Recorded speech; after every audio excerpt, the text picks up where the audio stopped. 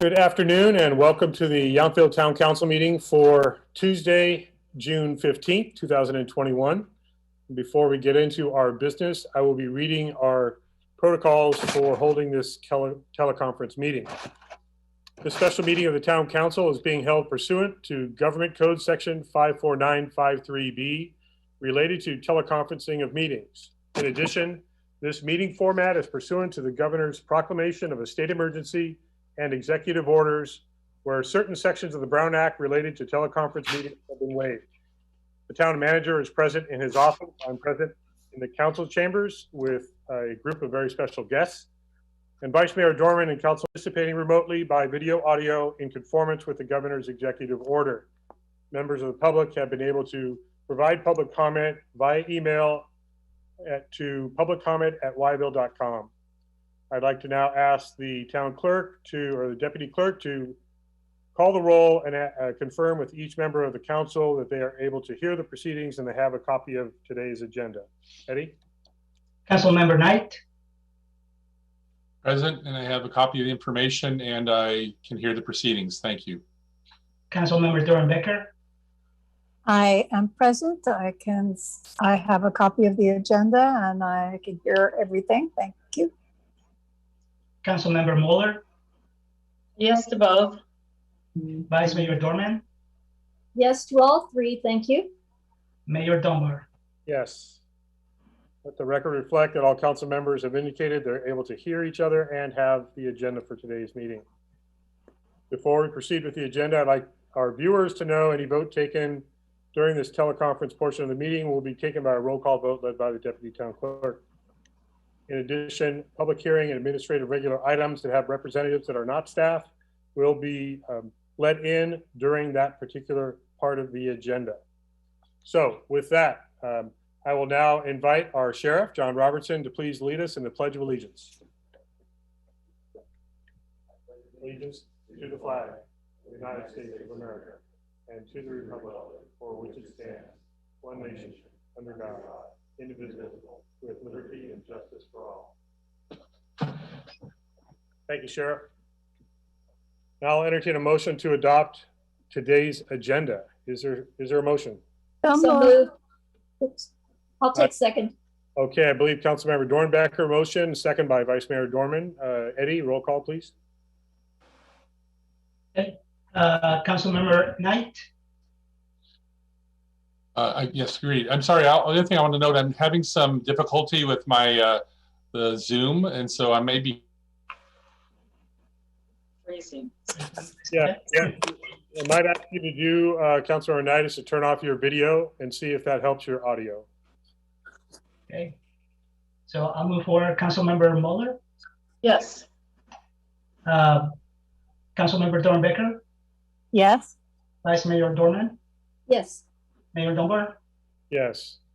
And can we try Councilmember Knight again to see if he's able to turn off his video and then still able to participate by audio? Let's see. I'm stopping his video right now. I believe he is frozen. Okay, well, we will, it's passed at least 4-0, if not unanimously. Okay, we're going to move on to our first item. And today we are having the distinct honor and privilege to recognize the well-earned retirement of our Napa County Sheriff, John Robertson. I invite the Sheriff to come join me at the dais so we can properly honor him.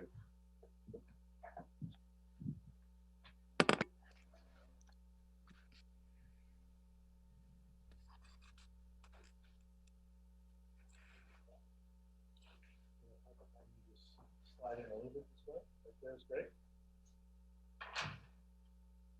And I will read this proclamation in recognition of the law enforcement career and retirement of Napa County Sheriff John Robertson. Whereas John Robertson started his law enforcement career in 1981 in the San Mateo Police Department, where he served for 10 years. During that time, he trained in specialized fields, including hazardous materials, explosives, and incident management. Whereas John joined the Napa County Sheriff's Office in 1991, and served 3 years in Yountville, including responding to the dramatic propane explosions that occurred in September of 1993. He was appointed Napa County Sheriff on April 6, 2012. Career accomplishments include teaching at the Police Academy and Criminal Justice Training Center, helping create a Napa County hazardous devices team that is part of a Bay Area regional response network, and establishing a fixed cost contract model for municipal service agreements.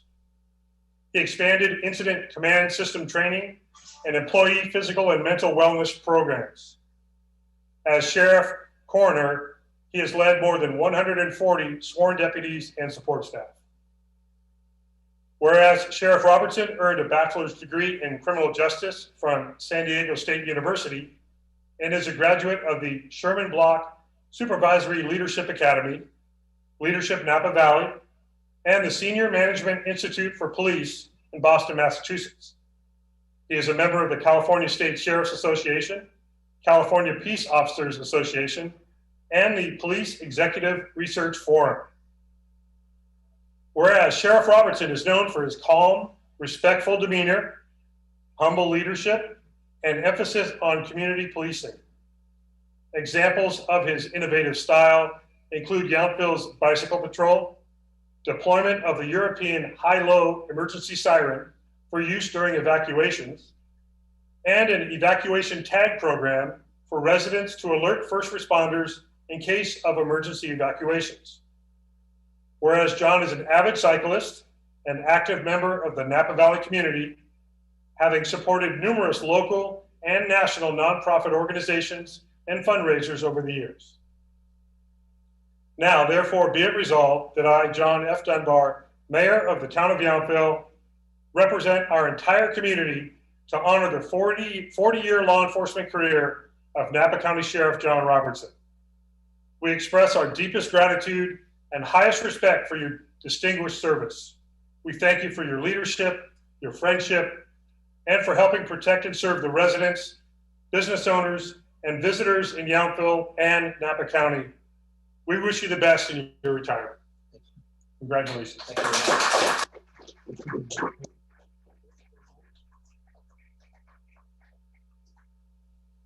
I invite you to share a few thoughts. Absolutely.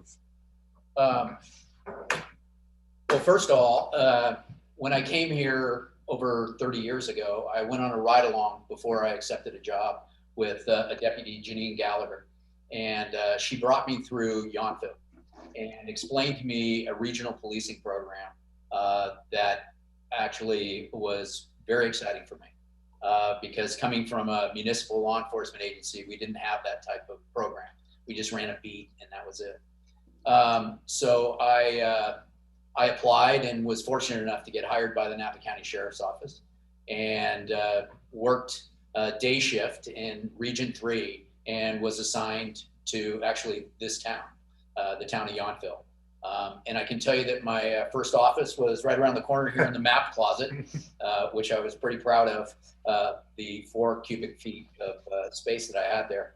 And eventually was moved over to the Veterans Home into the Greyhound Bus Depot office.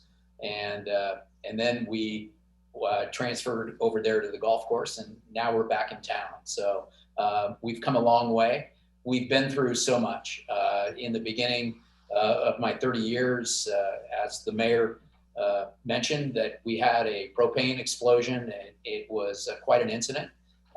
Or fortunately, it wasn't an explosion, but it was off-gassing of some propane tanks, very large propane tanks that involved the evacuation of most of the town. It was the first time that we used the incident command system. And since that time, we've been fortunate enough or unfortunate enough to be able to train all the people in this room and all of our deputies and law enforcement personnel in the county in the incident command system, which has allowed us to handle not only incidents that occur here, such as our fires, floods, and earthquakes, but also to assist other counties, which we do frequently with a lot of our services.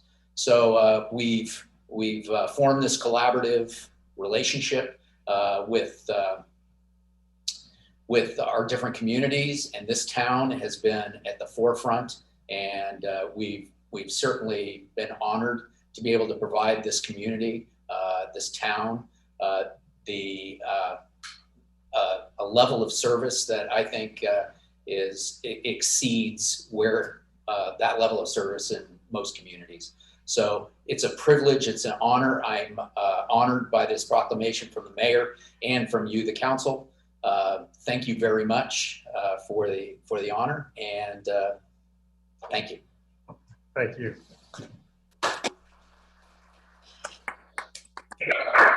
As I was referencing a little while ago, this is kind of our style to send you towards your retirement and your next chapter in your life with a little bit of our special wine here from Yountville, from Hill Family, with an engraving that will hopefully remind you of how much we appreciated all the service and leadership you gave us for 4 decades. So thank you. Thank you very much. Yes. Thank you. Very nice. Yes. So I did want to invite our town manager, Steve Rogers, while I have the sheriff up here, to please share a few words. If you go ahead and Thank you, John. It's certainly an honor. In my 14 years here as town manager, I've had the privilege of working with you in several of your capacities in the department.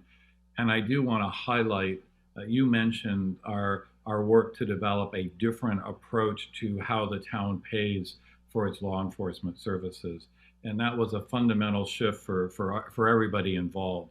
And I just want to say, to me, that is one of the most significant things we've done. It also makes our life a lot easier and focuses on, for all of us, how do we provide the best level of service.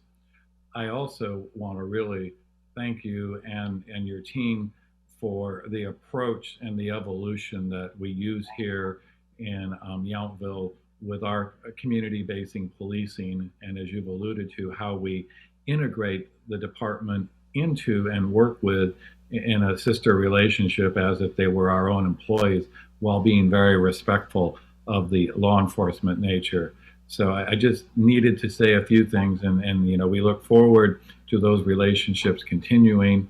As you and I know, we go back and we talk about the fact that the town has contracted with Napa County Sheriff since its incorporation. I'm one of the biggest fans that this model can work, and I think we've had conversations about should it expand and be regional, and hopefully some of those conversations will continue, because I do think there are some good models that can better serve the Napa Valley. But more important, we want to encourage you to enjoy your commemorative wine. It actually works really well if you drink it and then the bottle displays nicely. So I'd encourage that. So thank you again for everything you've done for our organization and for the community.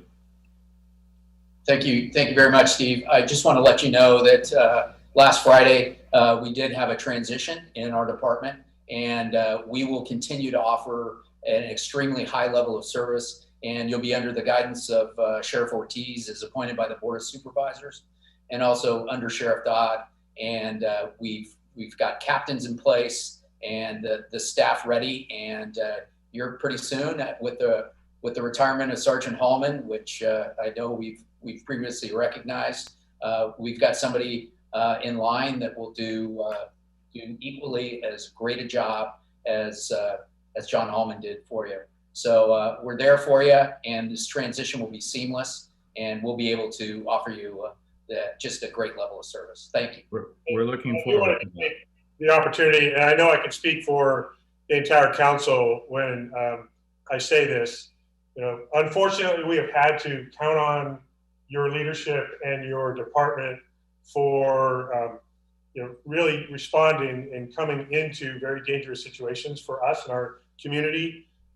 Certainly very fresh in our mind, the pandemic and all that meant from a public health perspective, the wildfires last year, the last several years, very critical support that we've received from the entire department. Of course, 3+ years ago, the mass shooting that we all suffered through, and the bravery and the service of your team, your deputies, and your support staff, it was always there for us. And it was really fundamentally starting it with your leadership, that we have that kind of personnel available to us. There's never a hesitation, and it's always with the proper measure. And I think that's also coming from your example, when it's not always about confrontation, it's about having some communication, assessing a situation, and responding appropriately. It's one of the proudest things that I can say that we have experienced with all of your service. The deputies here, they have always known how and when to respond. And that again comes from the training and leadership from you, and we look forward to that continuing. So thank you so very much. Oh, it's an honor. Thank you all. And I will see you out on the bike trail Yes, sir. soon. And now we're going to put the chambers back together here for a moment. Thank you all for attending. Really appreciate it. Thank you, sir.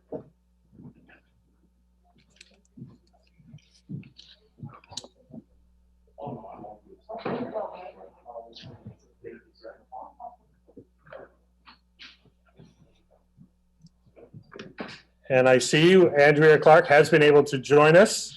Welcome and thank you for being here virtually. We do have another very special partner with Yountville to recognize today.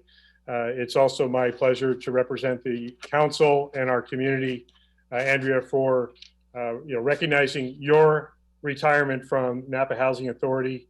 I'll read this certificate of appreciation. Invite you to share a few words, and I know also our town manager would like to share some comments after we do that as well. So I know you may not be able to read it from home. Here it is. And it's easier to see when I don't have a virtual background on, so learn my lesson. This is a certificate of appreciation in recognition of Andrea Clark. The town expresses its sincere gratitude and appreciation to Andrea Clark on her retirement from the City of Napa Housing Authority for her contributions to Yountville, where she served as the town's affordable housing representative. She has been responsible for oversight of our housing programs, which include 27 affordable ownership and 70 affordable rental units. Her efforts were critical to the town receiving $1.33 million in home grants for the ownership repair program, which has benefited 39 of our residents. She led development of a tenant-based rental assistance program for those needing rental assistance. Most importantly, though, Andrea has always supported the town of Yountville as if she was a Yountville employee, looking out for the best interests of our community. We will miss her and wish her all the best in her retirement, in your retirement. Thank you so very much, and congratulations on your retirement. Thank you very much. Thank you. And please, if you'd like to share a few thoughts. Oh, yeah. Yeah, I'm very honored to receive this recognition. I know it's not common to recognize employees of other cities, so it is greatly appreciated to have this recognition. And I've been very honored to work for the town. And yes, I did take the attitude that I was an employee of the town and was always honored to represent you in any work that I was doing. And it's just been a pleasure working with all the town staff. And I especially have enjoyed working with Steve. He's always just been so supportive and always available to talk to whenever needed. So it's been a great run, you guys. Well, thank you. And we really appreciate the effort that you have given us in providing affordable and available housing. We know, being such a small community, that can have its challenges, and you have always supported us in that effort. I know, Steve, you wanted to share some thoughts also. I do, Mayor, but I want to make sure that you share with Andrea the other part of her of her acknowledgement. So if you want to take care of that, and then I'll share a few comments. I was going to hold it to the very end, but There you go. All right. no, Sorry. the sheriff did not get your bottle. You have a bottle that we are going to provide you as well to Aw. enjoy in your relaxing time that you probably haven't had for a very, very long time. Thank you. Thank you, Mayor. One of the things, and I will say, especially on behalf of our Sandra and I and our planning staff, for many of us, Andrea is the only face of I shouldn't say the only, but she has been the real face of our relationship with the City of Napa Housing Authority. While we have support for the management, Andrea has been our go-to person. She's been the one that would sit down and go, "Oh, all right, here's what we've got to do. How do we take care of this?" We've had to help a few of the affordable sales on their resale. We've had to do some enforcement actions, none of which are our preferred or enjoyable course. But I think what's also really important in the value of this particular relationship with the City of Napa, Andrea is a trained, knowledgeable person in this field, and there really is a whole lot of technical background. And it was, she called one day and said, we haven't been very successful in the past, but things might be different. And we applied for some grants, and we received 1.33 million, and it fundamentally changed the nature of this town's programs, because she was willing to call me out and say, "Hey, let's take a look." And I just want to acknowledge that, because that's the kind of ownership that she brought to administering the program, and letting us know that there were options, and sometimes the options weren't real good, or they're very limited, because we're not a very eligible HUD, and I apologize for using acronyms, but Andrea knows what I'm talking about. We're just not a HUD eligible community, so we really have to look at different grants and approaches in order to come in. And I know we take great pride.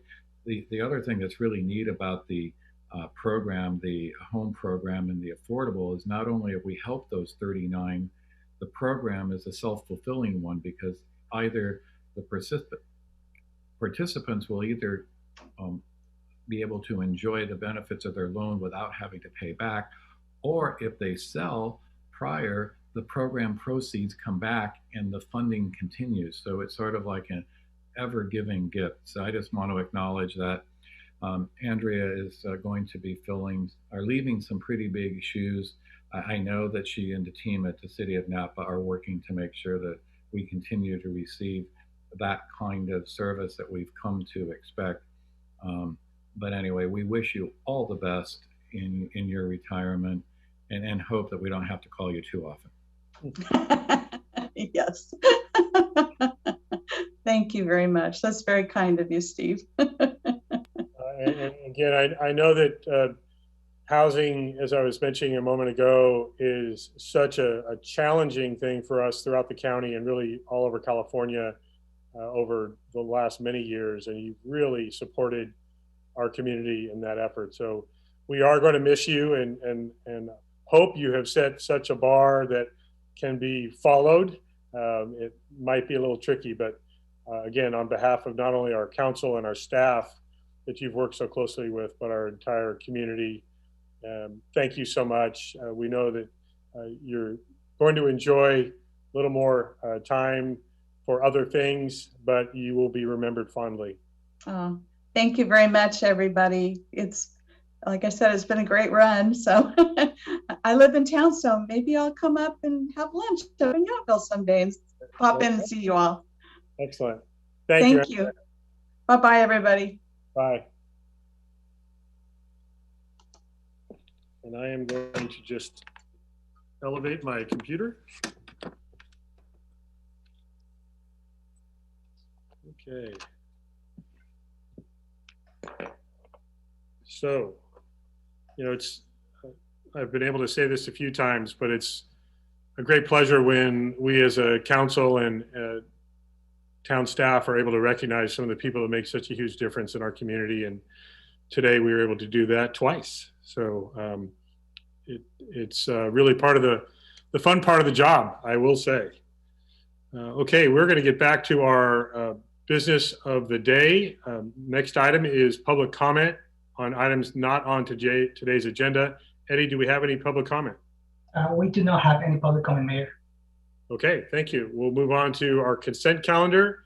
The Vice Mayor has requested that we pull item 7B.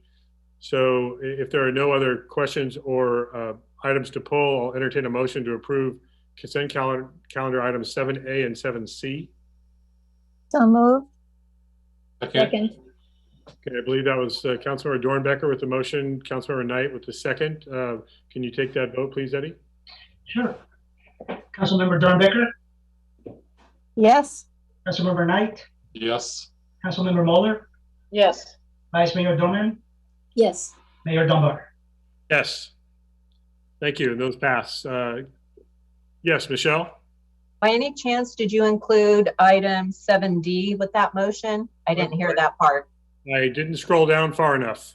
We will now take a motion to adopt item 7D. Thank you. So moved. Second. Motion, Councilmember Dornbecker, second. I believe that was Vice Mayor Dorman. Yes. Roll call. This is on item 7D as in David. Eddie? Okay, Councilmember Dornbecker, Yes. Vice Mayor Dorman, Yes. Councilmember Knight, Yes. Councilmember Mueller, Yes. Mayor Dunbar. Yes. Now we will go back to item 7B as in Boston, and Vice Mayor has requested this be pulled. If you'd like to, let's see, this is the adoption of resolution number 21-4059, amending the salary structure for Deputy Public Works Director. And before we go to a staff report on this item, Vice Mayor, if you could either ask question or make comment for the discussion. Yes, thank you. I asked that this be pulled because I wanted to have a discussion with staff and the council about the comparators that we used for salaries in other jurisdictions. As I looked at the numbers, Napa was quite an outlier on the high and the low ends. American Canyon was an outlier on the low end. And so I just wanted to get some additional information on that, of why they were included, and how this kind of a one-time salary adjustment might affect other pieces of our payroll, if it does at all. Thank you. Thank you, Vice Mayor. First, let me start with the first part of your question. Consistently with our past practice with our bargaining units, the city of Napa is included in our regional salary comparators. And I'll also say that while it's an outlier, it's also important to recognize that's the historical structure. So it is part of our, if you will, past practice with regards to that. The other part is, when we look at it, we also have to look at our marketplace of where employees might be coming from. It's not exclusive, because I could agree with you. If one does just a spreadsheet, it does look like an outlier. But the reality is, we don't generate a lot of these employees locally, and we're dependent in other areas. So we have to be competitive with the market around us. Typically, we are more on par with our rank and file and our middle management, but that's a little bit of the background. This is a unique position in the Yountville structure. We have a small handful of unrepresented at-will exempt employees that are on employment agreement. All the other employees are in a bargaining unit, and we will be processing this year, as you all know, the employees across all levels agreed to no salary increases with regard to their COLAs. So we'll be doing a more comprehensive salary review and organizational analysis later this year. However, with the recent series of announcements and retirements, and I was aware that the city of Calistoga recently did a recruitment and adjusted their salary. So I typically do a spot check to see where we're at, especially on some of these positions. The city of St. Helena has just recently approved a similar position. So what we have found in the circumstances since we last looked at this position was that the environment around us has changed. So I generally try to be more proactive and especially when we have the staff impacts and resources to do a recruitment.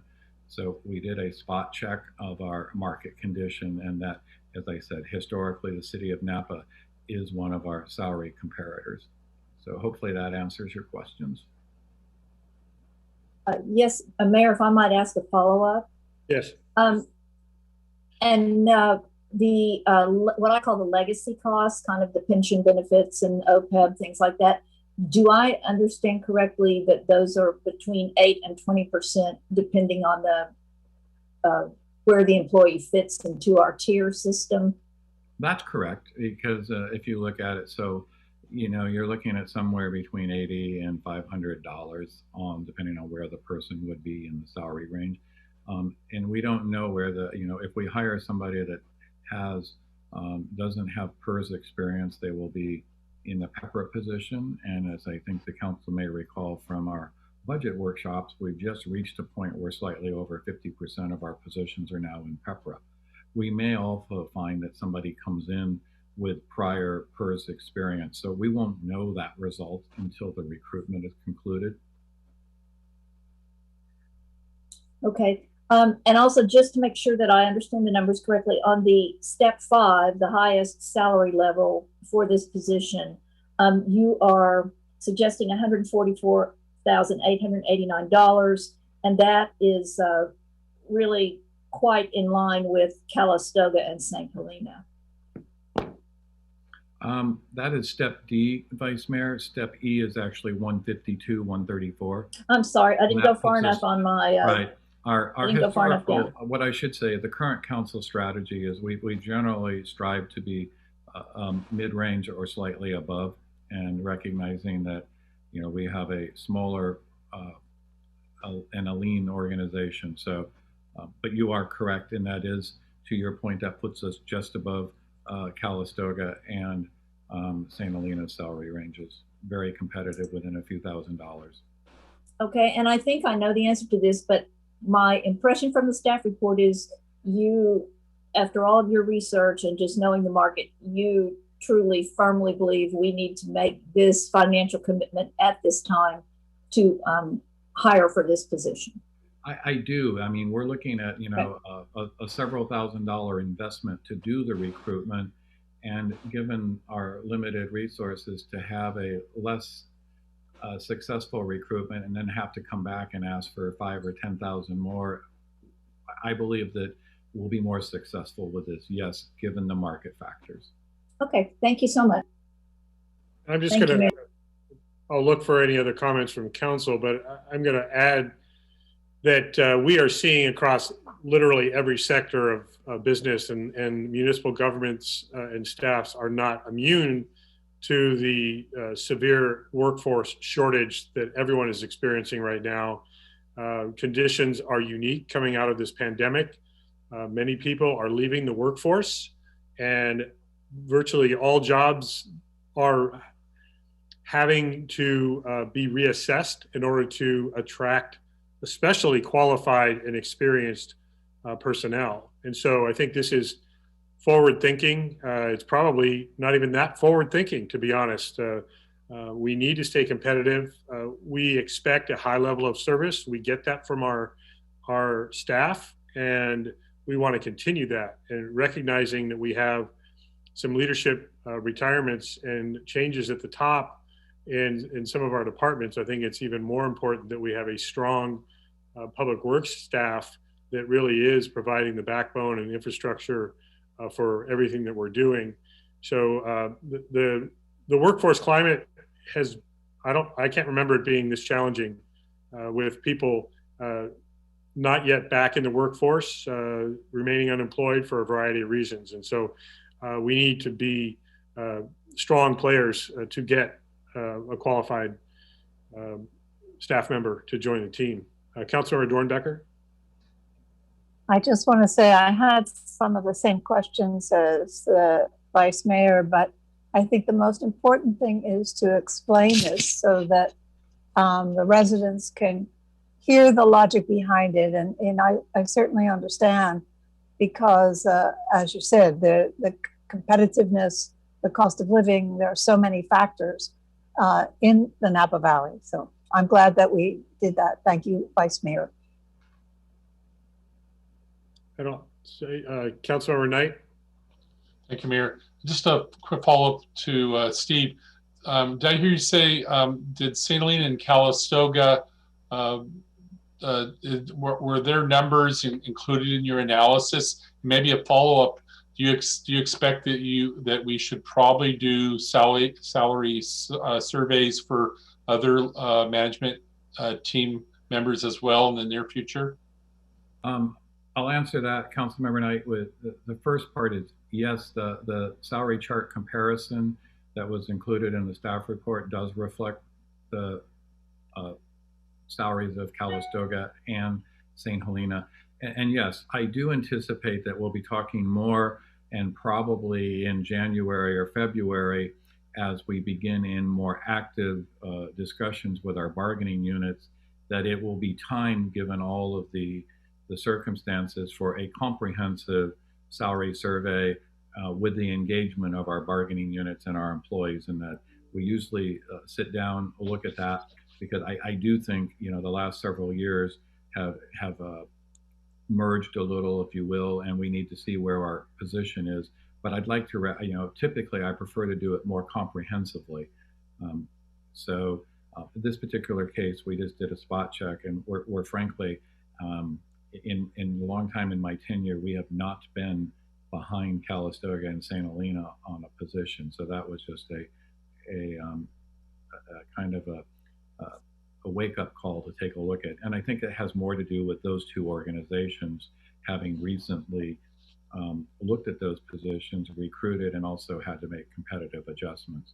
But yes, we're going to have to take a more comprehensive look, and we will do that, like I say, in about 9 months, and then we'll sit down and see what that presents for us in terms of what adjustments we may need to make in our organization to stay competitive. And I would also say the council's current philosophy has generally been for us to be competitive, recognizing our lean nature, and the fact that, you know, we need people, you know, they're going to have to drop everything, respond from where they're living to come in an emergency. So, I mean, we need to be, I think, a quality employer. I think we enjoy a good reputation.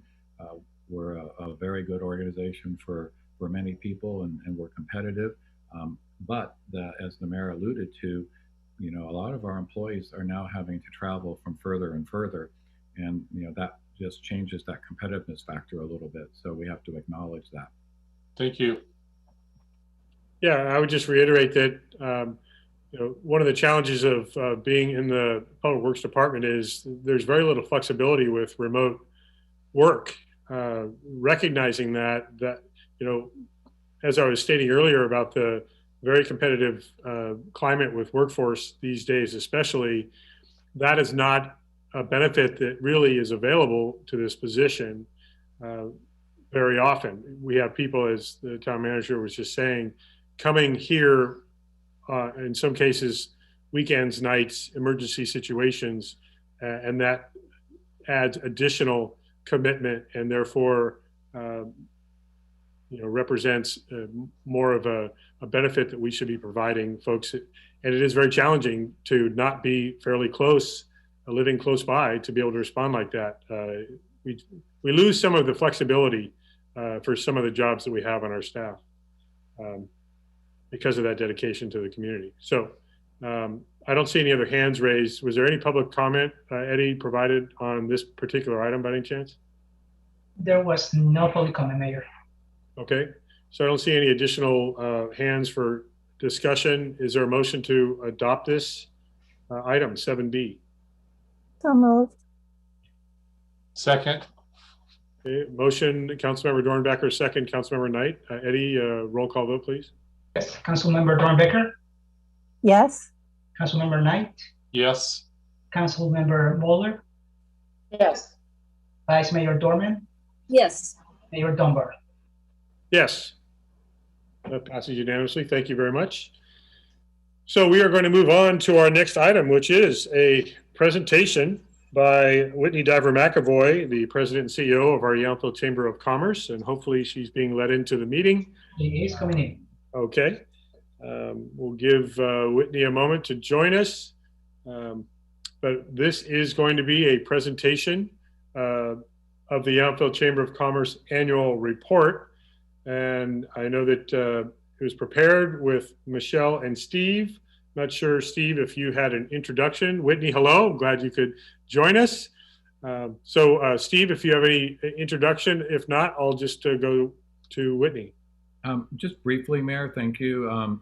As a part of the Town of Yountville's contract with the Chamber of Commerce, the Chamber presents an annual report outlining the activities that they've done on our behalf and their efforts. So tonight, or this afternoon, I should say, it's our pleasure to introduce Whitney Diver McElroy, President and CEO of the Yountville Chamber of Commerce, to present this year's report. Thank you, Steve, for that lovely introduction. Good afternoon, everyone. It's a pleasure to be here with you today. I'd like to go ahead and share my screen if possible. Yes, okay. Let's go ahead and get this all dialed in here. Okay. Can everyone see that all right? Yes, I see nodding heads. Okay, great. Well, thank you so much for having me today to have this opportunity to present our annual report for our contract that we have with the town of Yountville. I have some high-level slides to share with you today. Hopefully had a chance to read the 13-page report that I submitted to you in advance. You were having trouble sleeping. Hopefully that helped with that. So one of the things I just wanted to acknowledge before we got started was I'd like to thank the town council and town staff for your support over the last year, a very challenging year for us at the chamber and the town of Yountville as a whole and our entire community. And I am very grateful for the type of relationship that we have, collaborative and thoughtful, and the leadership alignment that exists between the town of Yountville and the Yountville Chamber of Commerce, I believe enables us to be a leader within Napa County. So thank you very much for that. It is truly a pleasure to work with you on a day-to-day basis. And I hope you enjoy the presentation today, and happy to answer any questions once we get through it. Okay, so presentation overview. Typically at this presentation, I usually feature beautiful photos of Yountville and our residents and our businesses, lots of happy faces. Unfortunately, we didn't get to do any face-to-face things over the last year, so it felt a little disingenuous to include photos from 2019. So we get graphics this year. So our presentation overview today, we're going to talk a little bit about what the Yountville Chamber of Commerce does, our highlights of our accomplishments over the last year, and detailed marketing of the destination and what's next for our organization. Yountville Chamber of Commerce overview. Okay, so what does the Yountville Chamber of Commerce do? So we, as I like to affectionately say, wear two hats. So we both function as the Chamber of Commerce and as a destination marketing agency for the town of Yountville. So what does that mean? So Chamber of Commerce, that little picture there you see is a really good example of some of the work that we do. You want to stay open, please educate your employees of all the safe practices you need to be doing during the COVID-19 pandemic. This also looks like community building, member resources and promotion, advocacy, workforce development, economic development, networking, and convening our members. And of course, destination marketing, so promoting the destination of Yountville. And this year it was mostly throughout the state of California and within a 2-hour drive distance. But in the past, it's also been to Texas and other states throughout the nation. And so what that looks like is marketing Yountville as a premier small town destination, advertising and promotion, both digitally and in print, and of course, the Yountville Welcome Center. So what is our vision and what is our mission? So our vision as an organization is to be the premier small town destination, and our mission is enriching the vibrancy of our community.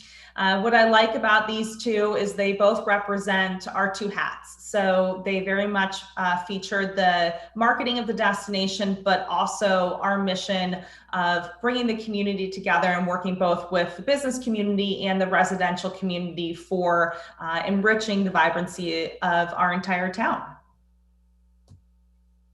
Okay, so we have 4 key values that drive everything that we do as an organization. This is really important to us. They serve as kind of our North Star in which we do our work on a day in, day out. So they are building a thriving community, being your champion, driving commerce, and promoting Yountville. And the highlights that you're going to see in terms of our accomplishments fall into these 4 buckets. If we are approached to do something or, somebody brings something to us, if it doesn't fall into one of these 4 buckets, they also enable us to say no, which can be a very empowering word sometimes when you are a chamber and get asked to do a lot of things. So, but we really believe that this encompasses the work that we do here at the chamber. So who is on our board of directors? So very similar names as you've seen last year. Max Copagnon from Napa Valley Lodge, Ken Dopowski from Kenneth Raymond Design, Jocelyn Hoare from Cake Bread Cellars, Eric Housley from Ranch Market 2, Stephanie Levitt from Bardesona and Hotel Yountville currently serves as our board chair, Tracy McArdle from the Good Life Wine Collective, which is Jessup Cellars and Handwritten Wines, Ross Monton from Morgan Stanley, David O'Malley from Grupo Chiarello, which is Otomo, Bottega, and Coquetta, Noelle Resnick from Partners to Media, Steve Rogers with the Town of Yountville, Julie Secviar, who used to be with the Thomas Keller Restaurant Group, but is now with Farniente, and Shane Soldinger with Silver Trident Winery, and Rob Stout, who is our Yountville resident representative. And our organization chart. So pretty similar to what you've seen in the past. We've had a little bit of a staff change. So Elizabeth Heacock, who was formerly our Director of Membership and Sales, is no longer with the organization. We will not be rehiring for that position. Like many organizations throughout the pandemic, we have suffered our fair share of financial burden. So we are moving through that and have been able to, as I referenced in our written report, been able to capture some of those SBA financing help and are stable as an organization, but we're not going to rehire for that position. Instead, we have promoted Lynn Pina, who's now our Welcome Center manager. She is overseeing all of our volunteer management and the Yountville Welcome Center. We are very proud to say we still have roughly 30 volunteers with us who help staff the Welcome Center. We'll talk about this in a little bit, but we're very excited to be reopening to 7 days a week starting July 1st. So this is kind of the overview of the organization chart. We have Reich & Associates, who takes care of all of our accounting and bookkeeping, Allison Day, who and her company Good Things Done Right, who manages our social media accounts for the destination, and Fuller and Sander, who is our PR company of record, and then Maring, who facilitates all of digital ad buying and creative for the destination of Yountville. And of course, Jessica Penman, our Director of Community Relations, who oversees our chamber ambassadors as well as many other things within the organization. Okay, so what do our membership numbers look like? So it was pretty slow there throughout most of the year, but we're really proud to say we have a lot of members coming back in full force to join the Yountville Chamber of Commerce. So right now we have 264 business members and we have 72 associate members. And associate members are residents of the town of Yountville who are interested in supporting the chamber and our work. And we also provide them with volunteer opportunities and networking opportunities as well. So again, kind of here's the breakdown of our business members by category. So you'll see wine remains the top category in which our business members represent. We have nearly 100 winery members within the chamber, but our professional services sector has really grown over the past year, which has been really wonderful to incorporate more businesses that are not just focused within the hospitality sector. And then you can see a breakdown of businesses by town. We're about evenly split between the town of Yountville and those within unincorporated Napa County or the city of Napa. And then here you also see our Leadership Circle partners. So this is an overview of who those businesses are. They invest at a greater rate than our signature business members, but they also receive additional marketing support and recognition for their partnership with us. We're very proud to say we have over 40 members of the Leadership Circle now. We began this program when I came on board as president and CEO in July of 2016, and it has just grown exponentially for us, and it's been a really great opportunity for our members and our community as well.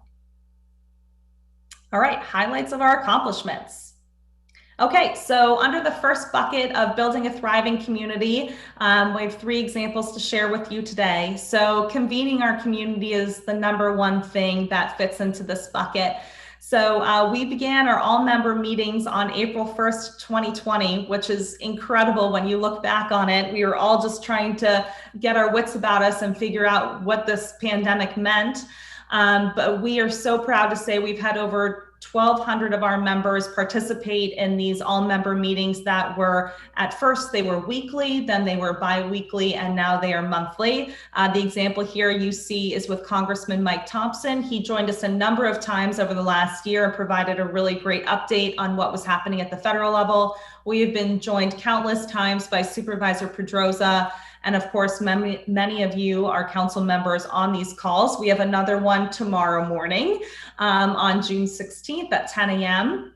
And we will be joined by Supervisor Pedroza on that call as well. So at first, I think for many of us, these calls served as a lifeline just to see other people. And then they became so much more than that, as a really great information source for our community in terms of the ever-changing guidance from the state of California. And then another thing that falls under this category is problem solving for our community. So it's incredible to see kind of how quick we reacted and changed course during the last year. We received an email from Kelly Duckhorn from Baldacci Vineyards asking us if there was any COVID-19 testing in Yountville. And when we received her email back in late November 2020, nobody was doing that. And we reached out to N3 Laboratories in Napa and asked them if they would want to partner with us on a testing site in Yountville. And Sam and Steve graciously said, yes, let's do this. And they were all in to help support us have a testing site in Yountville. And we had that every Wednesday until about the end of April. And we saw over 1,000 people through that testing site. Many of us got tested there for COVID-19 on a weekly basis, and was a tremendous resource, not only for our residents in Yountville, but also our business community. And then, of course, again, solving problems. We heard that a lot of people in St. Helena and Calistoga were able to get vaccinated through the St. Helena Hospital. And we saw an opportunity to go ahead and step in and try to find a provider to provide vaccines to our hospitality workers.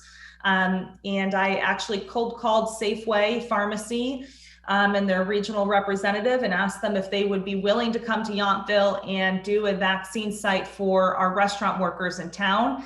And they said yes. And again, Sam and Steve were all in to help us provide the space and the facilities and staff to pull that off. And we held 2 different vaccine clinics here at the Yountville Community Center, and we vaccinated nearly 1,000 people over those two events. So I think pretty awesome for a small community like ours to be able to pull something like that off. And again, that wouldn't have happened without that continued leadership alignment that we have between the town and the chamber. And then celebrating community. So we had our 4th annual membership jubilee and award ceremony on May 5th this year. We had it virtual.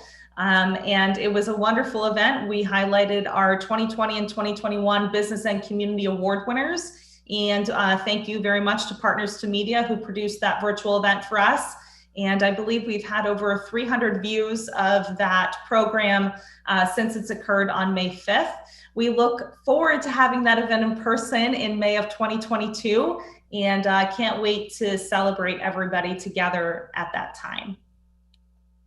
So being your champion. So advocacy falls under number one on this. And I think a lot of people get scared when they hear the word advocacy. It can feel aggressive or forward. But for me, advocacy really is, again, problem solving. So two really good examples of what advocacy is and how it worked for us is the Transitional Support Program and the Economic Recovery Program, both of which we could not have done without the forward-thinking leadership of our town manager, Steve Rogers, and the town council. And frankly, the input of our business community. As you all are well aware, council, that you were the first to approve the Transitional Support Program in Napa County. So thank you for your thoughtful leadership on that and wanting to set an example of how this program could really work. And I think Yountville was the perfect place to do that. And of course, I believe in the end, I think we had 35 to 38 businesses participate. And I know for many of them, it was a game changer for them to remain open and in business and frankly, keep people employed, which is pretty remarkable. And then public policy. So a really good example of this is the Yountville Tasting Room food and wine pairing definition. As we know, last fall, it became pretty evident that a lot of folks were doing a lot of different things under the food and wine program, and we didn't know what they were or what they should have been doing, and they didn't know either. So kudos to the town council and town staff for working together with our business community to figure out what was actually happening and then finding a definition that was the correct fit for everyone. And the chamber really helped out as a convener during that discussion, bringing together our tasting rooms, surveying our tasting rooms, asking for photos of what, you know, their pairings looked like, et cetera. So a really good collaborative team effort to, I think, make a better guest experience for those folks coming to Yountville to enjoy our tasting rooms. And then, of course, workforce development. You know, the mayor alluded to this earlier, that the employee crisis in Napa County is very real, and we're feeling that throughout our business community. And, you know, the way that we have engaged in this area is through the Napa Hospitality Industry Partnership, or affectionately called Napa HIP. We have been convening and facilitating that group since January of 2019.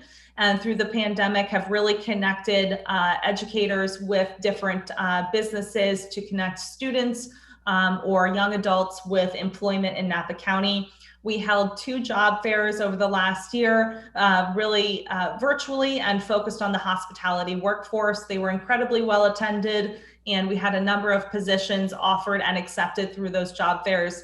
And then most recently, we convened the Downtown Napa Association and the Napa County Office of Education together to create the new restaurant internship program in Napa restaurants downtown. And it is serving as a pilot program that we hope to bring to Yountville in the very near future. And we can't wait to share more with you about that program very shortly. It actually just launched last week. So more exciting things to come on that. And driving commerce. So 3 really good examples of this is the first, supporting economic recovery. So as you all are aware, we just launched Locals Day. And that is starting on June 3rd. I see that it says Locals Night there. I can't seem to get that right, but it is now Locals Day. So it's all day, every Thursday throughout Yountville. We have over 20 businesses participating, and we hope to grow that number as everybody kind of moves back to a new normal here.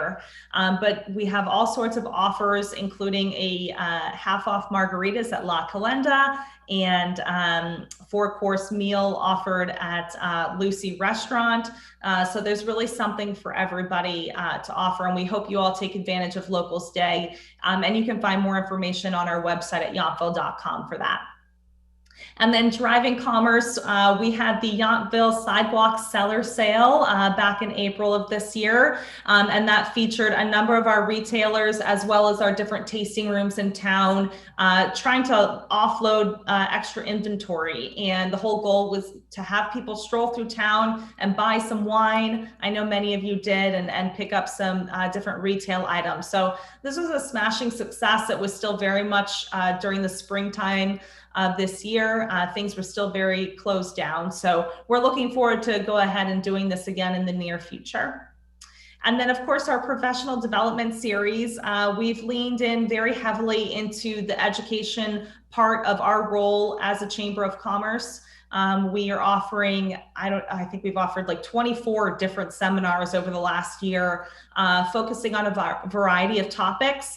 The most recent one we had on diversity, equity, and inclusion, which included a panelist from all over the space, and it was very, very well attended. We actually have another one in a couple weeks. So again, really kind of educating our business community about the different areas in which they can grow their business. And then promoting Yountville, and this is a very top line look at that, and we'll go into more detail here in the next couple slides.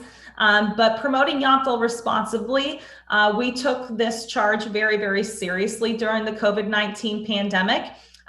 Over a year ago, we launched the Welcome Back video to Yountville, which we featured on our website and throughout social media and on YouTube. It got so many views and was wildly successful, but basically showed what Yountville was like when you come here, including how to visit responsibly. And most recently, we just launched the Make a Reservation video campaign, which reminds visitors how important it is to make a reservation. And this really came from the demand that we were hearing from our businesses of, we have visitors coming and they don't realize they need to make a reservation, and many of the options are completely booked. How do we solve this problem? And so we're really leaning into the Make a Reservation video campaign on social media and on our websites. And this all goes live tomorrow morning. So we're really happy to partner with Partners to Media on this one as well.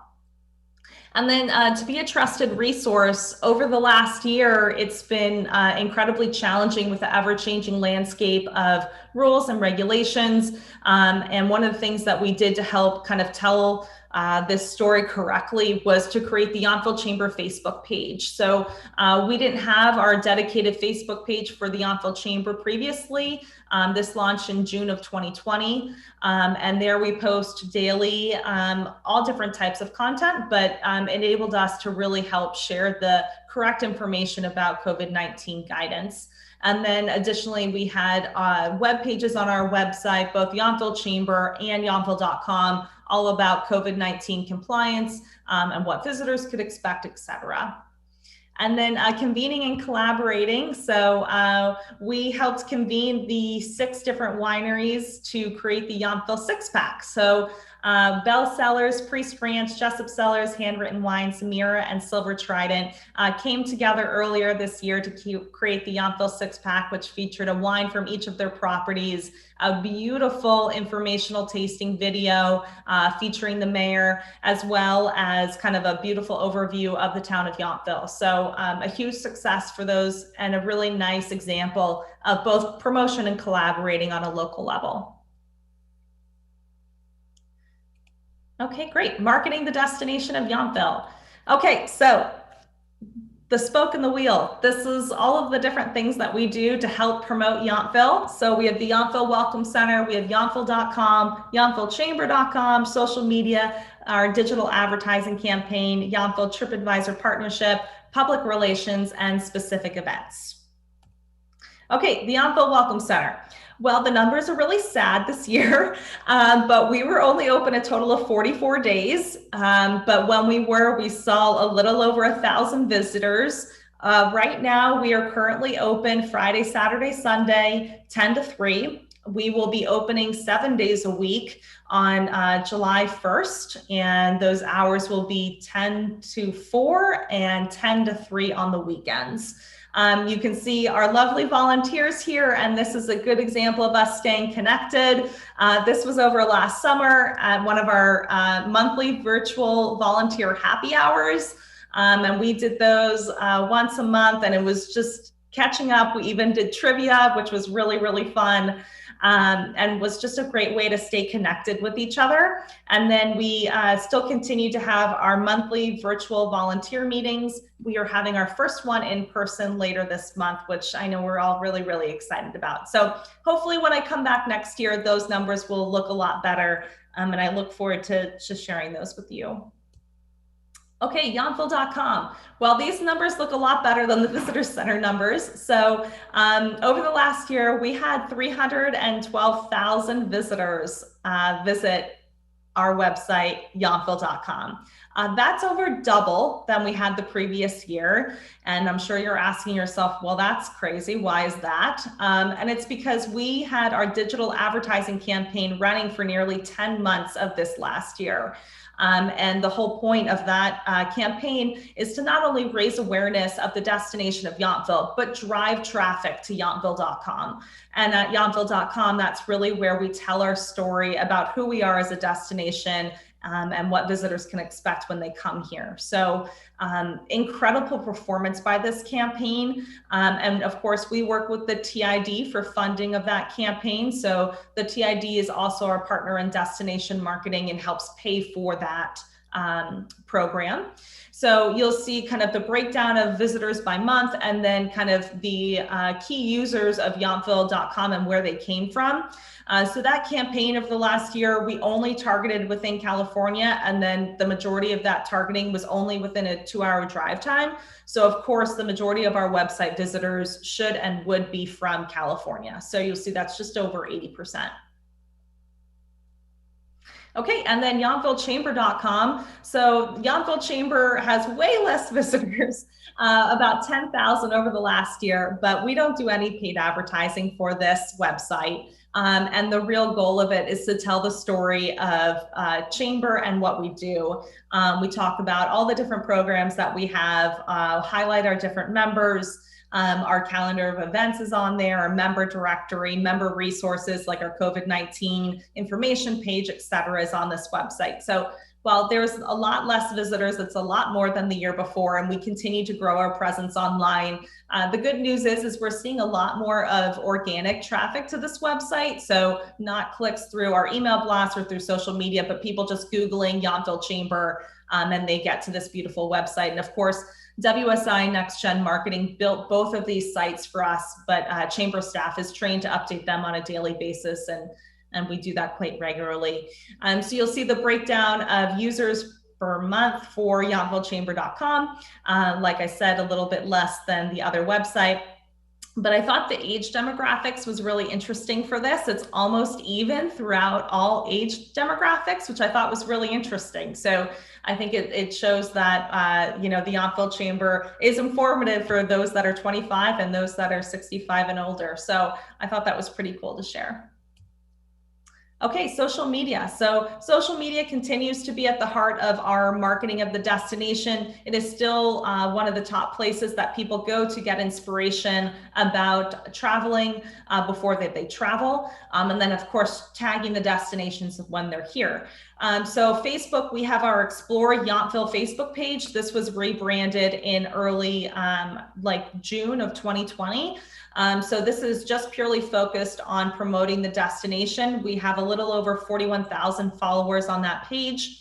And then we have the Yountville Chamber Facebook page, which, as I mentioned, was new in June of 2020. And you see we have significantly less followers. We have about 450, but it's a brand new page and we continue to grow that daily. So really good example of us, again, wearing two hats and kind of the yin and the yang of which we do. And then Instagram, so we continue to post just beautiful inspiration photos about the destination. This is of North Block Restaurant, our new restaurant in town.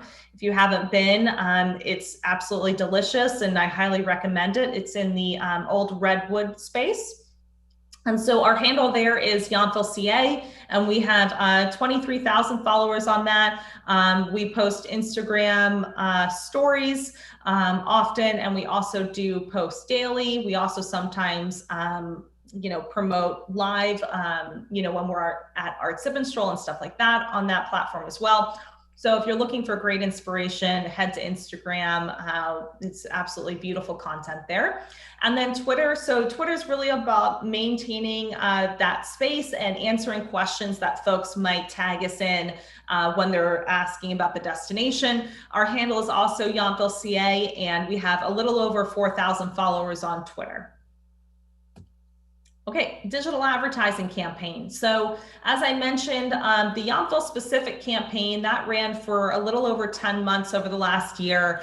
That is an example of the gal here at the top that says "Wander like you mean it." That's an example of the creative there. Over the last 10 months, we had 26 million impressions. This campaign actually wraps up at the end of June, on June 30th, so the end of our fiscal year. So we expect to have these impressions grow a little bit before the end. These are the May, as of the end of May numbers. We had 173,000 sessions driven to yountville.com with an average of 25 seconds on site. And remember, our website really serves as that information gathering space. But when somebody wants to book a hotel room at Bardessono or Hotel Yountville, they really need to click off of our website to go to their website specifically to go ahead and make that transaction. And then, of course, you all might remember in early June of 2020, the cities of St. Helena, Calistoga, and the town of Yountville agreed to participate in the Up Valley marketing campaign featuring all 3 cities. And each town invested $25,000 into that program with a total of $75,000 spent. And this actually wrapped up on May 15th. You can see we had roughly 4.6 million impressions for this campaign and 25,000 sessions directed to the respective town websites. And again, 23 seconds on site, which is pretty good considering we're kind of like the landing zone before folks go and book their tastings or hotels, etc. And then an example here, the Wander into Wonderland is what we affectionately called this campaign. So featuring the 3 Up Valley towns/cities. And the creative was actually really beautiful. It was all about outdoor spaces and really capturing the essence of Napa Valley from the great outdoors.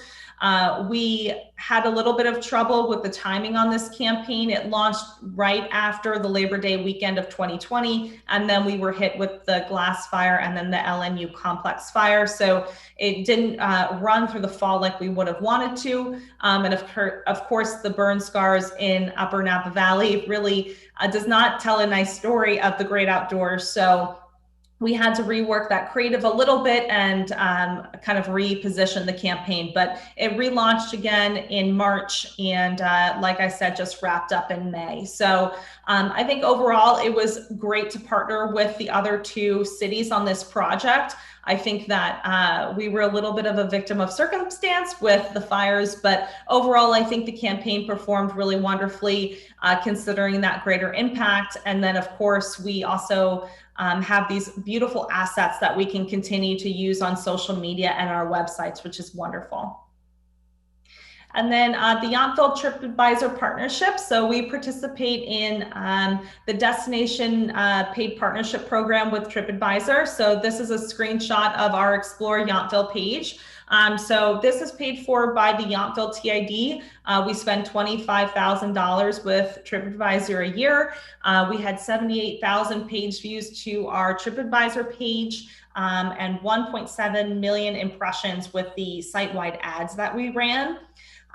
Believe it or not, TripAdvisor is still one of the #1 locations that people go to when they're planning a trip. So if they're looking for reviews or recommendations, that content that's on there with people's reviews is still one of the key ways that people look at making decisions prior to booking a winery tasting or a hotel stay. So, and that program ran from July 2020 through May 2021. And then our public relations efforts. So we, considering COVID-19, we did pretty good here. You know, one of the things that we do in our partnership with the TID is host FAM or familiarization tours with journalists. Typically, we host 15 to 20 a year. Last year, we only hosted 9. So a little bit different, but these are the key stories that we were featured in over the last year. And we received over 300 million impressions from these stories. You might remember we were on Local-ish, the ABC7 program, and they came and visited us in Yountville in November of 2020 and did an absolutely incredible job talking about the destination destination. They want to come back. We're currently talking about them coming back in the spring. And then what is not on here, but just finished wrapping, is the Art in America Amazon series, in which Yountville will be one of the episodes of the 10 cities featured in that Amazon series. So we are very, very proud of that. It features art throughout Yountville. So anything from winemaking to watercolors to the culinary arts. It's going to be a really spectacular overview of our destination. And then Yountville specific events. So 3 examples for you here. Our first is Holidays in Yountville, which is our signature program that runs from the Sunday before Thanksgiving through New Year's Day. And you'll see that's a picture of our town and tree lighting, which was a smash hit this year. We streamed it live on Facebook and Instagram. Those live streams have over 3,000 views since we did that. We got a lot of messages from a lot of parents saying their kids have watched it over and over again, and we're so excited to see Santa arrive. So it was really fun, and thank you again for the Parks and Rec Department, Sam Holland and her team, for your partnership on making that a smashing success. So some of the things just to highlight for that program was our virtual events, our holiday gift guide, the community cookbook, which we helped partner with the town on, our town and tree lighting, and our community light tour video, which we featured throughout our marketing materials, which was just going through town and looking at all the holiday lights, which was actually really fun. So we will be bringing Holidays in Yountville back this year, and we are very much hoping to do our town and tree lighting in person. So fingers crossed on that, and more details to come. And then our Yountville International Short Film Festival, it had its 4th year this past year. The virtual edition sold out. I know many of us watched the Short Film Festival, and I apologize that I was in every welcoming opening block of that thing, but sorry about that. I owe you, but it was a huge success, and I know a lot of people really, really enjoyed it. The 5th year anniversary is coming up in February 2022. So they're coming back and they can't wait. So expect a lot of really fun things to happen in person for that. And of course, as a reminder, it usually takes place in 3 different venues throughout town. And they leave open blocks for people to go have dinner or have lunch or a tasting and really kind of get the whole Yountville experience. So we're really proud to partner with these guys to create such a unique and fun event for Yountville. And then Yountville Live and Taste of Yountville was canceled due to the COVID-19 pandemic. We are in planning for 2022, and it is going very, very well so far. So I hope to have more updates for you on that, hopefully by the end of the summer, but all is looking good, and we're excited about having that event in 2022. Okay, so what's next? So we are actually just wrapping up our 3-year strategic plan, and we actually have our board of directors annual retreat on Thursday of this week, where we will be creating our new 3-year strategic plan. So I just wanted to remind everybody, these are the 5 objectives from our previous strategic plan. So generating positive economic impact for Yountville and the surrounding community, nurture and cultivate productive and mutually beneficial relationships for our stakeholders, exceed visitor expectations, run an effective and sustainable business, and of course, influence the long-term direction of Yountville and its brand. So we look forward to creating that new 3-year strategic plan and sharing that with you all in the coming months. And of course, that will live on our website, and it can be found there. And we look forward to crafting that together later this week. And believe it or not, that is the end of that. So I just want to thank you for all of your continued support and partnership. It's truly a pleasure. Without, I think, this council's leadership and the town of Yountville staff's leadership, we would be in a very different place as a community. So I can't thank you enough for your partnership, and I'm happy to answer any questions that you might have. Thank you so much, Whitney. First, an early happy 5th anniversary coming up in just a few weeks, it sounds like. 5 years in the leadership role of the chamber. It's been an incredible effort that you and your team have done, not only through the pandemic, but the economic recovery during the pandemic and now as we're coming out of it, and the leadership that you have taken. I know you're working with kind of a newfound collaboration with all of the chambers throughout the valley, which is also huge because we are needing to work on recovery from the wildfires and the pandemic together. And so to be able to continue through the challenges and the hardships that we all faced last year, the fact that you have any numbers at all is impressive. And so much work goes into staying relevant and staying front of mind of travelers that are planning for coming back later this year in 2022. And so we couldn't just take a year off and wait and hope that we could pick up where we left off. So you just proved that you did far more than that. So thank you for that. I'm looking for any hands from council if you have any questions or comments on the presentation. Councilmember Knight. Thank you, Whitney, for the presentation and your leadership. I just want to say I looked over the videos, the digital communication and the ads are just a pleasure to watch. But what I wanted to specifically thank you for is your leadership and the Chamber's leadership working with the restaurants and chefs. I watched the video for the Veterans Day dinner and it was a great video. It was inspiring to see people working together to help the veterans, and thank you for your leadership to put that together in a very difficult year. You're welcome, Councilmember Knight. Thank you. I didn't want to play any of the videos during this meeting because they get weird on Zoom. So they were all hyperlinked in your packet. And if there's anybody who's watching tonight who would like one of the videos sent to them, please don't hesitate to email me. I'm happy to send it out to you. But thank you very much. Councilmember Dornbecker.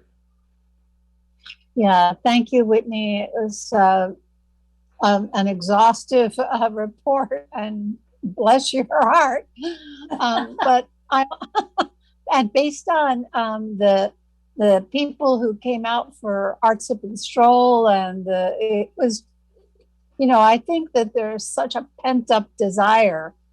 Have you had any feedback from the tasting rooms and the restaurants about continuing the outdoor presence, tables outside and service outside, things like that?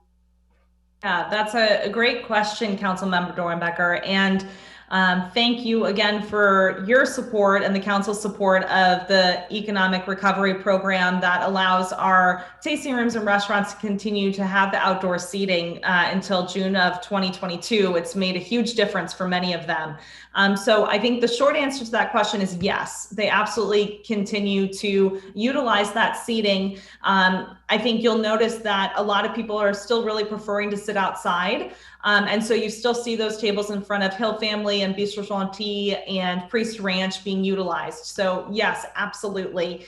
I think the staffing piece will continue to kind of dictate how many tables total they end up using. I know many businesses are not immediately going back to full capacity because of that staffing issue. So, but I think the short answer to your question is yes. Well, thank you very much. I really, personally, I really appreciate the how it enlivens the streetscape too. So I really like it. Thank you.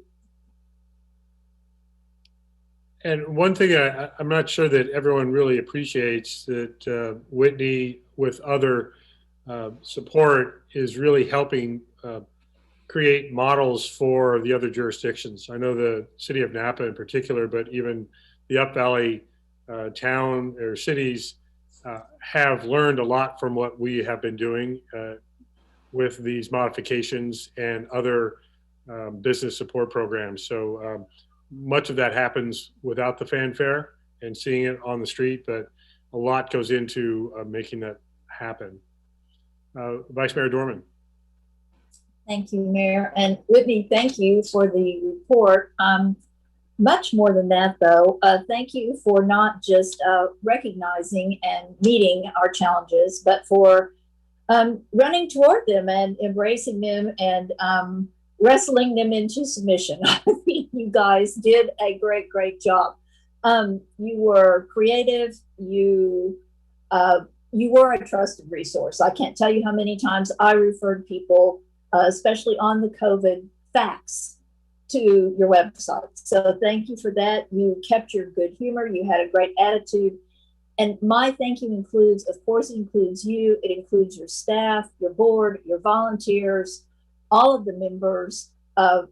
It's a great crew that you have put together and continued to work together during a really tough time.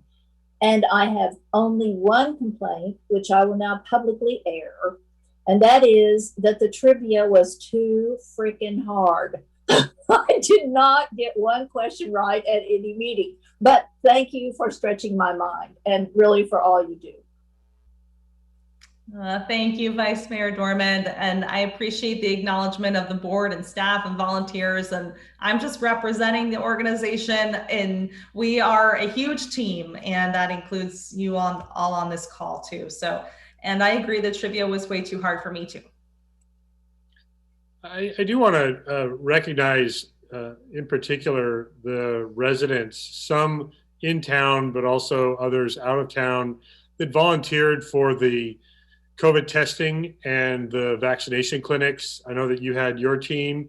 We had our folks, Samantha and many others, that really made those things possible, because I know that you were taking the lead, continuing to work with the county, and we needed to provide our own resources to make that happen, basically. And so, again, something that was a little underappreciated, because it didn't just magically pop up and become available to us. So, but it did take also having a lot of our residents out there, the testing every week out there, whether it was freezing cold mornings or hot days, everything in between. And so it was really a great, a show of the spirit that we have, and you really helped lead that effort in a very challenging time for us. So with that, yes, thank you for showing all that you and our chamber team has done this year. There's a lot of work ahead of us. We all know that.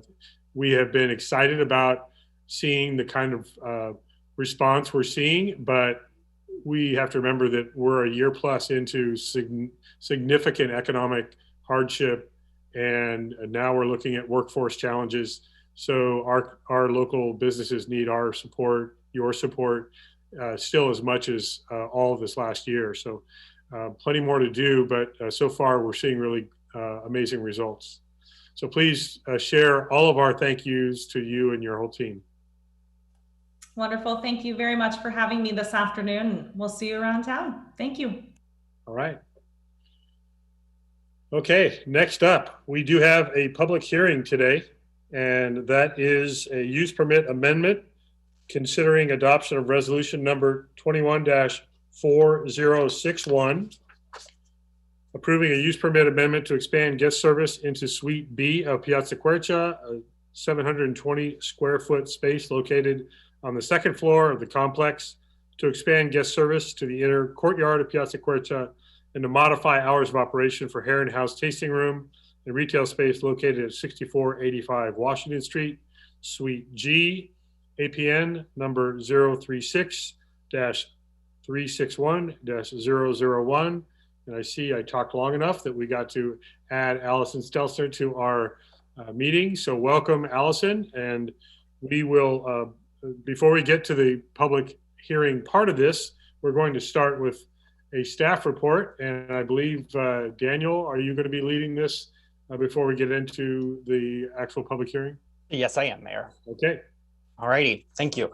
Good afternoon, Mayor. Good afternoon, council members. Before you today is a use permit amendment for Heron House at 6484 Washington Street, Suite G. This business is part of Piazza Quercia, which is an approximately 18,000 square foot lot developed with an approximately 5,500 square foot commercial building. It's home to several entities, including Wells Fargo Bank, the Chamber of Commerce, Wine Country Connection, KLAS Collection, and Portofino Realty Advisors. The project space under consideration today is an approximately 720 square foot second floor space that was formerly occupied by the Pilates Reserve. So in the staff report, I've selected some of the conditions of approval that were imposed on the business when it was first approved by the town council back in February of 2019. And these are just the ones that are going to be relevant for our discussion today. So I'm just going to go ahead and read those over right now so we can all keep them in mind for the discussion later. So the first one, for the first 12 months of operation, the applicant shall provide a log of marketing events, meaning regular programmed events beyond the regular retail operations of the space, with no more than 4 events per month from November to February and no more than 6 events per month from March to October. Food service is only permitted during 12 marketing events per year. Number 2, public hours of operation shall be 11 a.m. to 6 p.m. Number 8, wine tasting quantities are limited to no greater than a tasting size pour, up to 2 ounces. Number 9, no food shall be served on site during regular operations. And number 11, a total of 5 major special events, meaning events that extend beyond the permitted public hours of operation or take place in the outdoor courtyard space, are permitted annually and cannot continue past 9 p.m. So as the mayor mentioned earlier, the applicant is seeking approval to expand guest service into the upstairs suite B, to expand guest service to the interior courtyard at Piazza Quercia, to increase their hours of operation, and to expand the number of allowed marketing events. And so I'm going to dive into each of those separately right now. First, the expansion into the upstairs suite B. The applicant is proposing to expand their business into this upstairs suite that was recently vacated by the Pilates Reserve. They're proposing to offer private wine tasting sessions similar to those that are offered downstairs in their flagship space, but this would be for larger groups. Tenant improvements to the space would be minimal, and they'd include new paint, a living wall installation, a new counter, a new sink, and a dishwasher. Next up, we have the proposed expansion of guest service into the courtyard. So during COVID, the applicant applied for and received approval to use the interior circular courtyard space at Piazza Quercia for guest service as part of the town's economic recovery program. This approval lasts until June 30th, 2022, and it allows the business 4 top tables placed in this space for regular service. The applicant is seeking approval to maintain this arrangement post-COVID with 5 tables totaling 22 seats. Next up is the hours of operation. So currently, the approved hours of operation per the use permit for this business is from 11 a.m. to 6 p.m. They are seeking to open 1 hour earlier and close 1 hour later. So that's from 10 a.m. to 7 p.m. daily. And next, these were part of the applicant's application. However, no council action is needed on these next 2 items, and those relate to wine consumption and wine and food pairings.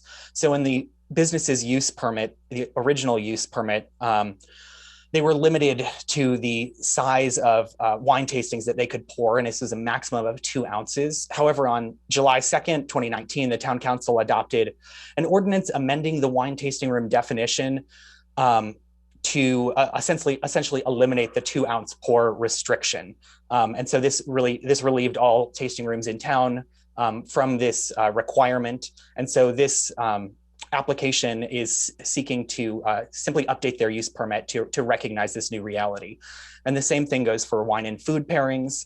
The applicant, their use permit includes a prohibition on food service during regular operations, or on all, any food items during regular operations.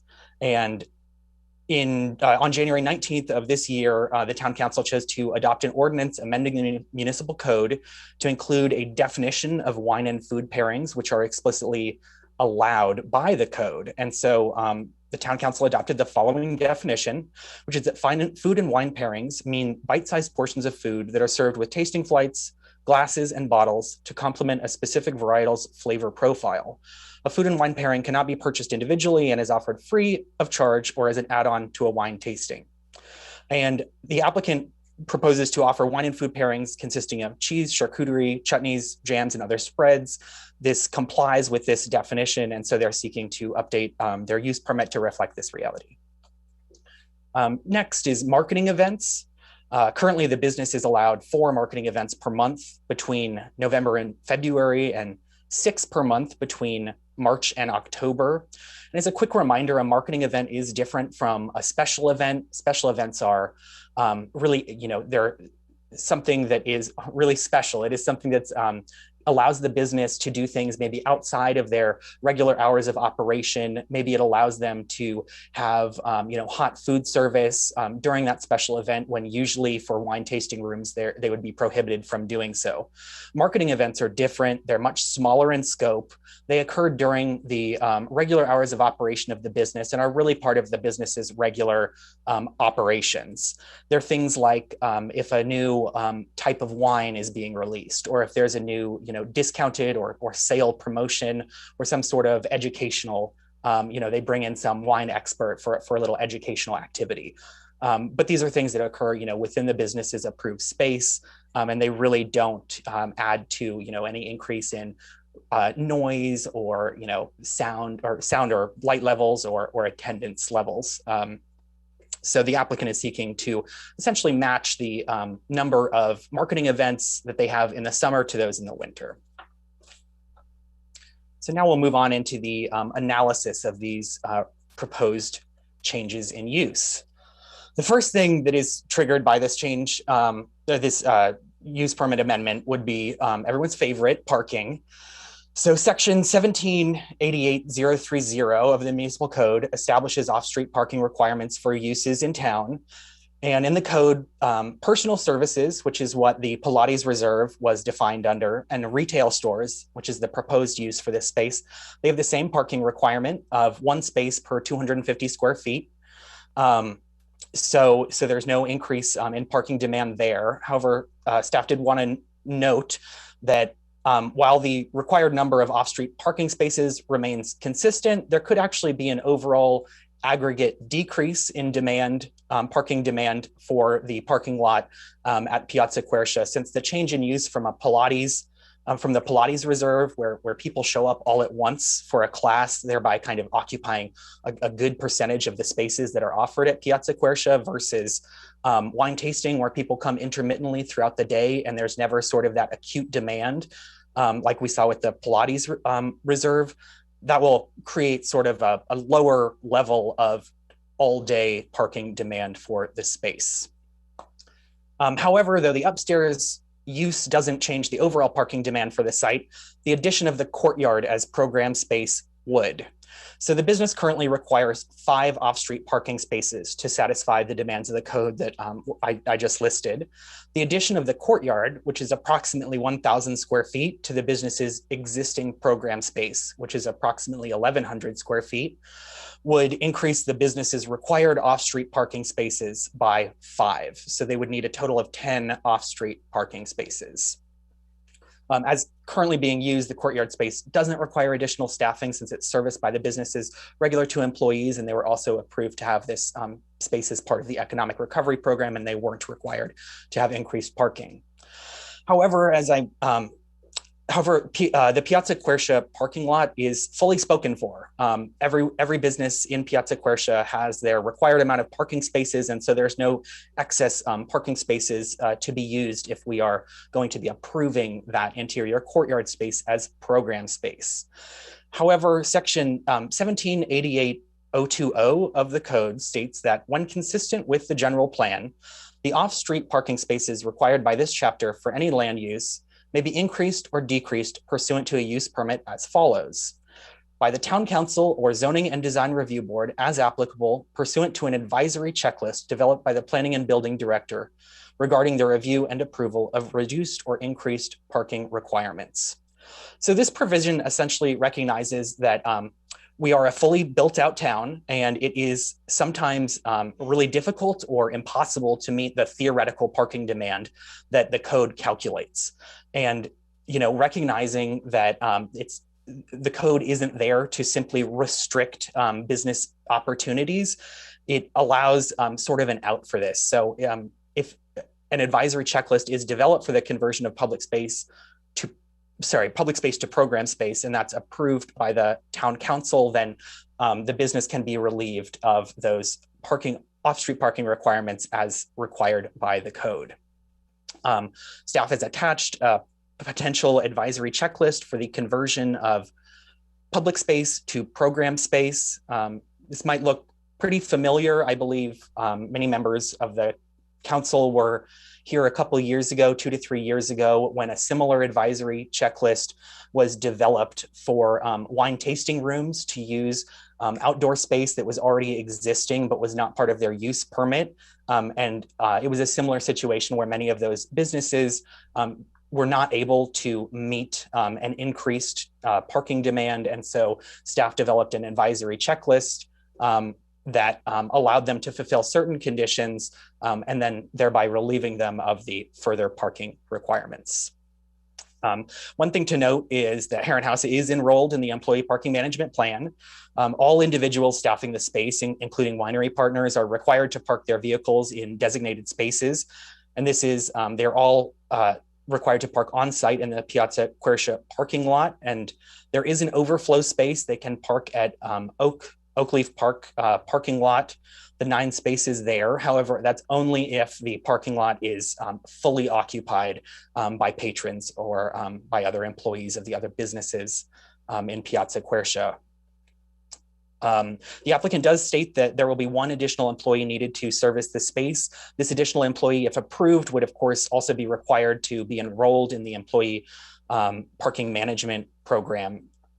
And staff has included a condition of approval requiring that the business submit certified payroll to the town so that we could ensure that staffing levels don't increase more than represented in this application. There's one issue to note about this parking lot. There does exist an agreement whereby the Piazza Quercia parking lot provides parking for the former Red restaurant space at 6480 Washington Street during after hours. This arrangement allowed for double use of the parking lot, since theoretically the businesses in Piazza Quercia would largely have been closed by the time that the former Red restaurant opened in the evening. Most of the businesses in Piazza Quercia closed at 6, and Red restaurant, I believe, opened at 6. So by proposing to close 1 hour later, a potential conflict does exist where restaurant patrons for the space at 6480 Washington Street may compete for that 1 hour with Piazza Quercia patrons during the early evening. So while the former Red restaurant space doesn't have an active occupant, the use permit is still active, so we could see a restaurant go in there. However, staff hasn't been able to find a recorded version of this agreement as required by resolution. In terms of ADA and accessibility, since the upstairs space is largely mirroring the downstairs flagship guest experience, no additional ADA or accessibility accommodations would be required. In terms of retail diversity, Heron House is subject to the town's retail diversity policy, requiring 25% of net floor area be occupied by non-wine retail products. Heron House currently satisfies this requirement, and the applicant is proposing to devote 25% of the new space's interior square footage to retail uses. That's about 170 square feet. And so the business will continue to satisfy this requirement. And Eddie, I don't know if we have that PowerPoint ready. I just have one slide at the end that shows the proposed site plan for the new space. We can pull that up whenever is convenient.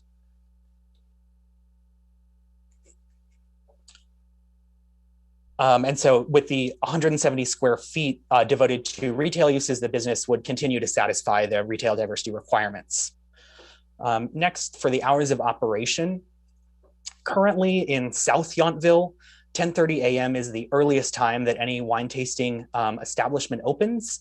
The applicant is proposing a new opening time of 10 a.m., so they would be the earliest opening wine tasting room in South Yountville. However, it is in line with other wine tasting rooms in North Yountville that open as early as 10 a.m. Similarly, the proposed closing time of 7 p.m. is largely in line with other nearby establishments. For example, Wine Country Connection, Priest Ranch, and JCB Tasting Salon all had 7 p.m. closing times. And finally, noise. Extending the overall hours of operation would result in minimal noise impacts, especially since these are mainly interior spaces that we're talking about. The one thing to note is that the addition of the interior courtyard as programming space for the business would result in higher levels of noise compared to the courtyard's previous condition as a vacant space. But this type and level of noise is pretty standard for this part of town where we frequently see, outdoor tables with wine tastings happening.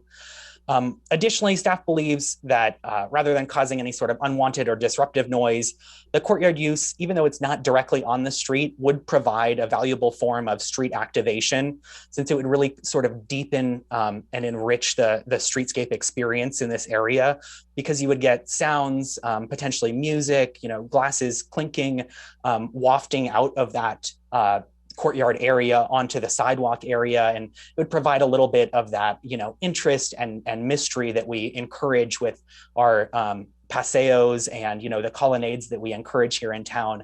It would really help solidify those as an interesting space to go back and explore and kind of pull you off of the sidewalk. And so that concludes the staff report. If you have any questions, I'm happy to answer them. Thank you very much, Daniel. I did want to just clarify a couple things before I ask for questions of the council. When Red Restaurant was operating, and I don't remember the specific hours of Piatti's prior to that, but they did have lunch service for years. And so only after they shut down lunch service did they go to a 5:30 dinner service timing. So there was already impact during the day, but I believe the contract for parking at Piazza Corsia did not take effect until the evening hours, after 5 o'clock, I think it was, for other businesses like the bank when they were closing.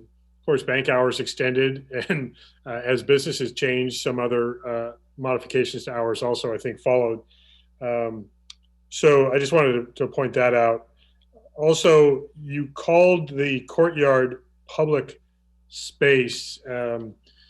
Is there a definition? We talk about open space of other facilities in town.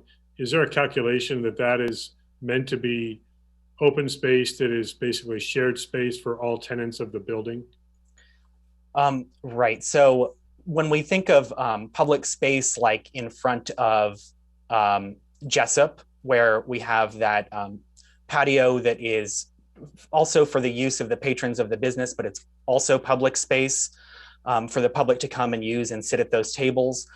It is not that type of space. It is private patio space for the business. However, I'm not aware that it was conditioned as for common use for all the businesses. That wasn't part of the use permit. Or sorry, the design review. Yeah, frankly, I believe until Heron House started using the courtyard, no one ever did. That's frankly, correct. But, it's all of our local pass-through to get to the rear parking lot is what it is. Okay, questions from council of the staff report before I open the public hearing and hear from the applicant. Any initial questions? Councilmember Mueller. We don't hear you yet. My first question, thank you, Mayor, is a follow-on to open space. And I've always viewed, and we've had lots of discussions just to kind of make it simple for everybody else in the audience, is like open space. If there's something there and someplace you can sit down, that's where you can go and bring a hot dog and eat it. So that's my question. If these are tables outside in open space. I know it's quite different now because this is designated for our economic recovery program, but where does the line cross or blur between what we're allowing for economic recovery program and open space? Meaning, can I sit down and eat a hot dog? And before Daniel goes with that, if we're talking about basically the same footprint that they've been using under the economic recovery program, it only takes a portion of the courtyard, and there is still the ability to walk through and even sit at benches that are still kind of unaccounted for. Now, Right. if they were to expand into the entire courtyard, that might keep that from happening. But Daniel, did you want to add anything further? If you will, Mayor, That let me. sounds like Steve. Yeah, let me try to add a little support here. The courtyard before COVID had no tables, no benches, just a few planters. So there wasn't any place for somebody to sit down and have that proverbial hot dog.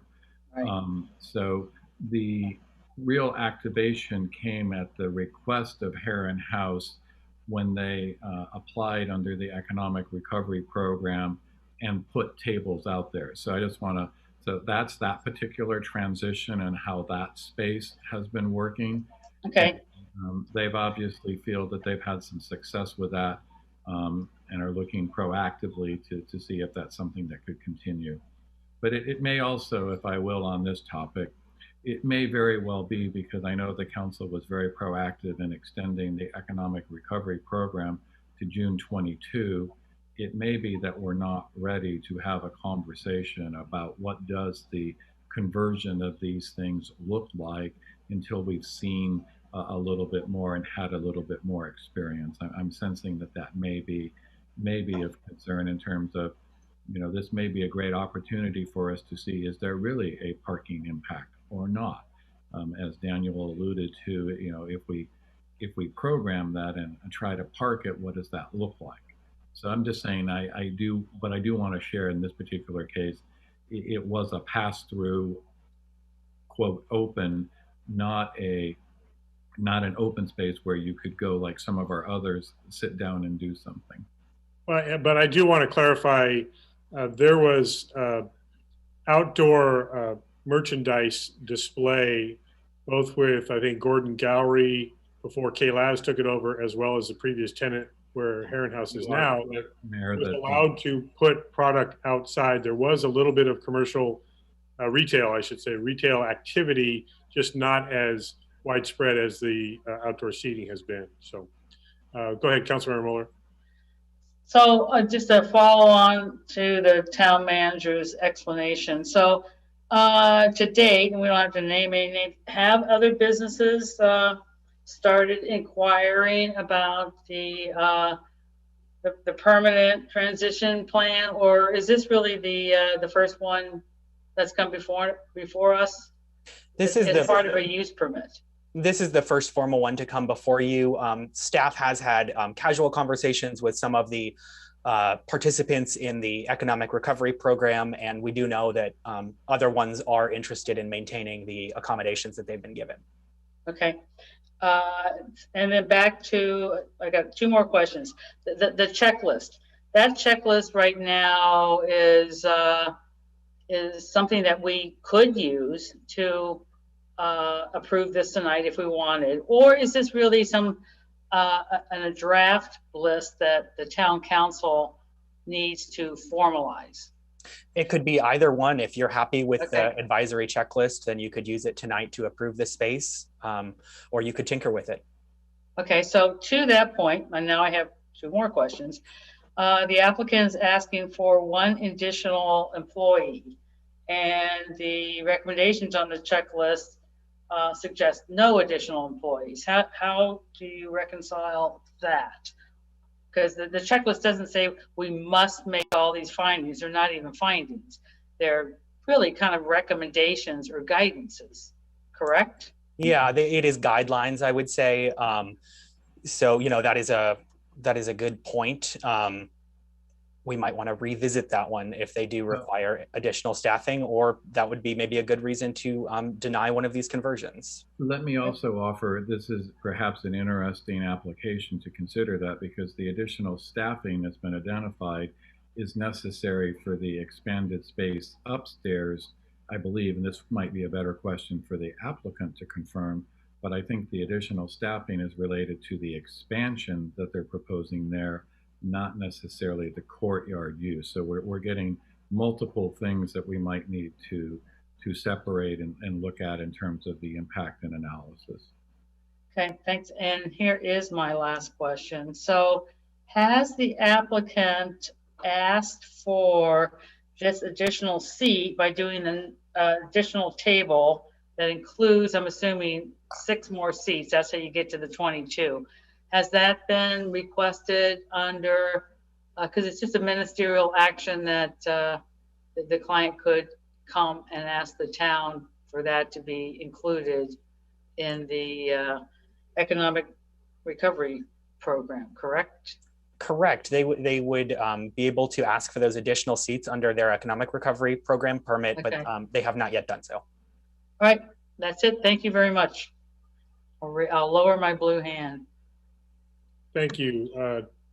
Let's see, Vice Mayor Dorman is next. Thank you. Thank you, Mr. Gordon, for the report. So I will start with parking. I understood you to say they would need 10 spaces. Why would they not need 13? Because there's 3 for Pilates. So they would need those. I mean, I understand they're, quote, already there, but they still would need 13 spaces total, correct? Yes, 5 additional is what I guess that was meaning. Okay. And how does that work? Are 3 of those committed to the upstairs suite? No, they're not committed. It is simply a case of aggregate demand. So we look at the square footage in this case, since it's 1 space per 250 square feet of retail. And we just need to make sure that in totality, those parking spaces are being met. And do we have any idea of whether existing tenants there are using more or less parking than they are, quote, allowed? We don't have any hard calculations, but anecdotally, the parking spaces are underutilized. Okay. And as part of the employee parking management plan, if we were to require that, could we say you have to get something from your landlord that says you have this many spaces committed to Heron House plus Nest? Yes, and I believe the applicant has more to share about some communications that they've had with the property owner relating to those devoted spaces. And you mentioned that the Thomas Keller Restaurant Group, the lease that we have not been able to find a recorded copy of, has anyone on staff reached out to them specifically about this item to say, look, we haven't gotten a recorded lease from you, and tonight we are looking at, this is not the right phrase, but we are looking at letting someone park after 6 p.m. No, we haven't. Okay. And so what happens if they have a recorded lease, or they have a lease and they go down and record it tomorrow, and we have allowed extra utilization here? How does that conflict get resolved? I would defer to Gary or Steve on this one. I'll offer up since I was around back then. Good. But I don't have a copy of the recorded agreement. Those spaces for the restaurant space across the street were basically prohibited during the day and allowed at night. It was not that they were all dedicated to the restaurant at night. And so it was that there would be a decrease in use because at the time, the businesses in Piazza Quercia were basically all closing no later than 6 o'clock. And so it wasn't about they were dedicated and then they were dedicated to someone else at night. It was that there was actually a restriction on the restaurant use until after hours. And I would also add, Mayor, that that's a very correct characterization. Basically, what there was an understanding that they could be allowed to use the parking lot when there wasn't a demand. And I would also say that the representatives of the Thomas Keller Restaurant Group have been made aware that they need to resolve the, understand the recorded lease as it relates to that. So they're aware of that issue. And I also do want to make sure everybody understands that the initial recording of the lease was not with the Thomas Keller Restaurant Group. It would date back to the era of when Pilates, not Pilates, the Moana. thank you. Yes, the Moana group and Pilates. There, we're trying to say that Pilates, but back in the era when Pilates was operating. So really, it was a friendly understanding, documented that they could go park over there and they wouldn't get towed or anything. That's the nature of what that relationship between the two were. And the mayor's quite correct that there was a strict prohibition of no restaurant parking during the business hours, because in many cases the restaurant had been open for lunch, both in its Pilates day and during a significant portion of its history operation as Red. And our town attorney is unmuted, so I'm going to go Oh. straight to him. Well, first I was going to ask, Vice Mayor, does that answer the question for you? Otherwise, I can give some more information on the relationship between the use permit and the lease. But if the No, that, question's already been answered. that answers the question. Thank you. Okay. Is that consistent? Is that consistent, though, Gary, with what you were going to say? Yes. So the use permit being approved this evening, I'll be quick, cannot affect the private lease arrangement between them. And so once the use is availed, they'll be subject to all the conditions. They may have the right to do something. They'll still be subject to any private agreements that are still out there. And so they would need to amend that private agreement in order to avail themselves if there's some conflict there, or potentially be in conflict with a condition in the use permit. But that's something that the applicant would need to make arrangements for to change if that conflict indeed exists between a lease, which, as I understand, hasn't been recorded. Thank you. So, Mr. Gordon, you mentioned a parking checklist, a discretionary parking checklist. I know you gave us the post-COVID to program space conversion checklist. Have we finalized, I think we finalized the parking checklist. So where would I find that? For the outdoor space for wine tasting rooms, is that the other? No, checklist? for the, is it just under our ordinance? Like if we were to say, under current ordinances, we have discretion to say more or less parking than our code. Right. If we were to take that route, is there a separate checklist? Please refresh my memory. Or is it all in the ordinance? So the ordinance establishes the ability of staff to create that checklist, subject to approval by the town council. So there are no established checklists, parking checklists per se. A checklist would get created in situations like this, where we have a situation where the proposed, expansion of the use can't be, the parking can't be accommodated for this site. Similarly, before, when we had the wine tasting rooms wanting to make use of their outdoor space and they weren't able to accommodate the increased parking demand on site, staff created a separate checklist that was specific to that situation. Okay, thank you. Now, moving to marketing events, I do recall quite a bit of discussion about this when we first approved this in February 2019. We did not define a marketing event. All that it says in the use permit is regular programmed events beyond the regular retail operations of the space. Is it possible to, at this time, define marketing events as part of this use permit amendment? For the purposes of this use permit, I believe so. And when we just did Cornerstone, seems like a month or so ago, the way we did that was this many hours, maximum this many people. Can you see something like that working here?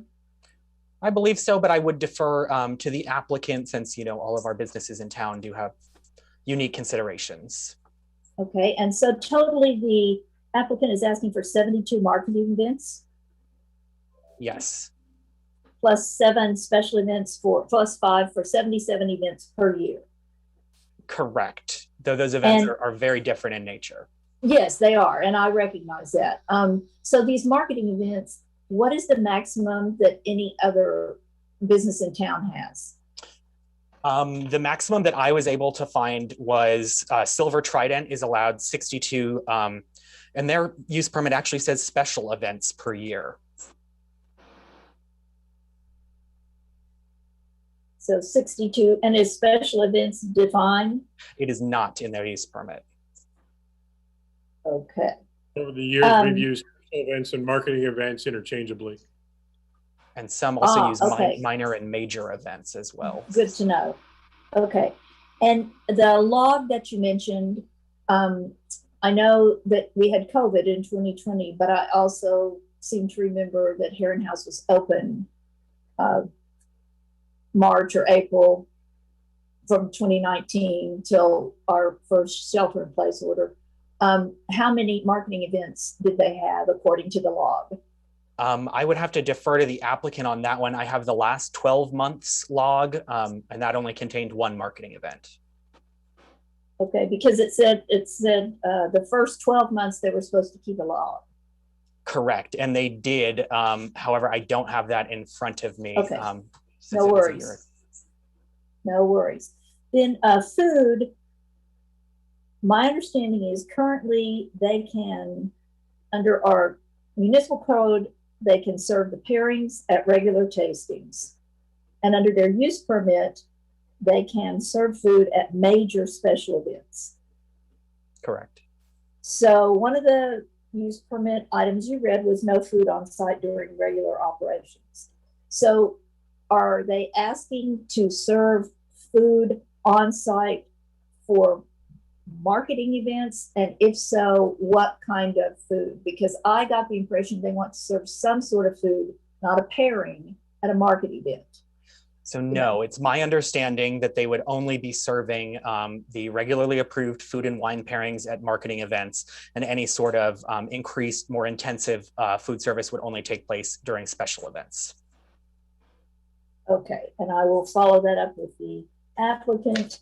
And I believe, I just want to make sure I understood you correctly, the program space conversion checklist, this is something, although we may have seen something similar a couple of years ago, we have not seen this checklist before this meeting. Correct, it's entirely new. Okay, thank you very much. Mayor and members of the council, I have breaking news, and I want to thank our town clerk.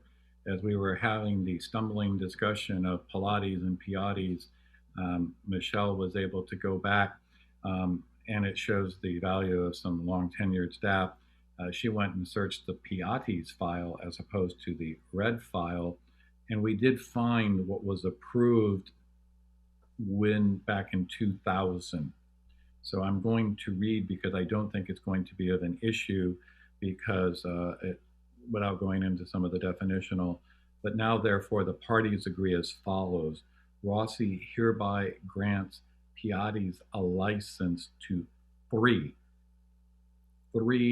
non-exclusive parking spaces during the day and 24 non-exclusive parking spaces after 6 p.m. situated in the lot. The license includes incidental rights, et cetera, et cetera. So the good news is this is not going to put anybody in conflict. More importantly, though, is it shows that it is supposed to be a renewed agreement with consideration paid annually. And that may be part of the issue that we're finding, is that at some point in time, Red may not have continued that. But anyway, based on this reading, the actions that is being proposed, or the extension by 1 hour, is not eroding or undoing what was provided for under Mr. Rossi's lease dating back to 2000, some 21 years ago. So anyway, I just want to share that, and I will forward that once we get done with the meeting to everybody. But anyway, that resolves the question of what are the impacts, because they do not have exclusive use under that lease. They have non-exclusive use, so not an issue.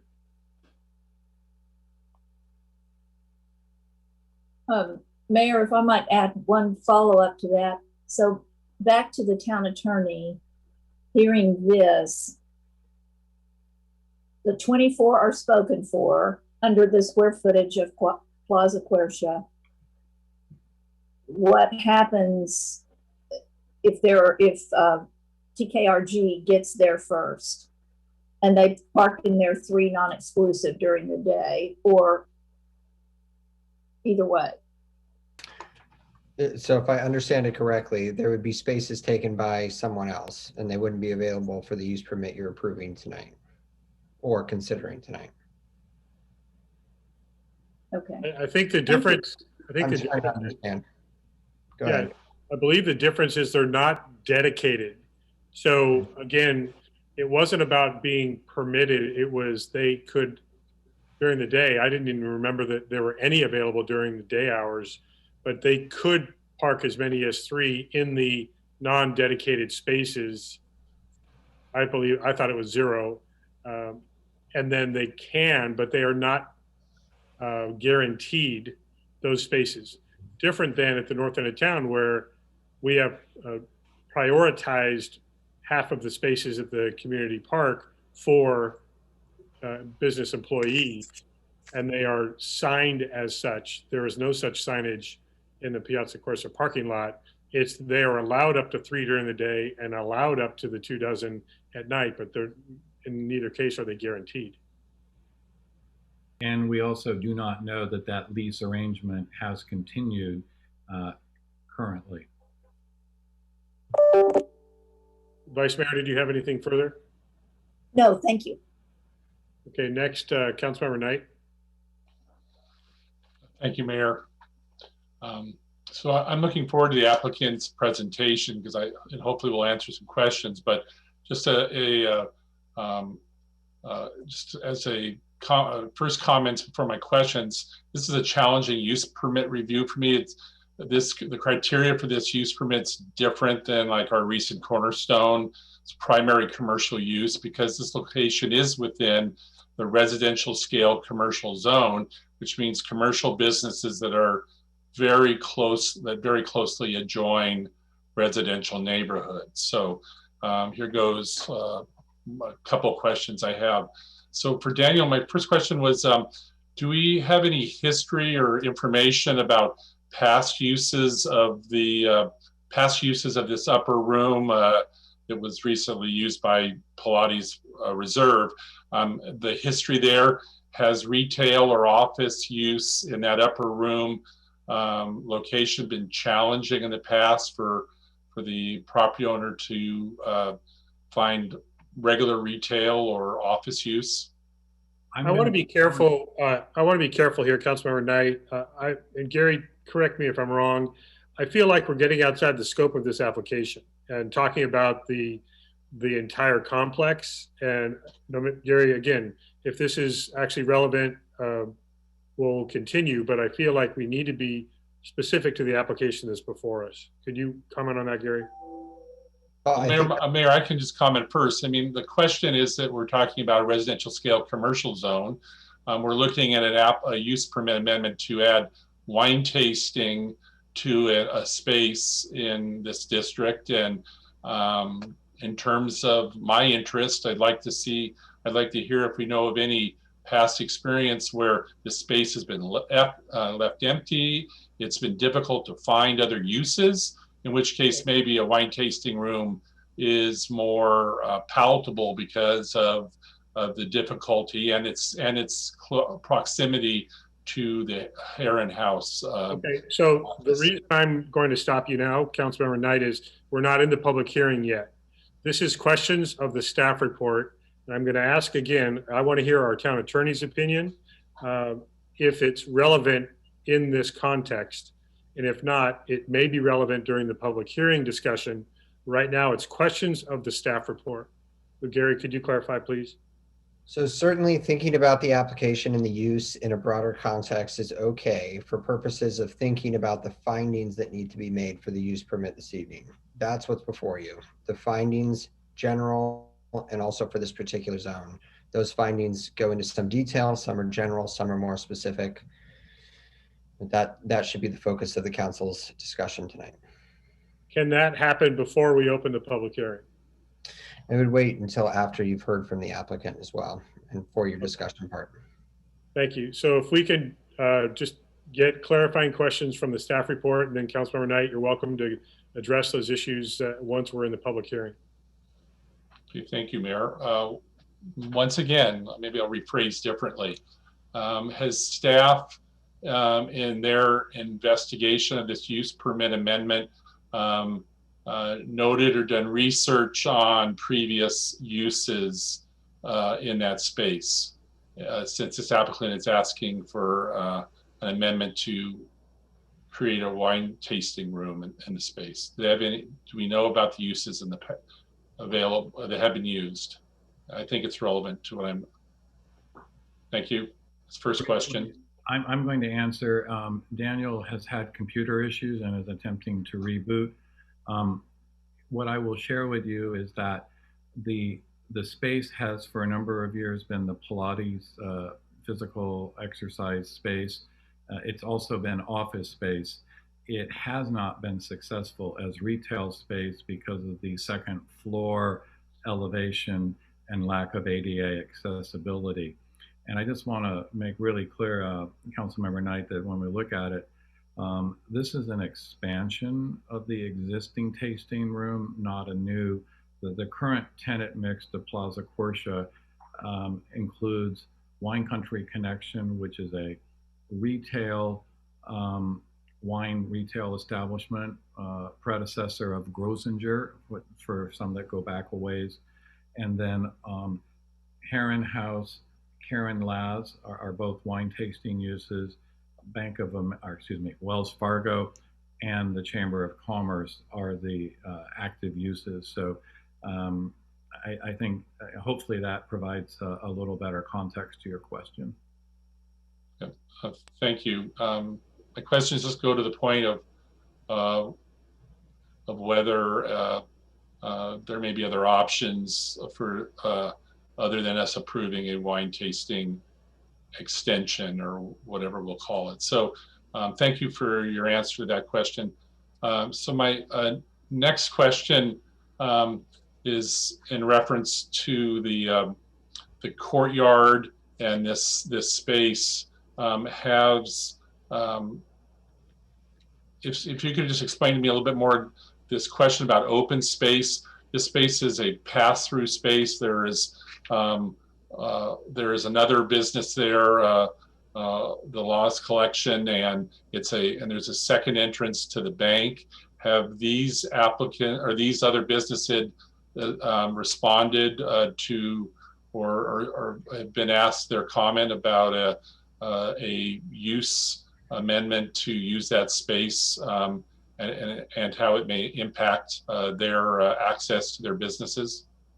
I think that's a better question for the applicant to present. I do know the applicant has reached out to her adjacent business neighbors. Good, thank you.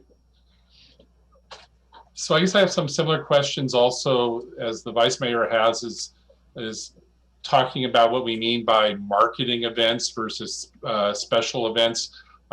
Daniel did send me information and noted that there was a large number of special events at Trident, but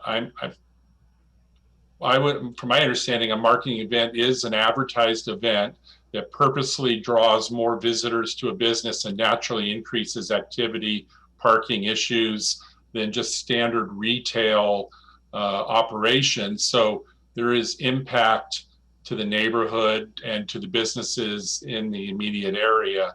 So when we really talk about marketing, it appears to me that we have generally had specific language about special events, but I'm concerned when you talk about moving from what is now already approved 60 marketing events to 72, that you're talking potentially, and that's assuming that all of them were actually were successfully organized, over a month or more of events that would be advertised that would impact the neighborhood. So do we have has the staff talked about or done more research on how we better define what a marketing event is? Well, one thing I would say is that marketing events really don't bring those additional impacts that you just mentioned. Marketing all businesses engage in marketing, and these marketing events are just a way of recognizing that. And so there's nothing stopping other businesses in town from advertising a sale of their products and thereby bringing, you know, additional patrons to their business. This is just our way of trying to manage those, make sure that if there are externalities, we have a way to address them. And so I would, you know, argue that marketing events really do fall within the regular business operations of a business. In the past, we have focused at the staff level on the special or larger events, and I'm going to use, for a good comparison, Priest Ranch, just to the north, periodically would have a food truck music, and that would be a larger special event. To Daniel's point, many restaurants would have a special menu, and they would advertise that. Or Southside's having a chicken night, or Ad Hoc is promoting on social media. So, I mean, I think what we may have done here is create something, and it doesn't need to be in that civil, you know, it's, as Daniel pointed out, if you look at the advertising nature, just because somebody's advertising, they're doing something, but in many cases, these are small incidental. We've started because we're starting to know more. I think the real focus needs to be on the larger and special events where it does have a broader and bigger impact. So, I mean, that's the historical perspective with staff. And certainly, based on this conversation, we may need to go in and try to work on some clarifying language for everybody to be consistent so that we use something going forward. But I mean, I don't want to dismiss a marketing event, but in general, we see that as incidental and not significant to the impacts. I guess the reason. Hold on. I want us to get back to questions specific to the details of the staff report. This is, in my opinion, getting into the public hearing content that I think is not appropriate at this point. We can discuss this when we're in the public hearing. We are not in the public hearing yet. Please specify questions to clarify the staff report. Then we will enter the public hearing and hear from the applicant. Any further questions, Councilmember Knight, in that context? One moment, yes.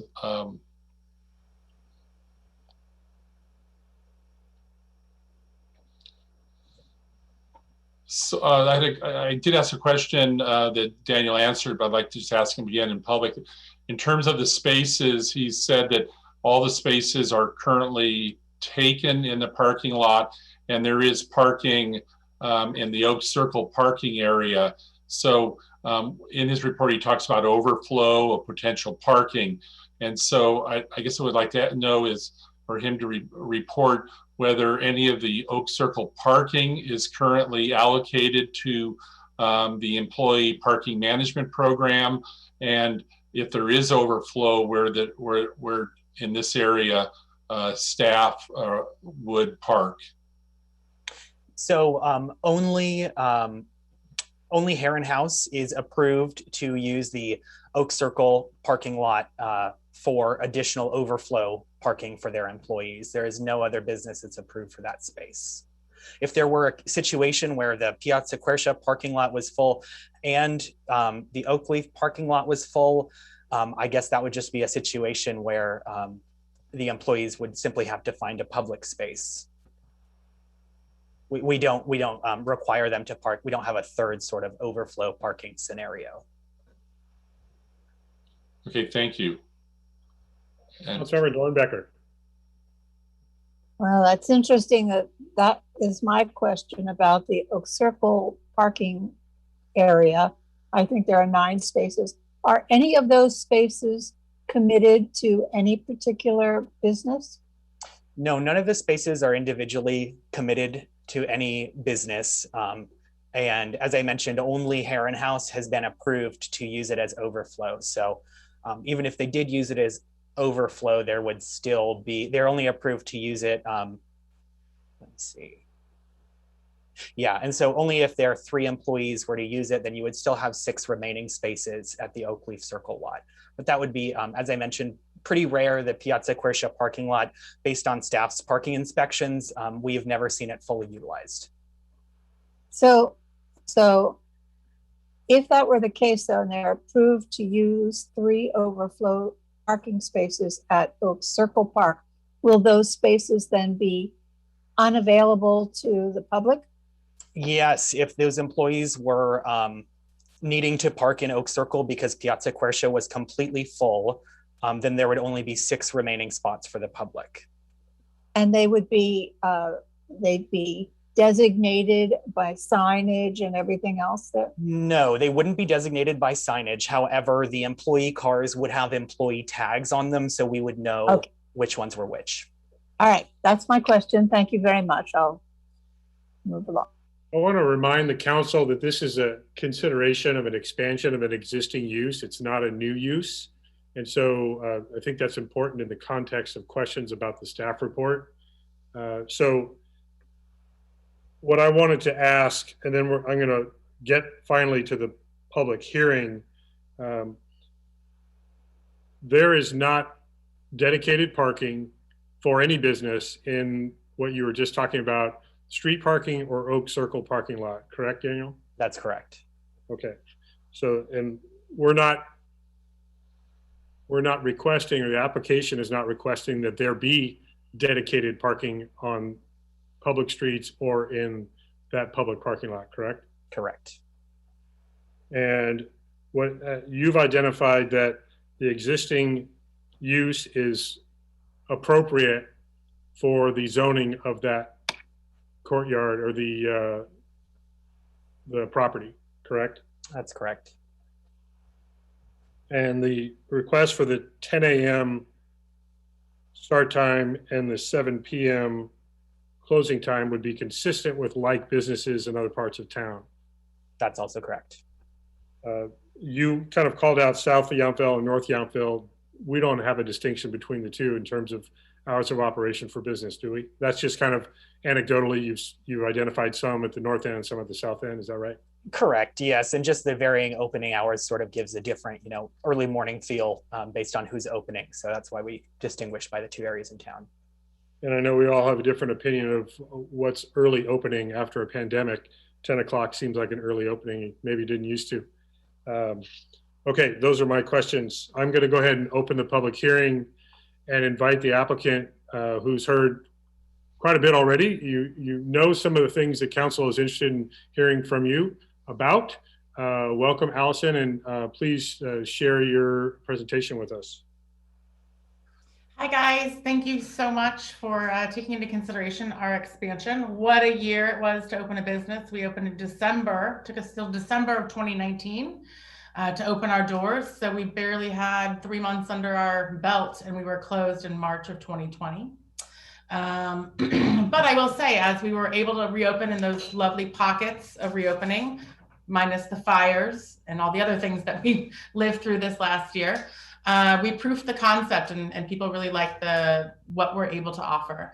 And I would say in terms of the retail, we've worked really hard to bring diverse retail and diverse retail offerings that are price point driven for locals. We're a gifting shop and we've worked really hard on that part of it, which is why we want the doors open at 10 a.m. and we want to have that ability to serve people, not just for wine tasting. I think that needs to be the real distinction of how we blended this. We really took it to heart, what the kind of the council had said. And, we were a place where you could come get a Christmas gift for $10. That's something really unusual to find here in town. So as somebody who lives here in town, being local serving and trying to understand what I think locals want is something we've focused on a lot, which is what brings us to why we asked for the outdoor expansion.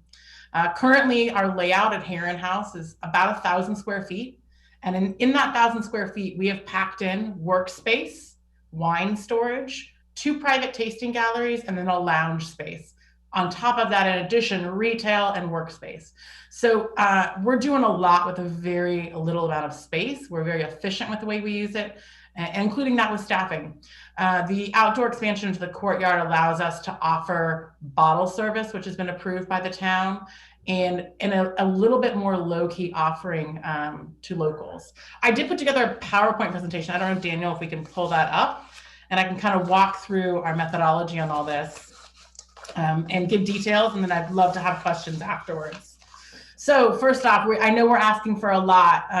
Part of that is because every time we apply for a permit, it takes time and money. And this has been a year where we've spent a lot of that on a lot of different things. So to the next slide, Daniel, if we can. The first part is that our landlord came to us, the Pilates studio upstairs moved locations, and there's 720 square feet above. For us, that's an ability to add workspace, but also mirror what we're doing downstairs here. We will be able to add more retail, a large tasting table, and a large additional lounge space. We're going to call the space the Nest. In terms of kind of its uses before, I think with ADA requirements, the only other space that could go in there would probably be office space. And it's a pretty cavernous space if you've not been in there before. It is all totally contained indoors, so there's no outdoor element to that. Like I said, we've asked for expanded retail operation and hours just to kind of get our use permit lined up with what we see as general use in the area. Number 3, we've asked just to expand the events, and really that is a reflection of the holiday season here. So right now we get 6 events. I think the months are, I don't know, maybe April through September or October. And the other 6 months, we only had 4 events per month. And with the Holiday of Lights, Festival of Lights, and the way things have changed, we just want the option during those holiday periods to add a couple more events. And again, those are real marketing events. So it may be come to get a specially wrapped Christmas gift or something like that, focused on shopping, things like that. We just wanted to make sure that we didn't run out of options, especially during those holiday periods, and try to support what the town's doing overall. The next thing on the item is just kind of the enhanced food pairings with guests during sit-down experiences. This allows us to integrate our retail, and that kind of was addressed again by those town ordinances. And then again, updating our pour size to reflect the new town ordinance. And the last but not least is the permitted use of the courtyard space for more tasting options and reflecting current use approved from the pandemic relief. I would say the courtyard's circular. I don't know if all of you have been to visit the courtyard here at Plaza Quisiera, but it is circular. We very clearly occupy the space directly in front of our half the circle, including our front door. There is very clear passage through to KLAS and access to the bank. We don't interfere or infringe on that at all. Just so you know, I bank at Wells Fargo. I have a very good relationship with Mary, the manager. We talk frequently. Karen's one of my oldest and dearest friends. I have a very good relationship with Wine Country Connections. And I actually also have a very good relationship with our landlord, Joe. And so I've spoken extensively to all of the stakeholders involved. And are working with Joe to actually do some upgrades to the exterior of the building. We're going to work and come back and talk with you guys about that later, and also then incorporate that into our use of the courtyard. So I look at it more as a community space. It's something that we can offer a lot of our locals to come and have a bottle of wine with friends. It's not going to be an expensive restaurant, and you still get a nice service, but you're not in a more formal tasting space. So we can go ahead and go to the next slide, please. So first off, the Nest upstairs, we're seeking, again, the additional 720 square feet. It's located directly above us. It will allow us just to add really one more kind of private tasting space for more of our seated experience. Like I said, we're not doing any walls. We're just putting a dishwasher in, some more workspace. And I think the workspace is something that's really important for us right now. We have our staff in about 200 square feet. It's like a glorified closet with our wine storage. So this would actually give our staff a little bit more space for working, calling back and things like that. And then we have one table that's a little bit larger for guests up to 12. And so I know there's some concerns about these kind of marketing events. We may, be able to kind of focus some of those events up to that space or have them going concurrently between both spaces. So we think the max is probably, the lounge is 12 guests, or the table's 12, the lounge is 8, and really I don't see us having more than 12 up there at one point. And again, of course, really incorporating the retail and trying to come up with creative things that we think are great for gift giving that reflect kind of the wine, food, lifestyle that we are here as a town always so we're promoting. That's what we do. All right, the next slide, please. The courtyard space. So this allows guests to discover us, and they're excited about having a small curated flight We find so far over 75% of our guests are all walk-in traffic. They're looking for a spot, they're enjoying the town. Maybe they just want to have, a tasting before they go to lunch, a place after lunch. And we actually really, with, COVID, we got to know a lot of our locals really well, and they love to bring their guests when they come to town. This is a meeting place. We have truffle chips. We have really nice staff. They can buy a gift. They get a good bottle of wine. And we've had a lot of repeat guests. So I look at this as kind of a community building space more than anything. I know I'd want to hang out there. I do sometimes. It's also less formal. It's more affordable of a tasting option than our sit-down tastings that we have in here. It takes minimal staffing because it's a little less invasive. We're really just pouring the wine, doing a small amount of education, and kind of letting people enjoy them and kind of converse. Also, it activates that space, which I think is really nice to have a little breath into it. We utilized this space over Christmas time for our Letters to Santa program, which was amazing. We had some volunteers that came and actually responded to all these really cool kids letters, and we actually advertised it as one of our marketing events. And we had kids show up. We gave them gift baskets or little gift bags with ornaments to make. They used the tables there to write their letter to Santa. And for me, that's the kind of thing that, as someone who has a family here in town, I want more of that. And I thought it was just really special. And so it brought a really cool life to the space too. We put up a scarecrow at Halloween time. People were taking photos. I think it got attacked a couple times by drunk people, but it was fun. It was just something to give a little life to this end of town. Adds valuable revenue to our small business. And that I will tell you, as a small business, we have put our families invested a lot into this space. And allowing us to have that extension of space allows us just to capture more revenue to really help with the overhead overall of having limited spaces in time. And I think that that's something that's important to consider. And then, of course, it's really open seasonally. Tastings last approximately 60 minutes. This is not meant to be a big formal thing. All right, the next slide, please. Now, why I'm asking for this now, and I know we have another year, but we know how long things take. And I want to do this correctly. And ABC is taking a long time. There's lots of things that are taking a long time. So maybe I'm a little too proactive, but I think this is something also we never really had as an option when we first opened. So first is to seek approval from you. That allows me to engage our landlord and also make a better plan and then bring that to the ABC. So if we can get approval here today, I'll work with our landlord to design to soften the hardscape. And ABC will require some sort of permanent railing or divider. We're trying to come up with a creative way to make it look really pretty and inviting. That's a requirement for beverage service. And this will include helping our landlord apply to the town of Yountville for design review. And that takes time. So we're thinking that timeline is July through September this year. Then we would probably try to bring that to council between September and October for approval. Then we have to go apply for the ABC permit, which we think will happen by November. Right now, that can take up to 3 months, and they have to come and approve and make that space permanent. I've already paid the ABC like $3,000 to get the temporary permit that I have right now, and this will be another $5,000 to apply for a permanent use of that zone space as alcohol beverage service. So again, I'm just trying to be efficient with our time and our money and our bandwidth. Then our plan would be we would do the work over the winter months when approved with the building department.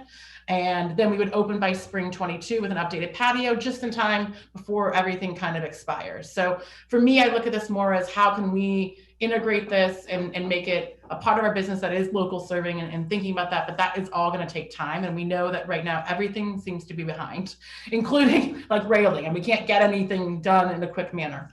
The scope of the additional seating, I know we talked about the number 22. That would be kind of max if we did an extra chair to kind of squeeze people in. But this is currently what we have. We have one 60-inch round table that seats 6. We have two 40-inch rounds that seat 4. We have two 24-inch rounds. You can do 4 at them, but really we use them for 2. So overall, kind of my concept is this allows us time for budgeting, thoughtful, timely addition, prior to the sunset of this support program. And this does, like I said, deliver significant revenue, not only for our employees, it allows them to interact with guests in a different way, and it also allows us to have the guests return for kind of our more intimate tastings later on. So we've been told we're their favorite stop, a must stop before I go to lunch here or after I'm done. So we're getting such great momentum. It'd be really sad for our business and hard on our business to see that go. All right, next slide, please. We kind of gone through this, but just this kind of outlines the business operations, what the current permitted hours are, and we'd like to expand them. Again, I'm like an early bird gets the worm kind of person. We have a lot of people with their coffees that walk in at 10 a.m. I swear. The tables are set up outside. There's retail out there. There's life. People come in with their coffee at 10 a.m. They look at the space. They talk about coming to taste later. They may taste, they may not. Normally they don't. They just want to see what's going on and get the vibe that we're putting out. So we like that. And we think it keeps people in Yountville, gives them a reason to stay. Expanded the permitted operation from 5 to 7 days a week. And again, we want to ask just to be able to enhance our service to locals and to guests. Then the current approval for events, like I said, there's 4 events for November through February, 6 events through March through October. And we would like just 6 per month annually. Again, really reflecting, trying to be part of the holiday season Festival of Lights calendar. And then the rest of the pairings, I think, were addressed with those town ordinances. Those weren't an option when we got our use permit. So I just want to make sure our use permit is fully aligned with all the ordinances. The food services is the next slide, which I think this all kind of got addressed by the ordinance. So I don't know if we need to spend too much time on that. But again, incorporating our retail into some of our things. And those are things that really are pairings. Food service sounds kind of a weird, but they are pairings and they're really meant to enhance the wine and tasting experience. And then the next slide just walks through the steps for food to offer food pairings. So we currently have submitted and received approval for plans from Napa County for a food safety handling permit. We have the grease trap interceptor and our space upstairs, if approved, would tie into the grease trap. Again, all with Napa County approval. We've added special coating on the floor, a 3-compartment sink, just to, again, meet town and county requirements. The public restrooms are being upgraded by our landlord. We are hoping, I did not get that updated correctly, January 2021, I think is the plan, or 2022, excuse me. And then we'd be able to switch over and offer those services spring 2022. So again, we're really trying to be slow and steady wins the race on this. But I know it's kind of a lot. So I can kind of walk through and ask for everything in once and show you that we really are thinking of how to expand our business and be a real big part of this community. So just moving off the slides, a couple of the notes that I took for some of the council members' questions.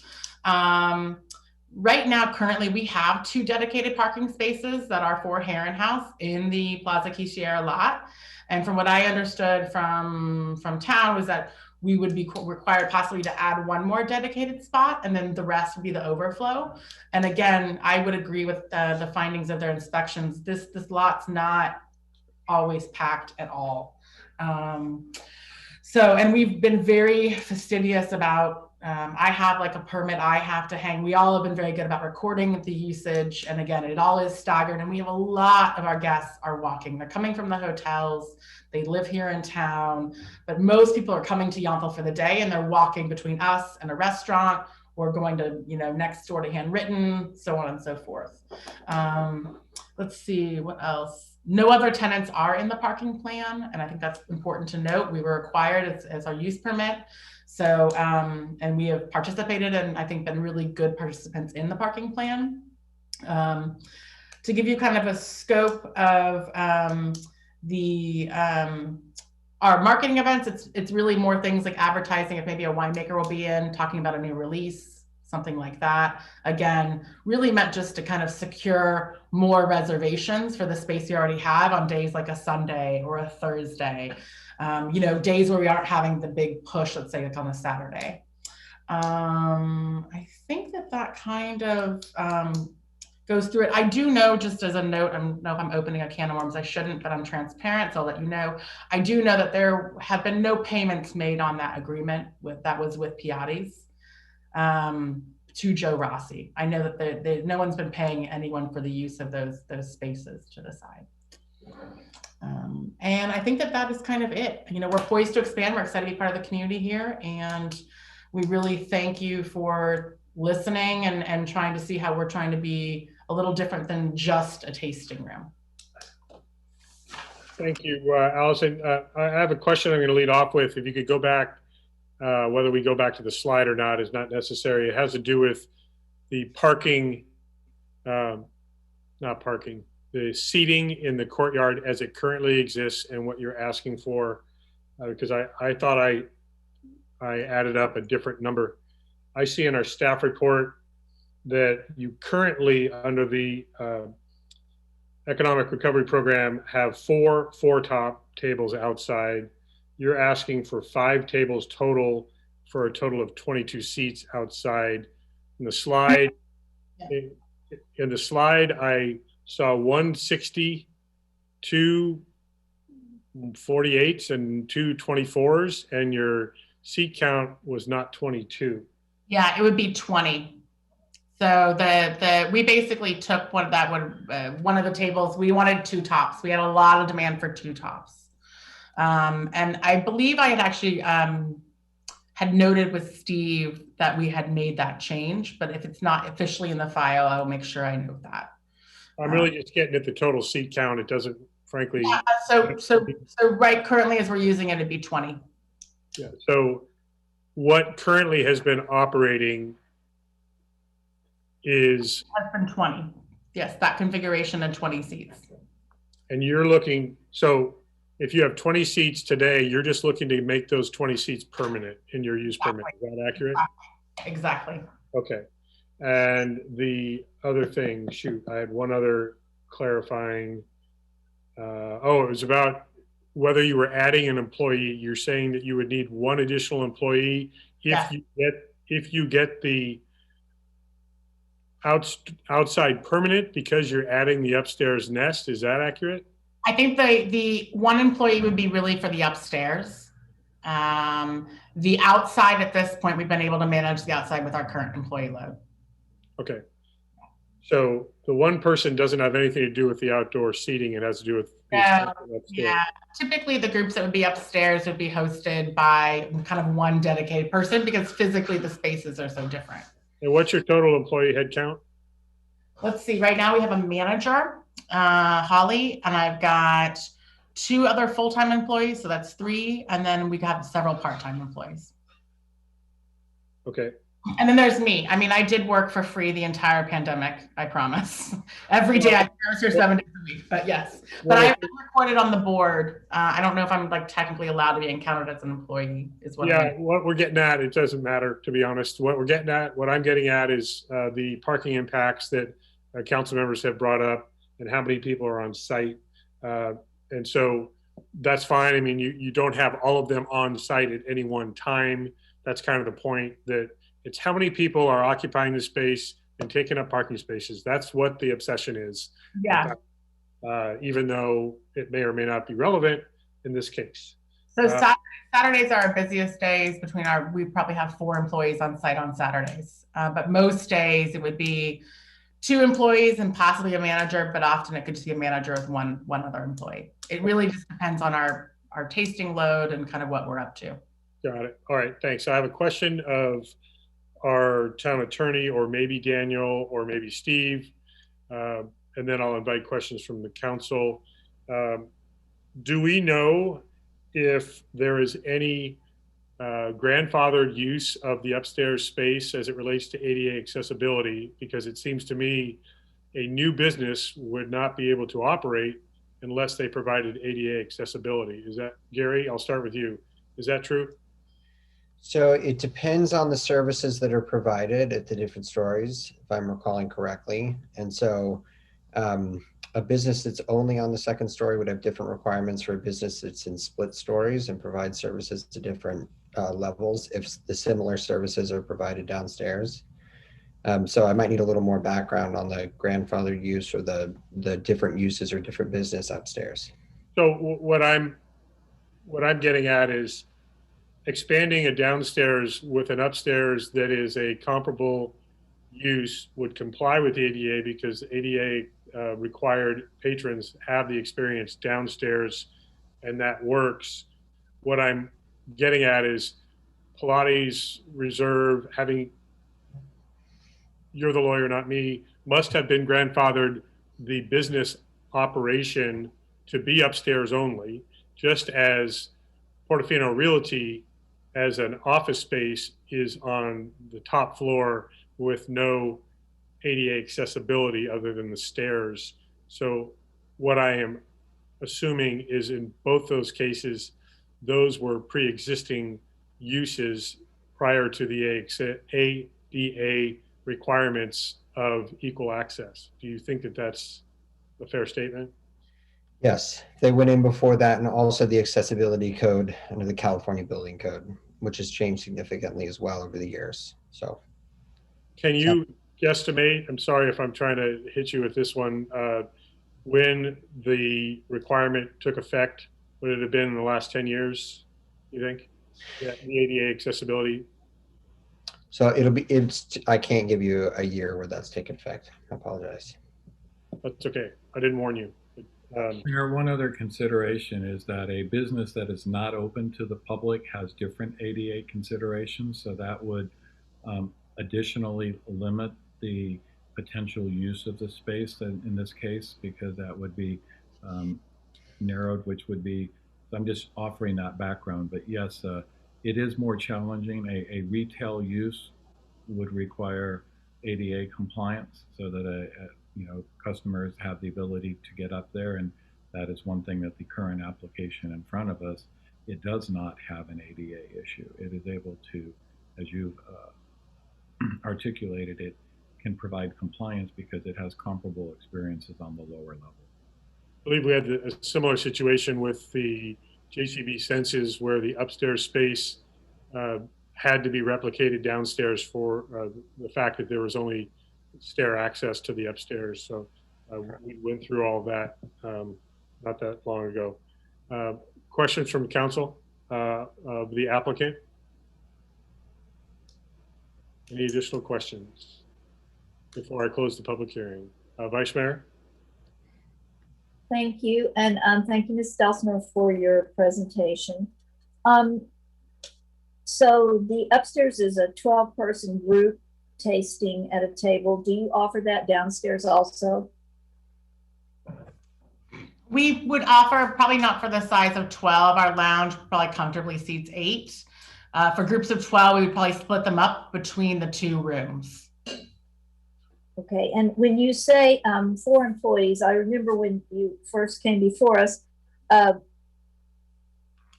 that include your winemakers or your winemaker representatives, or are the 4 of you Herrenhaus people?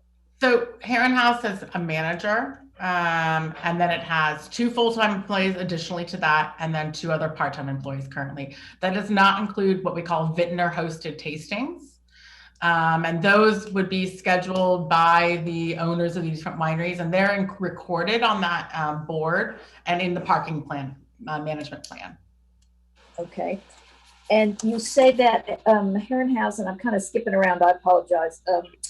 You say that Herrenhaus has 2 dedicated on-site. Yes. And is that why you have 3 spill over to Oak Circle, because you need 5 for your space? Yes. And I think when we entered this whole conversation, I mean, I did a lot of legwork before we thought about applying for this. And I've done legwork with the bank and the landlord has given me full permission to add 1 dedicated space should that feel it's necessary for this expansion into the upstairs with that additional employee. And so Joe is very on board with that. The bank's on board. Everyone else here is on board with that. Thank you. Hold on, I need to write that down. So one of your slides had something about a railing and the divider required by ABC. How does that fit in with your space plan for the courtyard? I'm assuming that's the courtyard. Yeah, so the thought would be, it's a little bit of like what comes first, the chicken or the egg. So if I have the approval to kind of go say, yes, we can consider this into your permanent tasting space, expansion of use, let's call it.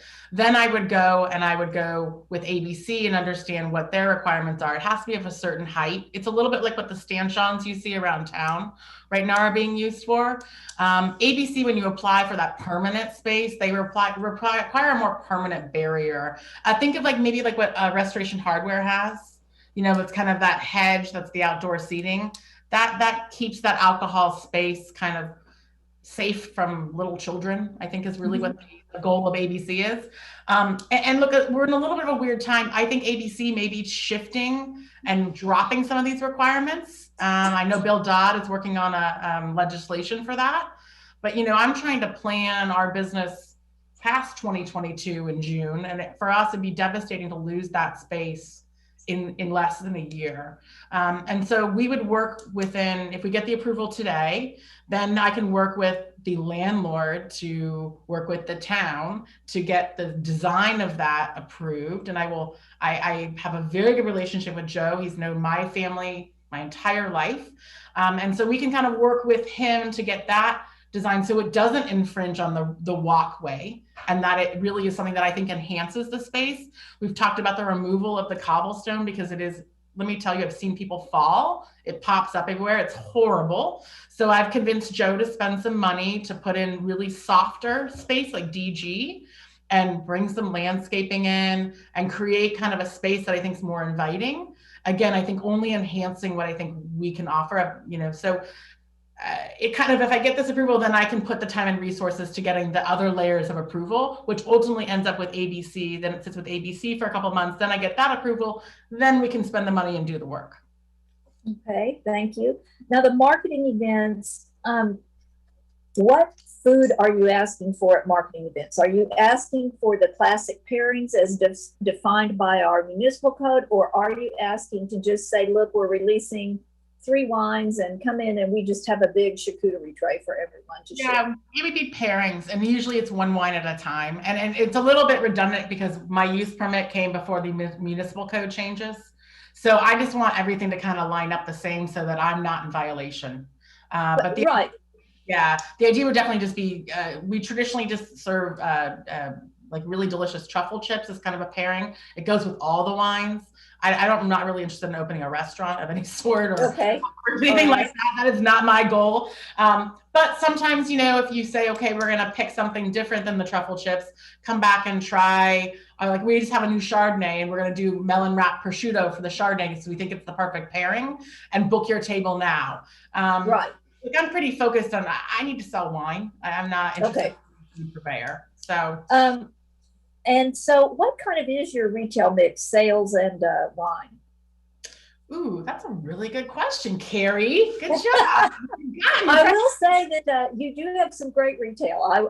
I've availed myself of that. So I am curious. Looked currently, I want to say, let's call it 80-20. I will say the thing that has shocked me the most is the number of beautiful $4,000 cowhide rugs we sell and the amount of art that we sell. But that being said, we also sell a tremendous, the Yountville pillows, like hot seller. Well, everyone wants a Yountville pillow to take home with them. And then things like the Christmas gifts, like people like the jewelry. We sell a lot of jewelry. It's really good gifting, like $40. We sell candles. So we try to kind of get the price points at all different places. So I would say, yeah, we've been successful. And I think that that's an area we can grow. So we're very retail focused in terms of that, because sometimes people just don't want to buy wine and they don't want to taste wine, but they like to come into the space and feel welcomed and get something that's special and kind of handmade to bring home. So I'm going to say 80-20.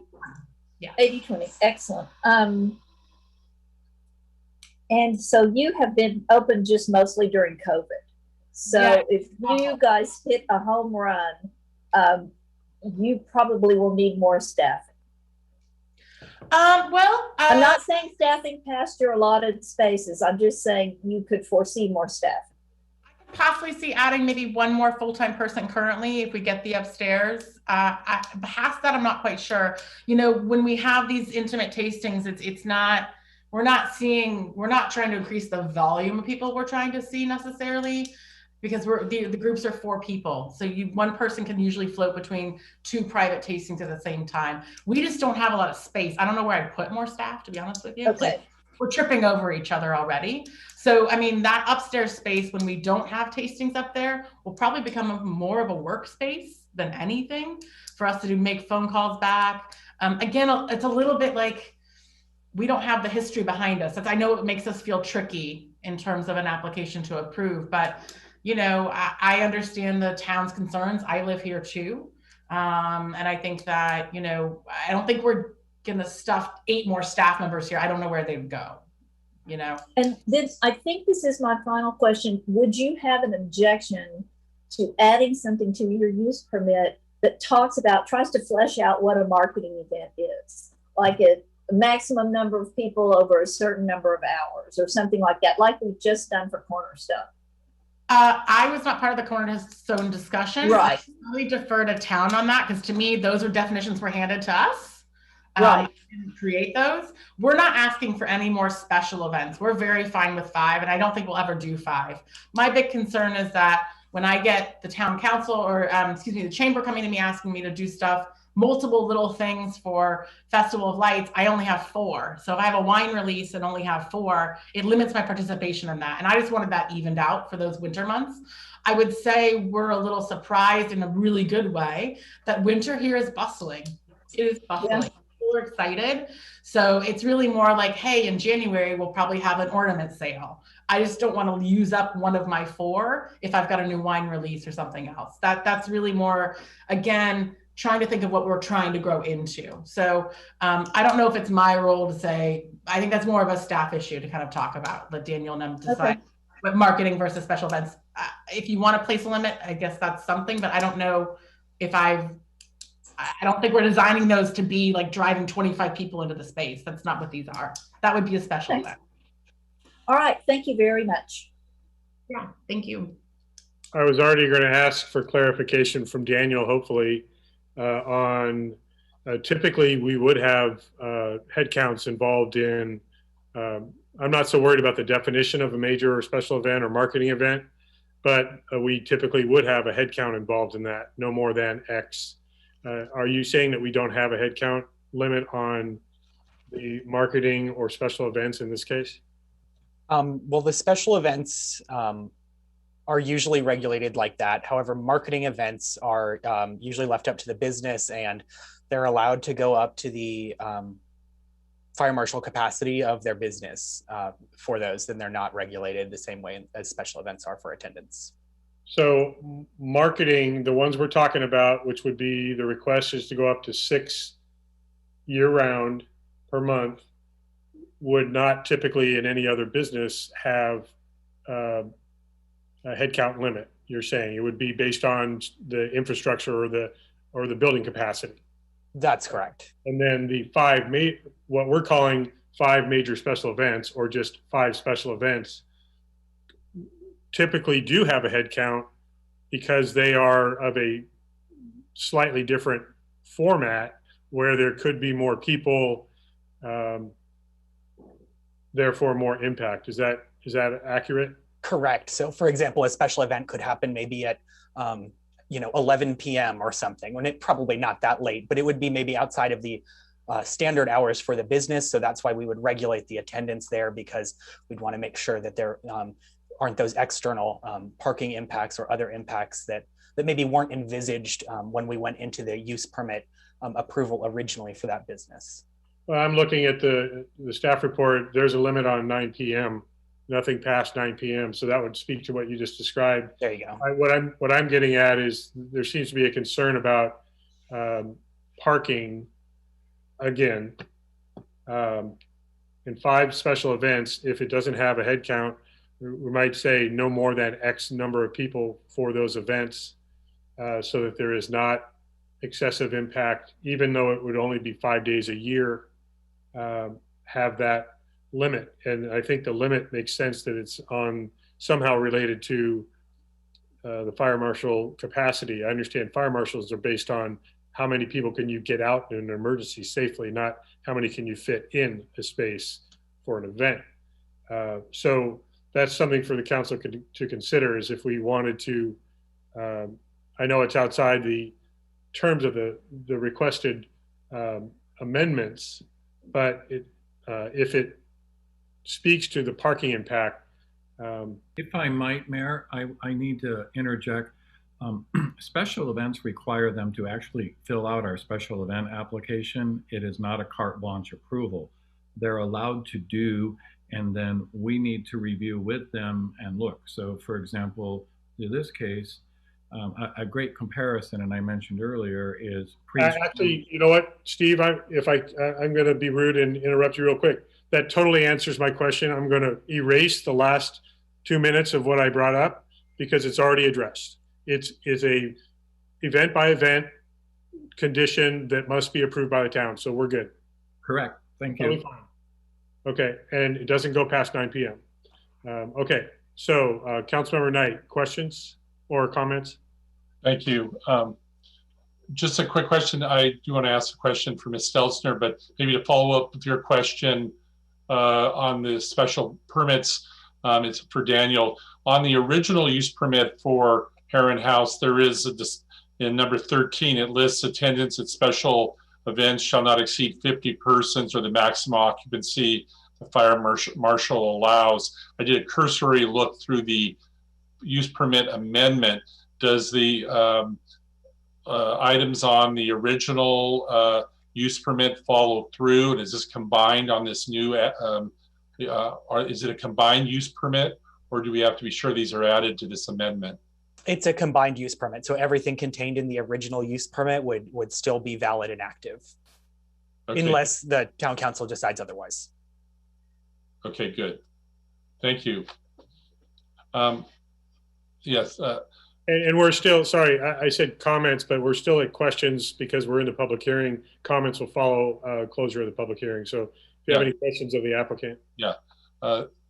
Thank you, Ms. Stelzner. I'm not sure we've met, but I appreciate the fact that you're our local, your father and my father did business. He used to purchase materials at our lumberyard and hardware store on the Yountville Crossroads. So I know your father, and I appreciate the fact that you are a local, have had local businesses and are a local person. So it's nice to meet you, and thank you for your presentation. So I had a question, and just for you in terms of the, I know I'm glad that you're, in terms of you've been working with Joe Rossi. We all know Joey's been around a long time, and the question of the use in this upper room was a conversation we had at the last use permit. And so the town's efforts to try to preserve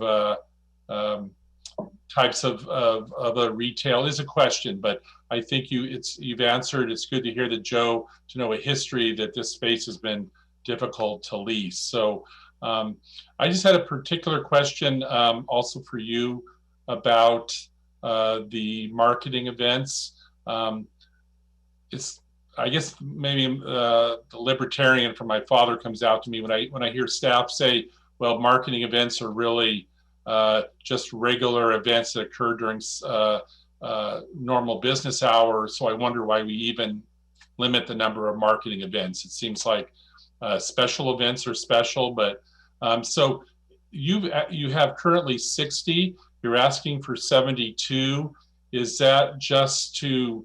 Could you talk to us a little bit more about why you want to increase? I know you've had a challenging year, but do you expect to use all those 72 marketing events? Yeah. So Eric, same sentiments. I remember going to your family's lumber yard, I think after school, and I feel like there might have been lollipops involved. Like I was pretty fond of it, I believe. So yes. It was a Coca-Cola machine at least. So. Yeah. Yeah, so I really feel like I remember the hot afternoons there looking at Stag's Leap on the way home from school. So thank you. And yes, my dad's actually listening in right now here with me, and he always spoke fondly of your family. So look, for us, all we're asking to do is to mirror what we have approved for 6 months of the year into the other 6 months of the year. That's the increase to the 72. And it has to do with the fact that Festival of Lights, we may want the option to do more marketing events. Marketing events, all they're meant to do is to drive our current available seats, with some sort of promotion, very much like when Bouchon does a special menu at Christmas time. It just helps drive reservations at times where maybe we wouldn't have them. So we look at marketing events like, maybe we want every Thursday an opportunity for locals to meet a winemaker. You can book a table through our talk system. You can come, a local winemaker will be here talking about their new wine. And we're gonna do that the first Thursday of every month. So we're looking to try and establish kind of foundational programs for Heron House as we build our business. And right now I only have 4 for certain months of the year and 6 for the other. So I just would love to have 6 and kind of simplify my life, especially because we have things like Festival of Lights that we want to participate in. I'm a big supporter of the town council, or excuse me, the chamber and Whitney and the town council. You guys are amazing. Thank you for all your hard work that you do. So I know it sounds like, I think marketing events just are getting hung up. They're just ways we talk to our customers and we're saying we're offering something different, and come and see us, especially for days like Sundays or Wednesdays. It's very much in line with maybe like what we're doing for locals night, you know, any sort of promotion like that. So they're not meant to be people filling up our tasting gallery and overrunning the place. So it's really, I was just looking at the use permit, and, you know, for me, I get to pay X amount of $1,000s to come talk to you guys and get a staff report. So I was like, let me go through this thing with a fine tooth comb and make sure I'm asking and aligning everything so that we don't have to come back 6 months from now and go through the same $2,000 application process and a staff report. And I appreciate that. I mean, I understand running a business that these fees and time are overwhelming at times. So, and so I appreciate your presentation and thank you. It's nice to meet you. Yeah, absolutely. So I don't see any other hands. We do have 2 public comments Eddie has alerted me to, so I'm going to invite those comments now before we close the public hearing. Thank you, Mayor. We did receive 2 comments via email. Here's the first one. Dear Council, we would like to comment on Allison's request to amend her use permit to expand her guest services into the upstairs at Piazza Quercia. Allison has been an exemplary businesswoman in the years that we have worked with her. Since opening her doors at her property, she has comported herself in a very professional and responsible manner. She has great relationships with her neighbors and is very well liked. We know she will continue to succeed in whatever endeavor she pursues. We view Allison as a friend and give her our full support. Thank you. And this is from Joe Rossi from Rossi Development. Now, the second one comes from Whitney Diver McEvoy. Mayor Dunbar and council members, on behalf of the Yountville Chamber of Commerce, I am writing in support of Heron House, Yountville's application to expand their tasting room to the 2nd floor at Piazza Quercia. First, I would like to express how grateful we are to have Allison owning and operating a business here in Yountville. Allison is a resident here in town and is passionate about Yountville and the future of this community. She is engaged in what is happening around town, an active member of the chamber, and a great champion of this community. I bring this up because I know there is sensitivity about more tasting rooms in Yountville. Where I believe this differs is Allison is already operating a tasting room in Yountville with exceptional retail operation, and she has proved her business is a valuable asset to our economic landscape. And just as we are coming out of a pandemic, Allison is willing to take a risk and invest more money, time, and resources into growing her business here in Yountville. You can tell she believes in the future of this town and the role her business plays in its overall success. It is wonderful we have business owners with Allison's commitment and character wanting to grow her business here in town. I ask the council support Allison in her passion and dedication to this community. The Yountville Town Council has a reputation of leading and supporting smart growth and innovation in Yountville. It is what sets us apart in Napa Valley. Hopefully, by showing our support tonight, other businesses will emerge with innovative ideas and want to invest in the future of Yountville, a critical endeavor as we continue to support and grow the economic vitality of Yountville as we move out of the pandemic. Thank you for your consideration and support. Thanks, Eddie. I'm going to go ahead. I don't see any other hands. I'm going to go ahead and close the public hearing and have final deliberation. Hopefully you can't see how much I'm sweating in here in this. It's now a sauna in the council chambers, but that's what happens when the sun comes through those windows. Anyway, Councilor Dornbecker. Yes, I'd like to make a motion, please. And I'd like to preface it by telling Allison that at Christmas time, I was one of the elves who answered letters to the kids. And I really appreciated that. That was such a nice touch that you did. And I think that what you're asking for is all fine with me. So I'm going to make the resolution. I would like to propose that we approve resolution number 21-4061, approving a use permit amendment to expand guest services into Suite B of Piazza Quercia, a 720 square foot space located on the second floor of the complex, to expand guest service to the inner courtyard of Piazza Quercia, and to modify hours of operation for Heron House tasting room and retail space located at 6485 Washington Street, Suite G, APN 036-361-001. Thank you, Councilor Dornbecker. There is a motion. Is there a second?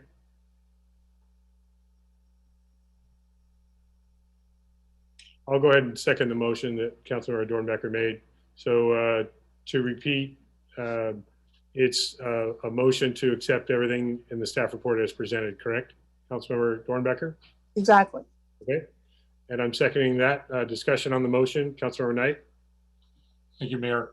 So I would ask the motion, Councilmember Dornbecker, if we could have a conversation about the courtyard and outdoor seating. When Councilmember Moeller asked the questions about the courtyard and outdoor seating, there was questions of staff about what parameters there would be for employees or not. And what concerns me is that with an economic, and I do also appreciate Ms. Stelzner's concerns about how long it takes to move a process and make changes. But it seems like to me that the staff is at an early point of understanding what these checklists for outdoor uses should be. We have an economic recovery program that allows the uses to occur through June of next year. My first question would be, if we approve this tonight, where are we at it as other applicants ask for this, and how do we review and update this checklist if on this first run we find that there's definitely missing components or concerns about whether we've addressed all the issues? It just seems premature for me to approve the outdoor use without at least some conversation with staff in the next couple of months. Thank you. And before I go to Councilor Dornbecker, I'm going to offer up something I want to hear from Gary, our attorney, on if there is an amendment to the motion that's on the floor that states something like we would defer permanent status of the patio seating to the expiration of the economic recovery program. Is that something that's doable in your opinion? Something like, if there are no negative impacts associated with the extension of the seating per the economic recovery program, the applicant could ministerially be approved for the permanency of that in the permit, something like that, to avoid the expense and the time to reapply for that one condition. What are your thoughts, Gary? Yes, that is permissible, and that would be ministerial by staff, is I think what you're proposing, and that is something that can be put in there as a condition or an approval subject to a condition, which is, I think, what's being proposed. And Mayor, another alternative is you could also waive the application process if you wanted to do a different approach to it. Those are both approaches to try to approach this issue. So I wanted to offer Councilor Dornbecker, since she made the motion, if she would modify the motion, then we'll consider that. Well, I'd like to ask a question, and the question is, if this seating is not in the public right of way, you know, and is going to be enclosed per ABC regulations, I'm not understanding what the objections are. But if you wish, I'd be happy to include the amendment that was just expressed. Although somebody else is going to have to make the words for it, because I haven't captured how to express that. That's why we have Gary. But we'll have additional consideration of the proposed modifications to that. And Mayor, if you don't mind, just telling you, I just got a correction from Daniel Gordon regarding the motion. The address should be 6484 Washington Street, not 6485 Washington Street. Oh. It's a typo in the staff report, so that is So noted. Okay, thank you, Daniel. Thank you for that clarification. I would call it not substantial, but Councilmember Knight and then Councilmember Moeller.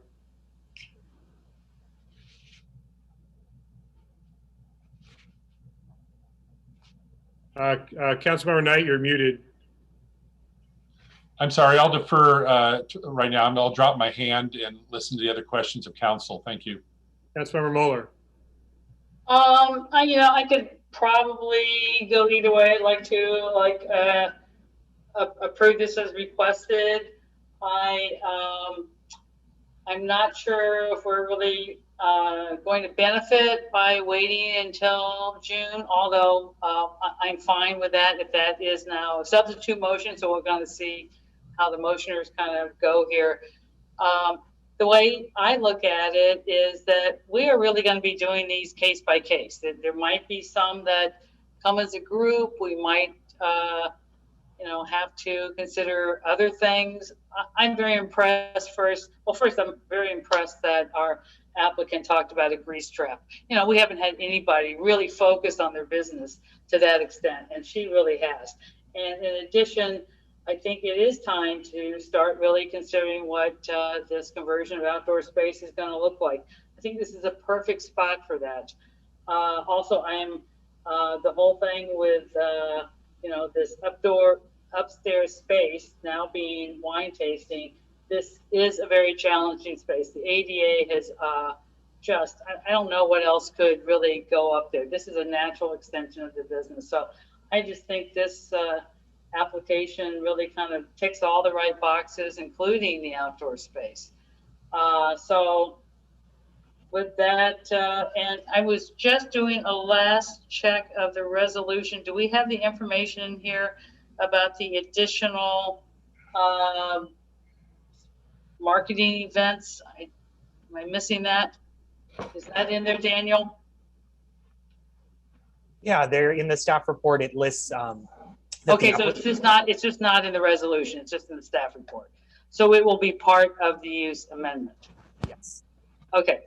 All right. So that was my only thing. Otherwise, I think I especially also the tables outside. We're talking about 20 seats. Is that correct, Daniel? Because the staff report says 22. I think it's not going to increase. When I added stuff up, I got 18. I just want to make sure we're all on the same page there. I would defer to Gary on this. I think since in the staff report it does say 22, we might need to note that in the motion. I'm not entirely sure. The applicant stated 20. The staff report had 18.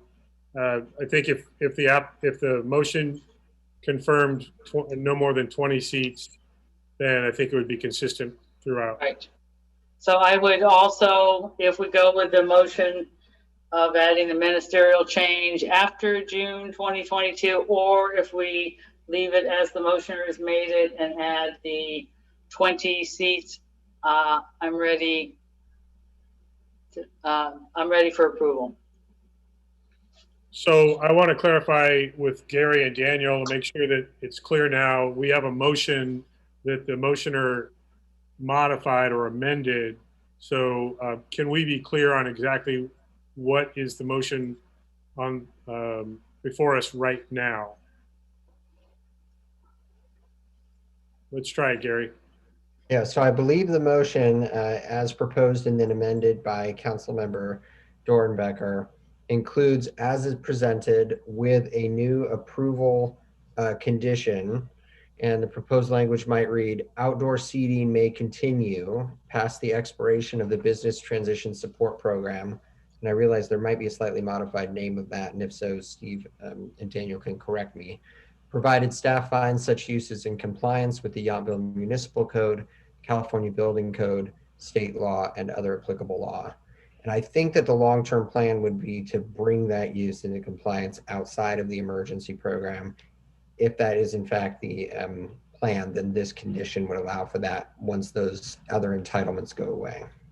And if there's a different intent, I'm happy to have another stab at the language. It would just be Economic Recovery Program is the current title. Councilmember Dornbecker, I want to confirm that that's your understanding of your motion.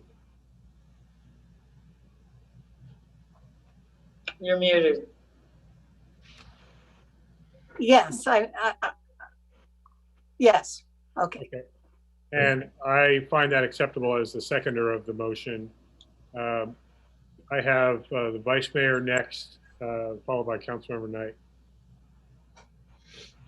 Thank you. I'd like to begin with another procedural question. If the motion as it is on the floor right now is approved, does that approve the checklist as being precedential for further considerations of program space conversion post-COVID?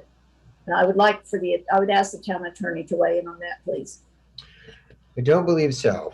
If I recall, the checklist is in place for wine tasting rooms, if I'm recalling correctly, and Daniel correctly, if that's incorrect. So this is a different checklist, Gary. That was created using the same procedure from the municipal code, and that was the outdoor space at tasting rooms. This is for the conversion of COVID-approved space to be program space.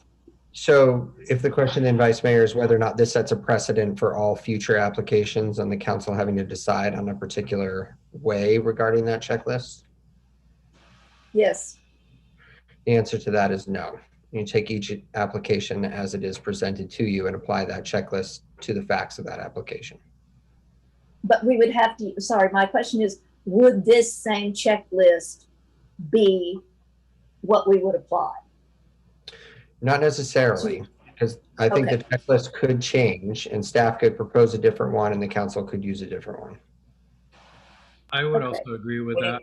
Would it be fair to say, Vice Mayor and Gary, that this is different and distinctly different from findings that are more universal and would apply in multiple applications? Is that accurate? Correct. Right, and I agree with you, Mayor, the difference in findings and considerations. I would point out, however, that this checklist, program space conversion, says shall be granted only if the town council makes the following findings. And finding number 3 is permitting employee service to guests in the outdoor use area would not require any additional staffing. I know we have had a discussion about that, about whether the employee will be upstairs or downstairs or out in the patio, but I just point out that the checklist included does call these findings, and that's fine. I just was trying to get clear on its precedential value, which I understand to be none. So that said, I am not prepared at all to allow outdoor seating right now, because when we did this economic recovery program, we were very specific to say, we are doing this for 1 year because we want to give our businesses and ourselves time to assess what this will mean. If we tonight say, okay, we have a checklist we've never seen before this meeting, we are going to do this and allow 20 seats outside in the courtyard, I worry, A, we are not doing what we said we were going to do, what we told our residents we were going to do, and B, we are setting a precedent. If I were any business owner in this town, I would be racing in here with an application to do this. I am not prepared to go back on my previous vote to do that. I do think the application has a lot of other merits. And I told Ms. Stelzer at our original meeting, I said, I'm going to trust you because this is not a vote that I easily make. My trust has been earned, so I am about to make a substitute motion, Mayor, if it is the time now, with frankly what I can live with in the way of forwarding this expansion. If I could just pause you on the substitute, Councilmember Knight, are you commenting on the existing motion, or do you want to wait until you hear a substitute motion? No, thank you, Mayor. It really is a question that maybe helps clarify on the original motion and the amendment to it. So for clarification, are we stating in this use permit that the applicant can continue to use the outdoor space as defined by the Economic Recovery Program until June 2022? But we're saying they have the ability, that we're giving them approval beyond that. But if we make any changes to checklists or requirements before June 2022, would they be required to comply with those changes? There's no reference to any checklist in the motion that's on the floor. But we're asking them, I guess the clarification, are they they have approval through 6/22 for the outdoor use?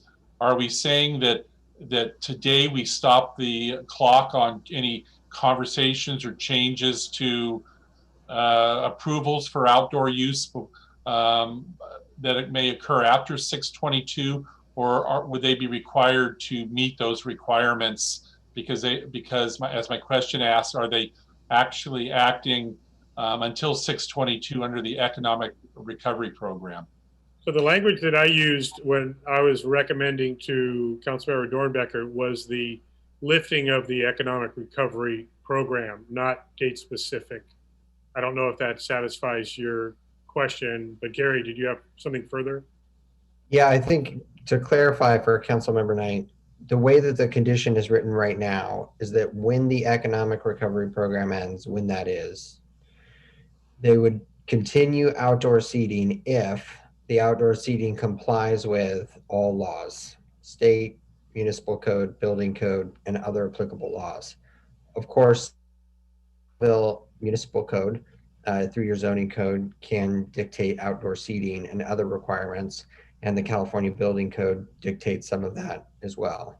So to the extent something changed, and this council has the power to do that between now and when the Economic Recovery Program ended, they would need to comply with that change, and staff would need to make a determination that they've complied with that change before the outdoor seating could continue once the Economic Recovery Program ends.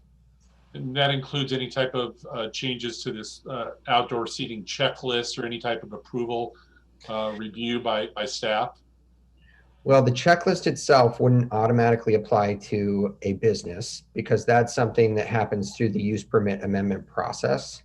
And so once this use permit is approved, if it is approved, they will have that. And the checklist process doesn't apply to an active business until they reapply for an amendment to their use permit.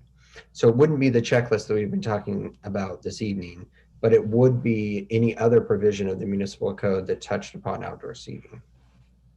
So that, and I appreciate that. I'm sorry for the continued clarification. So between now and June 22 or whatever the Economic Recovery Program continues to, any changes in the municipal code about outdoor seating, uses or requirements, this applicant would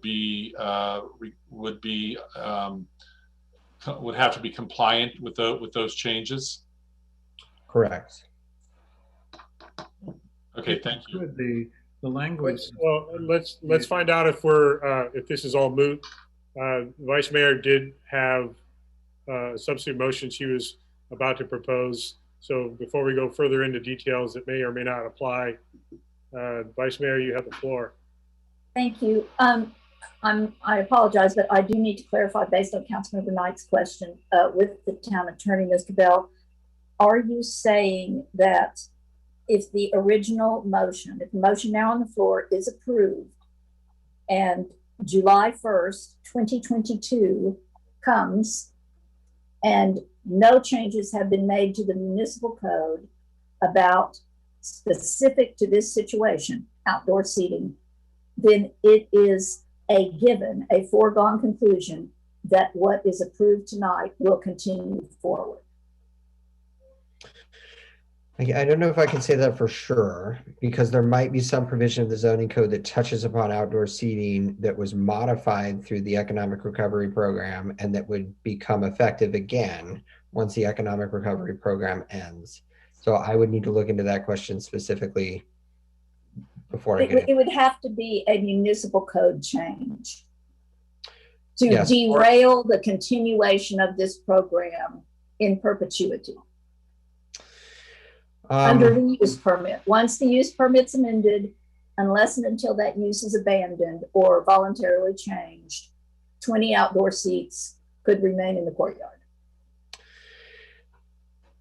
I think that's correct. There are lots of provisions in the municipal code that potentially affect outdoor seating, and everything was modified that could prevent it through the economic recovery program, and all of those requirements will become effective again once the program goes away. Thank you. All right, I am ready now, Mayor, to make my substitute motion. I would move that we approve what is presented with the following amendment, the following changes. No courtyard seating, 64 total marketing events per year, not limited by month. Food at marketing events will be pairings as defined by our Yountville Municipal Code. A definition of marketing event will be added to the use permit by the applicant working with staff to minimize impacts, and will be modeled after the JCB with a maximum person and hours. And that I think then the things that I would keep exactly the same are the increased hours, the glass and bottle, and the pairings in regular operations per our municipal code. I'm just waiting so that Gary, Steve, Daniel can all absorb all that and see if there is an understanding of what the motion is. I'm going to look for maybe a head nod from Gary and Daniel. Feel confident that you capture all that, Gary? I'm at the fourth condition. I have definition of marketing event to be added by staff. If you could go to that one and the final one after that again. Okay. The definition of marketing event to be added, similar to JCB, which was a head count and some hours. And there would be 64 total all year long, choose as a proprietor wishes.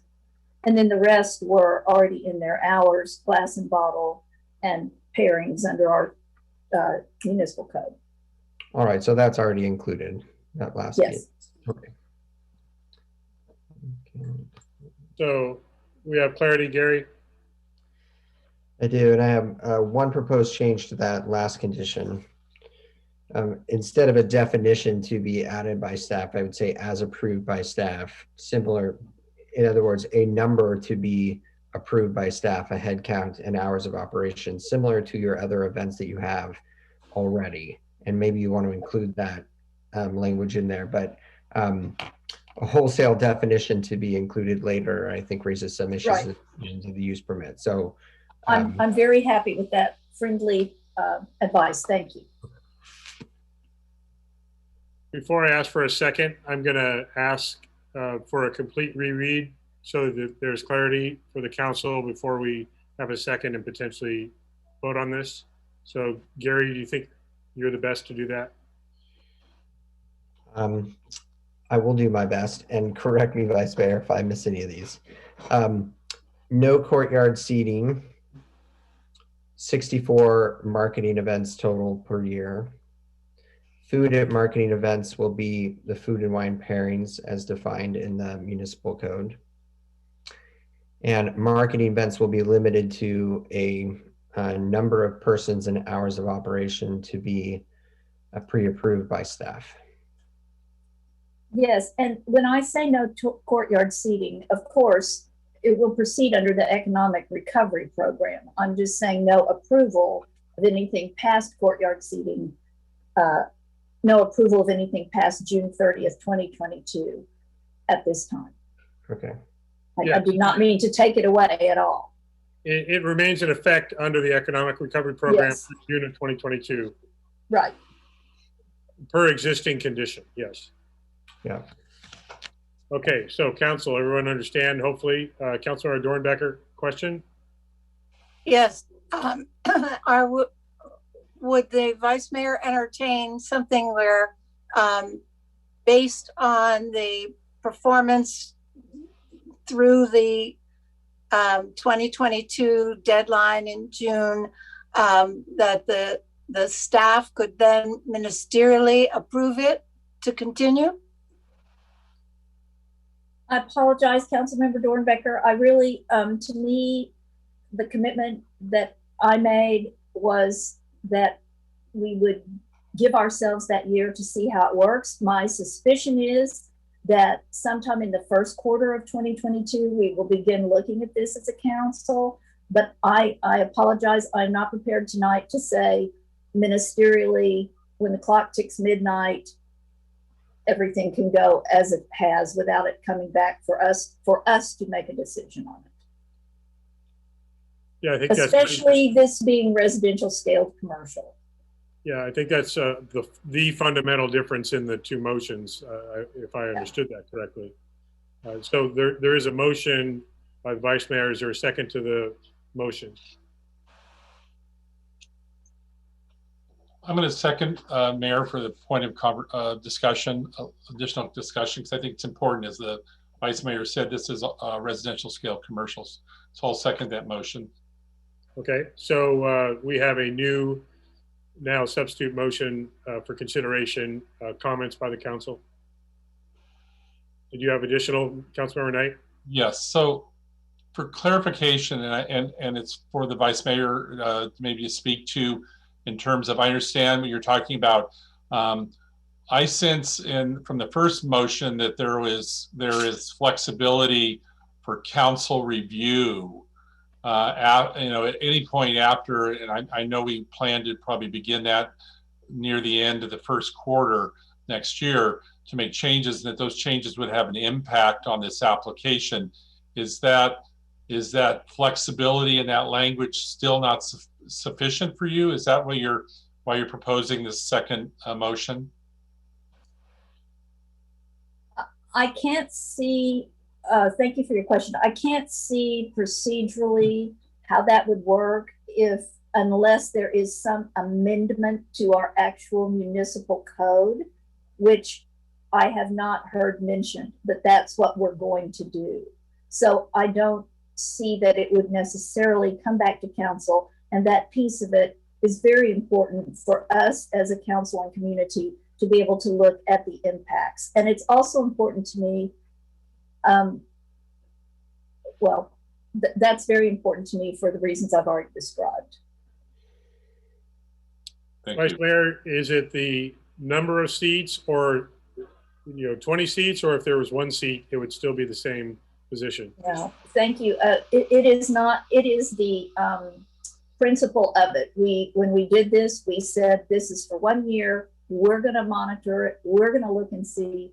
And now we are possibly on the verge of setting up something that says, without it ever coming back to us, it's all going to just happen. And that's the genesis of my substitute motion.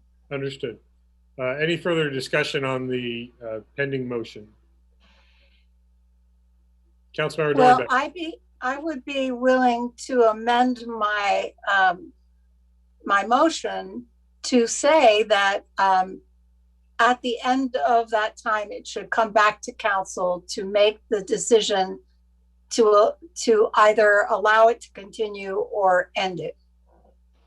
We must act on the current motion as presented by the vice mayor. If it fails, we can come back to the original motion. But Okay. this is the one that's pending before us. Councilmember Mueller, any comment before I take a vote? You were muted, but I believe your head nod was a no. No additional comment, Mayor. Thank you. Okay, so we have clarity on the motion by Vice Mayor, seconded by Councilmember Knight. We will go ahead and take a vote on this substitute motion. Eddie, if you could take that voice vote, please. Sure. Vice Mayor Dorman, Yes. Councilmember Knight, Yes. Councilmember Durham Baker, No. Councilmember Mueller, You're muted. No, sorry. Mayor Dunbar. Yes. So it does pass 3-2. Basically, everything except for the outdoor seating is amended per the request of the applicant to the, I'll call it the base use permit with some of the, I will call them minor adjustments made by the vice mayor. Bottom line, I think the main issue was continuing and pre-approving the outdoor seating. That continues under the economic recovery program. You're certainly welcome to come back anytime in the next year to request reconsideration of seating based on any new conditions that may have arisen. But for now, that seating is allowed through the length of the economic recovery program. So that takes care of that item. It's only 6:45. Allison, thank you very much for enduring that with all of us. And I'm not sure you can even hear me now because my wonderful team here has put 2 fans in this room so that I stop melting a little bit, but hopefully you can still hear. I'm going to request that we take a 5-minute break before we actually still have a budget to get through and arena allocation system to discuss. So please keep it to no more than 5 minutes. Eddie, if you have a graphic that we can put up, we will be back at 6:51, no later than, please. We'll adjourn for 5 minutes.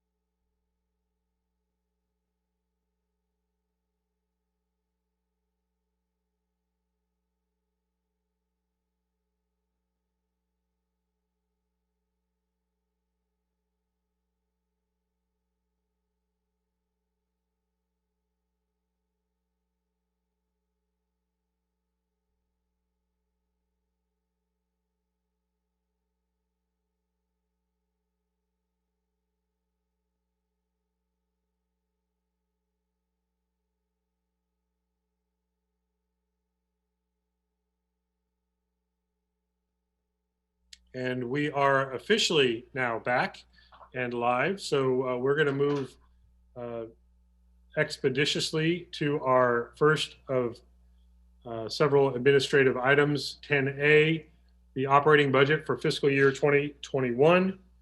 And that includes considering adoption of resolution number 21-4062, adopting the 2021-2022 operating budget, appropriations GAN limit for fiscal year 2021 and 22, salary ranges and existing fiscal policies, including the general finance policy, town investment policy, use of long-term debt policy, OPEB trust investment policy, fund balance policy, utility enterprise rate policy, use of drought water reserve policy.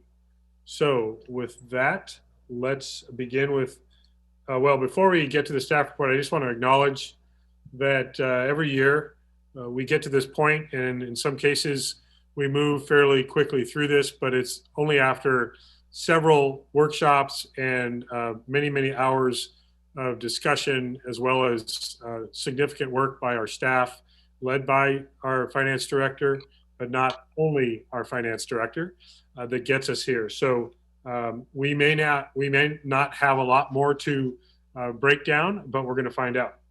So Celia, if you, or Steve, I don't know if you're starting, and then we're going to move to. I do, Mayor. As you may all recall, the Mayor, we have, as you've noted, been working on this for quite some time, but I will like to briefly go over the town manager's budget message, and then Celia will point out a few other elements. Honorable Mayor and Council members, to say what a year it has been does not quite seem to do justice considering all that we've endured over the past year during the COVID-19 pandemic. As a result of shelter-at-home orders and the subsequent shutdowns, which heavily impacted Yountville's core hospitality industry, the town faced a significant and immediate loss in TOT and sales tax revenue of over $5 million over the past 2 fiscal years. Fortunately, over time, the town had the budget discipline to build up significant reserve funds in several areas. The availability of use of reserve funds, coupled with reduction of internal transfers and other organizational cost-cutting adjustments, have allowed us to continue our operations, albeit in COVID-adjusted manners, without significant service delivery impact. Like all businesses, our town organization had to pivot and change many of our practices, closing town hall to all but business by appointment, but creating a virtual town hall where many transactions could occur online or by phone. Using our investment in cloud technology to support remote work capabilities, implementing the economic recovery program permit process to support local businesses, and our employee teams pivoting our service delivery models to support increased utilization of our parks and public spaces, and providing online Zoom classes, resident check-ins, and the list continues. I'm incredibly proud that our Town of Yountville employee team was recognized by the Yountville Chamber of Commerce as Partner of the Year for how our team responded to support our residents and business community during this challenging time. Job well done. If anyone ever wondered what Yountville would look like without visitors and employees, it became quite clear in the early days of the pandemic shutdown when Washington Street was eerily empty. Many residents commented that the town felt like a ghost town. As the past 2 budget years have clearly shown, the town of Yountville has a unique general fund revenue stream compared to typical California communities. The town does not have a diversified revenue stream and is heavily dependent on tourism revenue. In a typical year, 65 to 70% of our general fund budget is derived from tourism-related activities, including transient occupancy tax, TOT, and restaurant and tasting room sales tax collections paid principally by visitors to our town. As we begin fiscal year 21-22, there is a renewed sense of optimism, especially here on June 15th as we celebrate our reopening of the economy, that we now see a collective path forward towards a fuller recovery with the end of many restrictions that have impacted everyday life for the past 15 months. We are seeing optimism with the reopening of our hotels and restaurants as they see business demand returning to near pandemic levels. We are cautiously optimistic that our TOT and sales tax will return to near 2019-20 levels. Optimism aside, we are only projecting TOT revenues of $5,250,000, which reflects 70% of the $7.5 million the town generated in 2018-19. And I point out, we hope that we have underestimated that amount. The town has experienced a slight increase in property tax revenue in the past few years. In fact, our property tax revenue has grown to over $2.02 million. As we prepare this year's budget, locally generated property tax revenue will be sufficient to pay for the $1.8 million plus cost in our contracted public safety expenses for law enforcement, fire and emergency medical services, which are the most basic of local government services. As you know, because I often comment on this, this has not always been the case in prior years. Notable components of this year's budget include, first of all, we have a proposed $17 million all funds budget, which is balanced. And I repeat, balanced. It is funded by projected revenues and does not require use of any reserve funds. While the wastewater fund is in improved financial shape because of the 5-year rate study adopted in 2018, the water operating fund continues to navigate the negative effects of higher than anticipated costs of water purchased from the state/veterans home. General fund revenue remains volatile as TOT and sales tax projections of the 5.25 million and 1,000,2.5 are conservative estimates based on a level of projected economic recovery. If the recovery is prolonged or doesn't materialize, as we discussed last year, those revenue estimates would be reduced. I will share right now that we have an increased level of optimism based on the current several months TOT projections. General fund expenditures of 8.77 million remain within the available revenue stream were generated of 2.17 million. That's important to stress, which is that the expenditures are well within the revenue that we're generating. No use of revenue stabilization reserve or emergency reserve fund is anticipated or included in the proposed budget. The budget includes the second half of our $558,285 in American Rescue Act funding, which will nominally, and I stress that, nominally help to offset the $5 million in TOT and sales tax revenue loss. The proposed budget is largely reflects a status quo situation and maintains the existing levels of service. No change in our employee count of 31 full-time employees. Public safety costs increased by 2.35% for law enforcement costs to 1.19 million, and fire is projected to cost 820,000. Employee bargaining units and management employees have all agreed not to take a cost of living adjustment, salary increase, or bonus this fiscal year.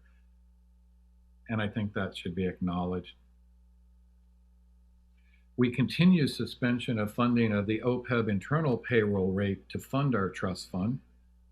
The OPEB trust fund is in a very healthy fund balance of 5.68 million as of April 30th. If there is unassigned fund balance at the end of the fiscal year, this could be a target for potential allocation. We continue suspension of funding similarly to the PERS UAL trust fund. That trust fund balance is at 2.83 million. And again, that could be a potential target if we generate unassigned fund balance. We include no additional internal transfers to Fund 81 and 82 for fleet and facilities reserve funds.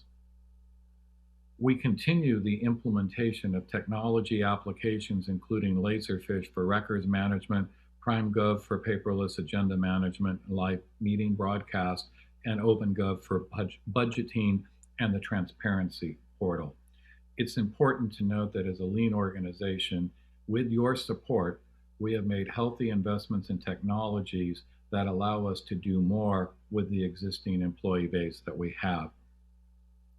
We continue to use Measure T and SB1 funds to maintain our streets, which we are incredibly proud have a PCI rating of 78, which is the highest of all in Napa County. Our focus project this year will be on Washington Street, south of Yount, to the southerly town limits. All of your approved reserve fund balance targets are met or exceeded. We continue with the 5-year utility rate structure. This will be the last year, and staff will issue an RFP for a new rate study, which will occur early in the next fiscal year. We will continue to need to monitor the fiscal health of the water fund because of significant increases in the cost of water purchase from the state. And we will begin repayment of the loan to the Drought Reserve Fund to pay for the Washington Park Emergency Waterline Replacement Project. On a positive note, we are encouraged by the conversation, and we will be monitoring any possible federal infrastructure grant programs to determine if the town has applicable projects. Pandemic and other natural events aside, Yountville truly remains a unique and vibrant community which offers our residents and visitors a truly exceptional wine country lifestyle with small town charm. Our dedicated town staff team works hard to implement the goals established by the mayor and town council. This budget continues to reflect and incorporate the town council strategic plan framework and its 6 critical success factors, which include exceptional town services and staff, engaged residents, responsible fiscal policy, quality of life, premier destination, and visionary leadership. This budget represents my quote, lucky 13th budget and 14th year of having the honor to serve Yountville as its town manager. I really want to thank the entire Town of Yountville employee organization for all of their contributions in this most unusual year. They have continued to offer new service delivery ideas, cost-saving ideas, embraced work from home and modified working conditions, continue to support use of new technology and processes, even when it's not always comfortable for them. And they recognize that we are always evaluating how we deliver our services and understand that change is a constant.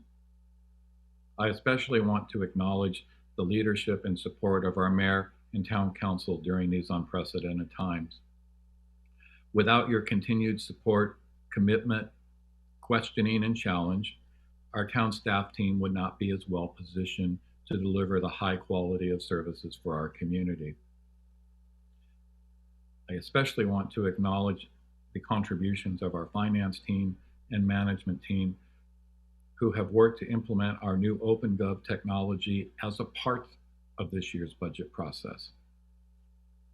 I also want to recognize and acknowledge that this is the town clerk, Michelle Dommy's last budget, as she is retiring at the end of the year after 15 plus years of service to the town of Yountville. Now I'm going to make a small adjustment here because, as everybody knows, we have agenda deadlines, and when this budget and this transmittal letter was submitted, Michelle was the only employee at that point retiring. We now want to acknowledge the contributions of our Public Works Director, Joe Tagliabashi, who will be retiring at the end of July, and Sandra Smith at the end of October. So again, this just reflects my own language when I said Change is a constant. Because budget development is truly a team effort, I want to acknowledge and thank the town staff who are involved in the drafting and preparation of this budget. And please indulge me a little because a lot of times these folks don't get the acknowledgement and recognition. Julie Baldia, our Human Resources Manager, Kyle Batista, our Financial Analyst, John Ferns, our Deputy Public Works Director, Daniel Gordon, Planning Manager, Eddie Gomez, Management Fellow, Larry Hancock, Municipal Operations Manager, Samantha Holland, Parks and Recreation Director, Celia King, Finance Director, Sandra Liston, Planning and Building Director, Jacob Solis, our Engineering Technician, Joe Tagliavashi, our Public Works Director, and Erica Teagarden, our Finance Public Works Management Analyst. And with us, on behalf of your town management team, we are really, really grateful and appreciative to present this budget to you for your consideration. Thank you, Steve. Beautifully stated and summarized. Very much appreciated. And of course, all of us acknowledge all the efforts that you put in to allow our team to do their great work. And thank you for that. 14 years is a long time for management, you know, and you've shown a commitment and dedication to our community that is pretty unprecedented. So thanks to you as well. It does take a group to continue to achieve the kind of success and quality of life that we have done, and we're going to keep doing. So Celia, are you ready? I am, yes. Hopefully it's not too redundant. Steve, town manager, has already outlined most of the major highlights, so I'll be brief. Fiscal year 21-22 can be viewed as a recovery year, and the town manager has really guided town staff well in crafting a proposed budget that is focused on core services with an expectation of reduced revenues. We are seeing the fiscal effects of the COVID pandemic begin to diminish, but the stability of the economy is still a bit unpredictable. Again, revenues have been forecasted quite conservatively, and it is certainly encouraging that recent trends are pointing towards strong TOT revenues in the coming months. I'll reiterate just a few numbers. The general fund budget is balanced with the $10.17 million in expected revenues, covering the $8.77 million in planned expenditures. There is no deficit, but rather we anticipate ending fiscal year 21-22 with a bit of unassigned fund balance in the general fund. And this is without the use of the emergency reserve or revenue stabilization reserve funds in that fiscal year. As the town manager mentioned, the total expenditure budget for the entire budget, including all funds, is $17 million. Again, thank you not only to the town council for supporting the use of OpenGov, but also the town staff that helped the finance department really build this online budget book from the ground up. We typically start budget end of December, beginning of January. This started months before that. We were beginning last August to implement this new software that I think we're all very proud of. We really hope that it will provide an educational and enjoyable online budget experience for the community and the council. As this is our first year producing an online budget book, we invite everyone to provide feedback about their experience viewing the budget in an online format. So please let us know if there are specific things that you like about it, or maybe areas where you see room for improvement that would make the online budget book easier for the public to use.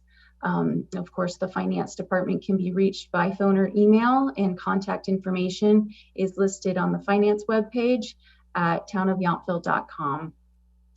And just to wrap up by saying, because it truly cannot be said enough, how fortunate Yountville is that the current and past town councils have always practiced prudent budgeting and fiscal management, and continue to do so with this proposed budget for fiscal year 21-22. And that's all I have. Thank you.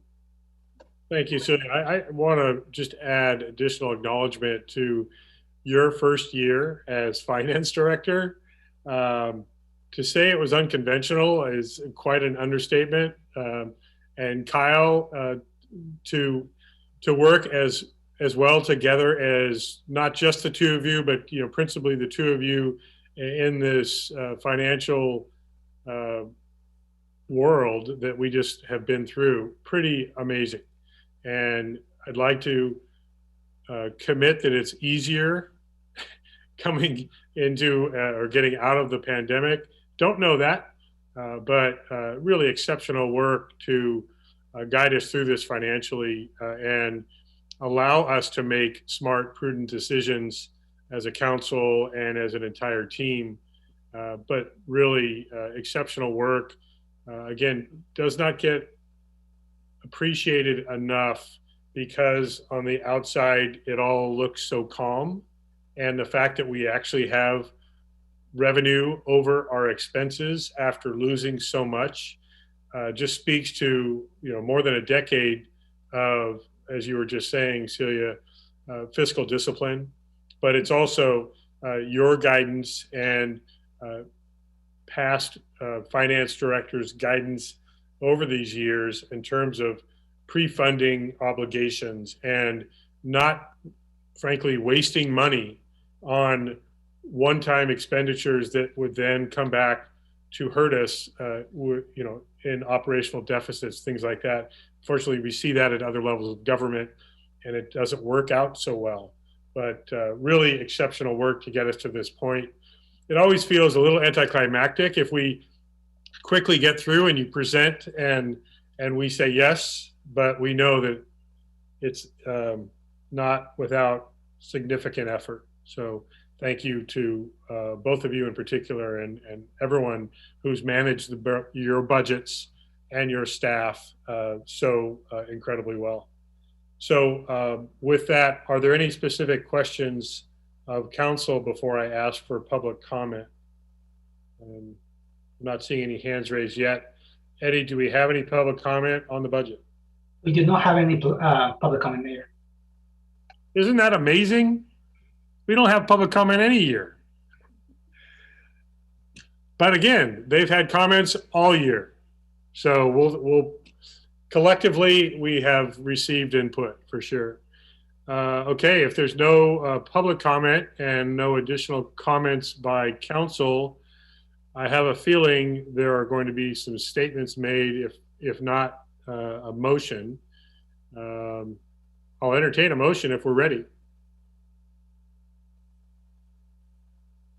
I'm happy to make a motion. My iPad just went out, but let's see. Hold on one second. I'd like to make a motion that we approve. It's coming. It's resolution number 21-4062, adopting and approving the 2021-2022 operating budget, appropriations scan limit for fiscal year 21-22, salary ranges, and reaffirming and revising existing fiscal policies, the general finance policy, town investment policy, use of long-term debt policy, OPEB trust investment policy, fund balance policy, utility enterprise rate policy, and use of drought reserve policy.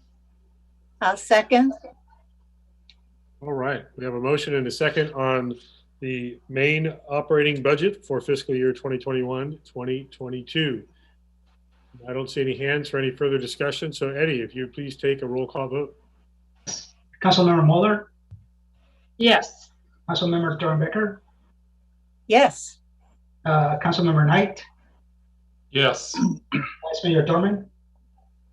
Before I vote, I would like to say thank you, team, so much. And I'm going to, without showing any favoritism in college athletics, say that you rival the Mighty Ducks because, as the mayor said, you appear to be floating along, and underneath, you're doing this all the time, and we so appreciate it. So, yes. Mayor Dunbar. Yes, and I proudly, on behalf of our council and our entire team, absolutely yes. So that passes unanimously. Thank you all very much. Thank you. Thank you, staff. Celia, Kyle, thank you. Thank you so much. And thank you, Steve. Great job. Now let's Thank talk you. about how we're going to spend some of that money. We are going to consider adoption of Resolution 21-4063, approving the town's 5-year capital improvement program for fiscal years 2021 and 22 to 2025-26, and finding it consistent with the general plan. Thank you, Mayor Dunbar, members of the council. Tonight we have for your consideration the adoption of our 5-year CIP from FY 21-22 through 25-26. In the past 5 years, it's been approximately $13.3 million spent on our CIP programs. The current year being around just about a little above $3.8 million, $3.86 million. I think it's important to note that we started our process the week after Thanksgiving, Public Works team. So I'd like to thank all of the Public Works team who helped put this together, and of course our partners in the finance team as well. It's an incredible amount of work, and I'm happy to say that we managed to get it done on time. And this is the last of 5 workshops that we've done on our CIP program. So very proud of it this year. This year, the budget has approximately $2.4 million in proposed funding. We have been through these items many times, and the town manager mentioned earlier this evening that we are not spending any money out of the reserve funds in an abundance of caution. And when the resources allow, we will come back to you all with those budgets back intact and offer some suggestions for how to spend money out of the reserve fund. So I don't have anything more to add to this. I'm happy to answer questions if you have them. And I believe, just as with the operating budget, we have asked all our questions and you have given us more than sufficient answers. Any public comment on this item, Eddie? We do not have one. Thank you. So again, I want to acknowledge, Joe, your leadership and management of the department. All of you, John and everyone else that's either on the call or on the meeting or not. Again, significant issues have come up this year. And oh, by the way, all of you have continued providing service and support out in the field during a pandemic.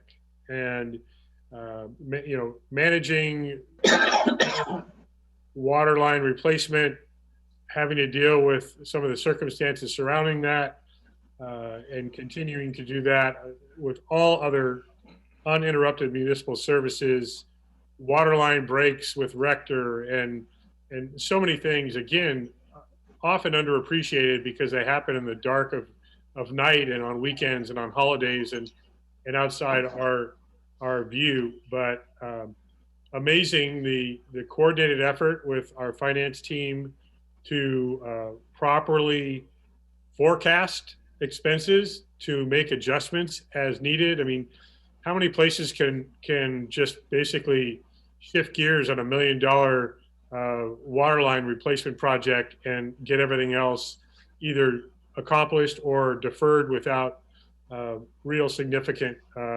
damage to the plan? And really amazing to keep all of those things literally operating. So thanks to all of you. With that, I'd entertain a motion to adopt the capital improvement program as presented. I would like to make that motion, please, Mr. Mayor. And I'll second it. Well, let's, Councilmember Dornbecker, if you'd read the resolution, please.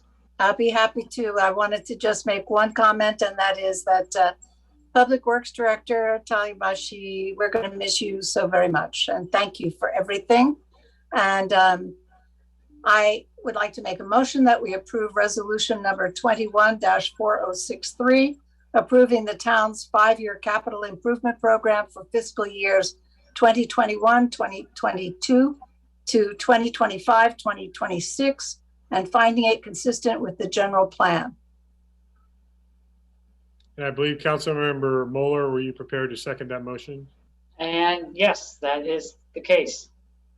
And I just want to say, Joe, I think you've missed a fantastic opportunity. You could have put all kinds of junk in this program and left it to John and everyone else to fix, but no, you didn't do that because that's the kind of respect and honor you have as not only our public works director, but as a person.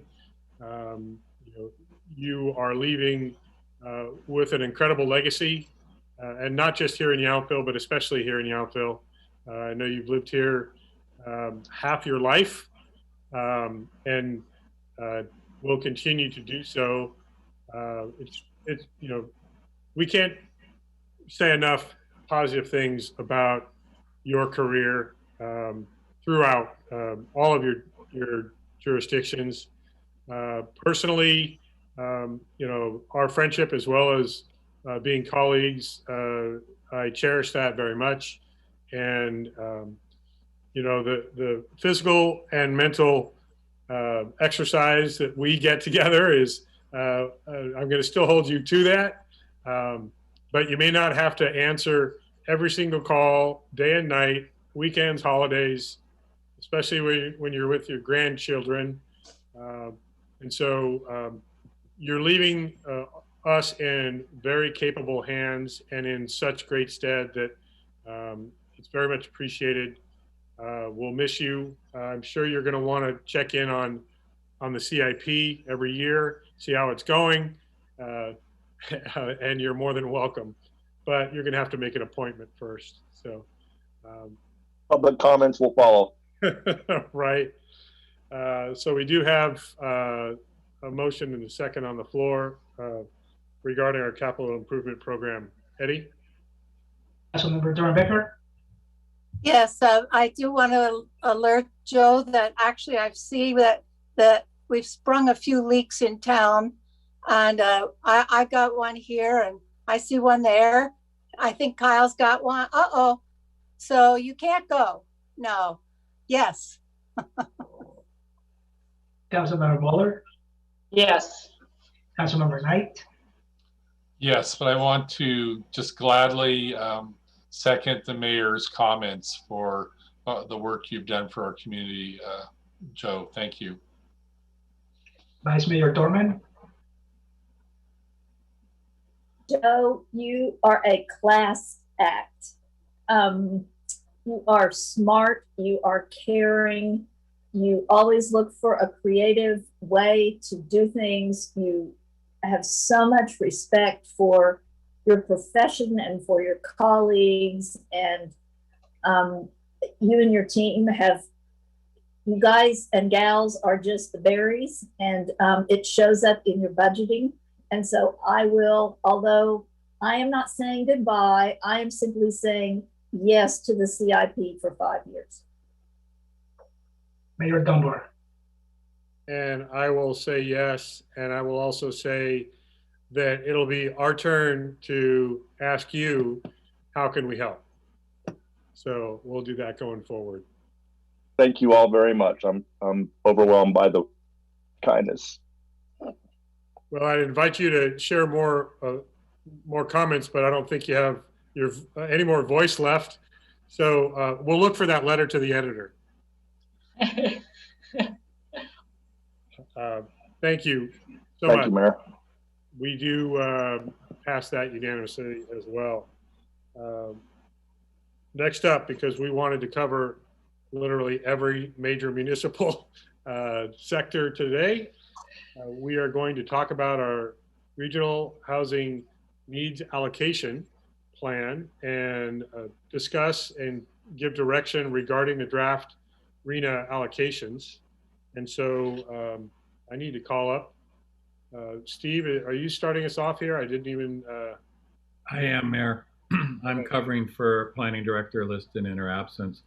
I'm going to try to be brief on this because this is really a question to the council about, from a policy standpoint, about whether we believe that there's a basis for appealing, and I am jumping ahead, I apologize to the audience, our RENA allocation, Regional Housing Needs Assessment. for the next 8-year cycle, which begins 2023. So first, I want to point out that the RHNA allocation shows that the 3 largest cities, San Francisco, Oakland, and San Jose, account for almost 40% of all RHNA units. The other 25 largest jurisdictions account for a grand total of 72% of all RHNA units. The draft allocations for the jurisdictions in Napa County represent 1% of the total 441,176 units that has been applied for the 9 Bay Area counties. It's also interesting to note this is the same percentage that was applied and distributed in the prior 2015-2023 cycle. The following allocations for Napa County include Town of Yountville 72, Calistoga 119, St. Helena 254, American Canyon 446, County of Napa 1,014, City of Napa 1,939. And now I want to really point out that the structure for the RHNA allocations is the basis. So there is an opportunity for an agency to appeal, but there are fairly strict and narrow provisions for which an appeal can be filed. Only if ABAG failed to adequately consider information submitted in the local jurisdiction survey. 2, ABAG did not determine the jurisdiction's allocation in accordance with its adopted methodology and in a manner that further and does not undermine RHNA objectives. 3, a significant and unforeseen change in circumstances that has occurred in the local jurisdiction that merits the revision of information submitted as part of the local jurisdiction survey. By law, appeals cannot be based on a local ordinance, policy, voter-approved measure, or standard limiting residential development,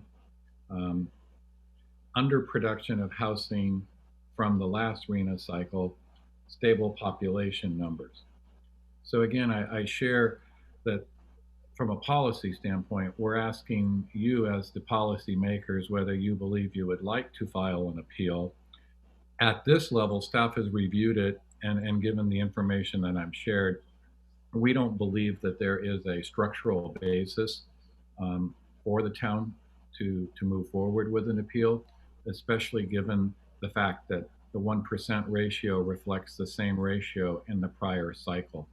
So with that, I'm happy to take any questions the council may have. I'm looking for hands with questions. I will start just very quickly. I want to acknowledge also that there's been quite a bit of work done with the zoning and design ordinance ad hoc committee, Vice Mayor and myself representing the council, as well as Kimberly Cook and Steve Miller and our planning department and our consultant. And I guess I'm having the lights go out on me as I say this, but it's a lot cooler in here, at least. We know that. Thanks, Jason. You know, we've done a lot of work on housing opportunities in the few areas that we have in town. And you all know that I've been working for many years with the Veterans Home and Calvet and other state agencies to bring additional housing, especially below market rate housing, to the Veterans Home. Again, the Vice Mayor and I and Town Manager specifically have been working to bring development to the school site that may include a small amount of housing as it's repurposed. And then Town Manager has been working quite a bit in coordination with the Catholic Church property that is already zoned for mixed housing. And so we have opportunities. We don't have a lot of space, but we do have enough space with any or especially all of these possibilities. to not only reach but exceed our numbers for the next 8 years. Most communities cannot say that. And that's, if we are successful, especially with CalVet and the Vets Home, we can more than satisfy our needs for this housing allocation without negatively impacting any of our community's neighborhoods.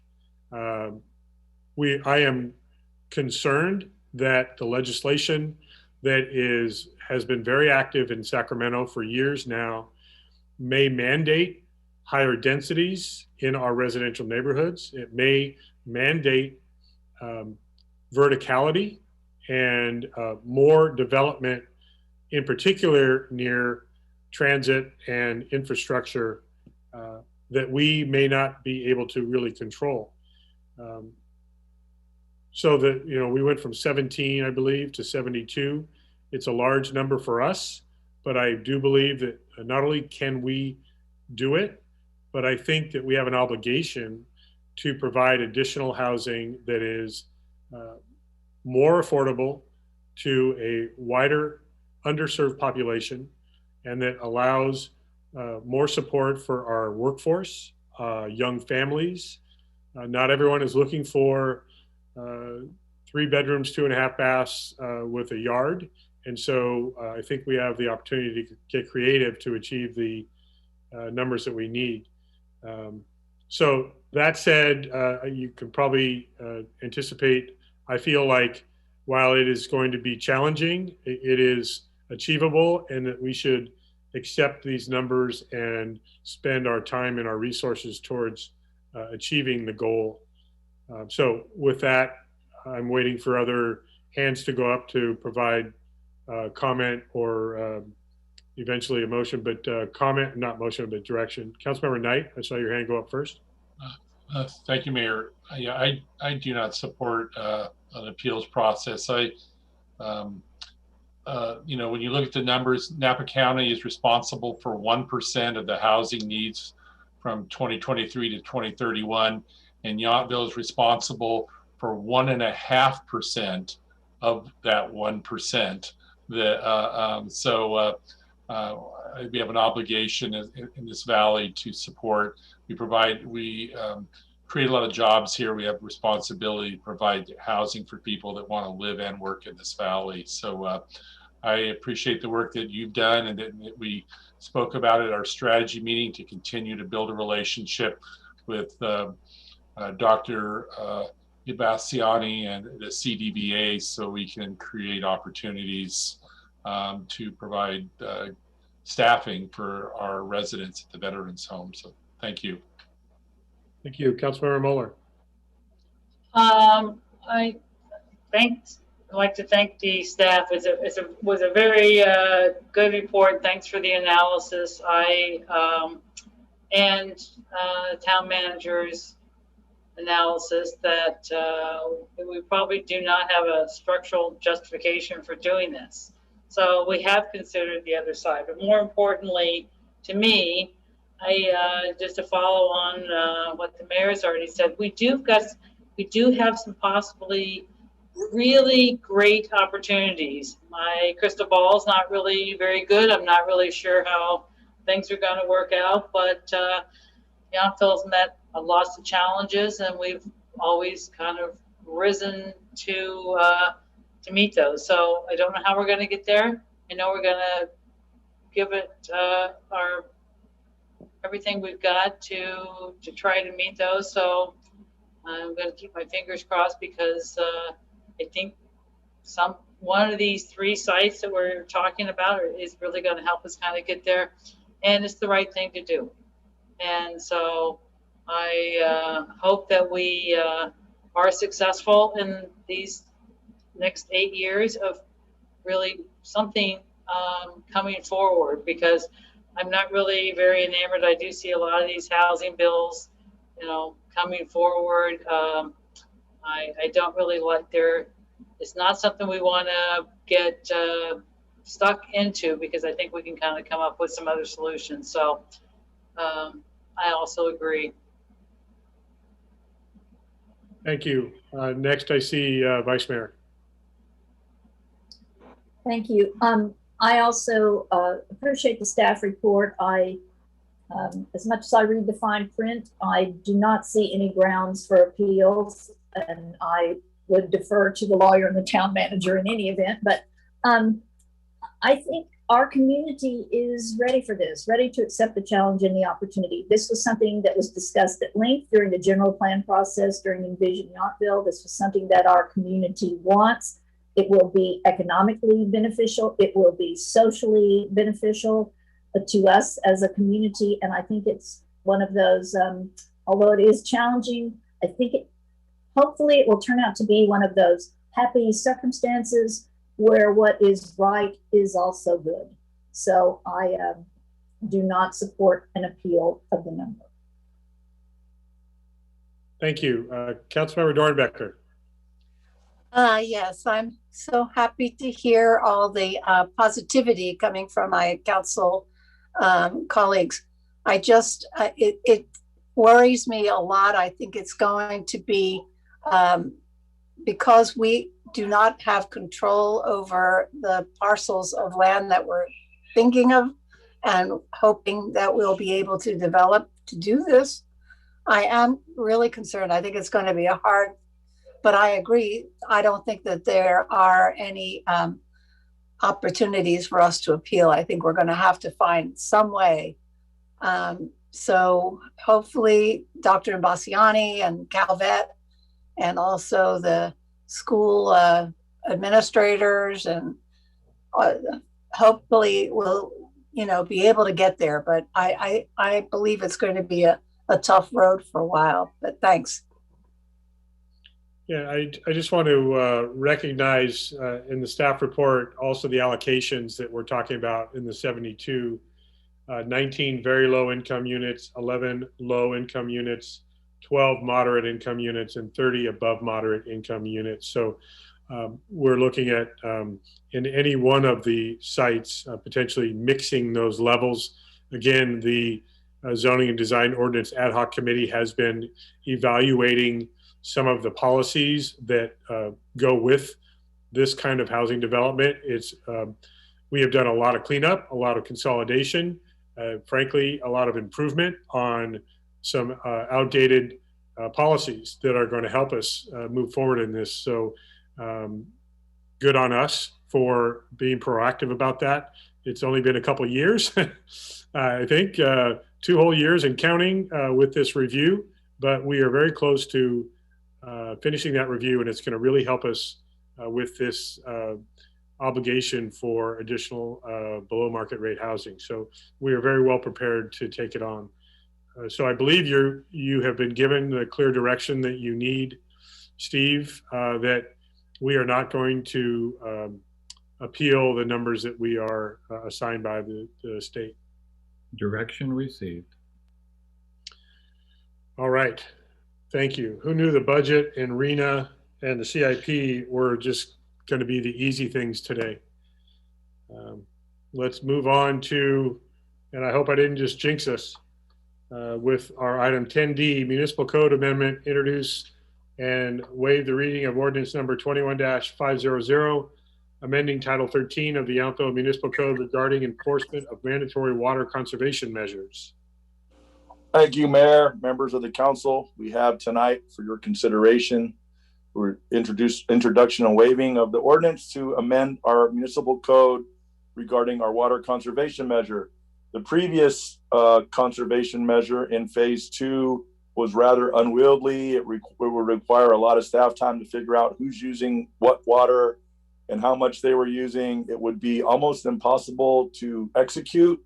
And if we were able to execute it, it would probably cause a lot more frustration than we would get the benefit of, which is what we're trying to do, is help people, incentivize people not to use more water or use water on days when they're not allowed to, per the recently adopted council resolution on water conservation. So this ordinance cleans that up a little bit.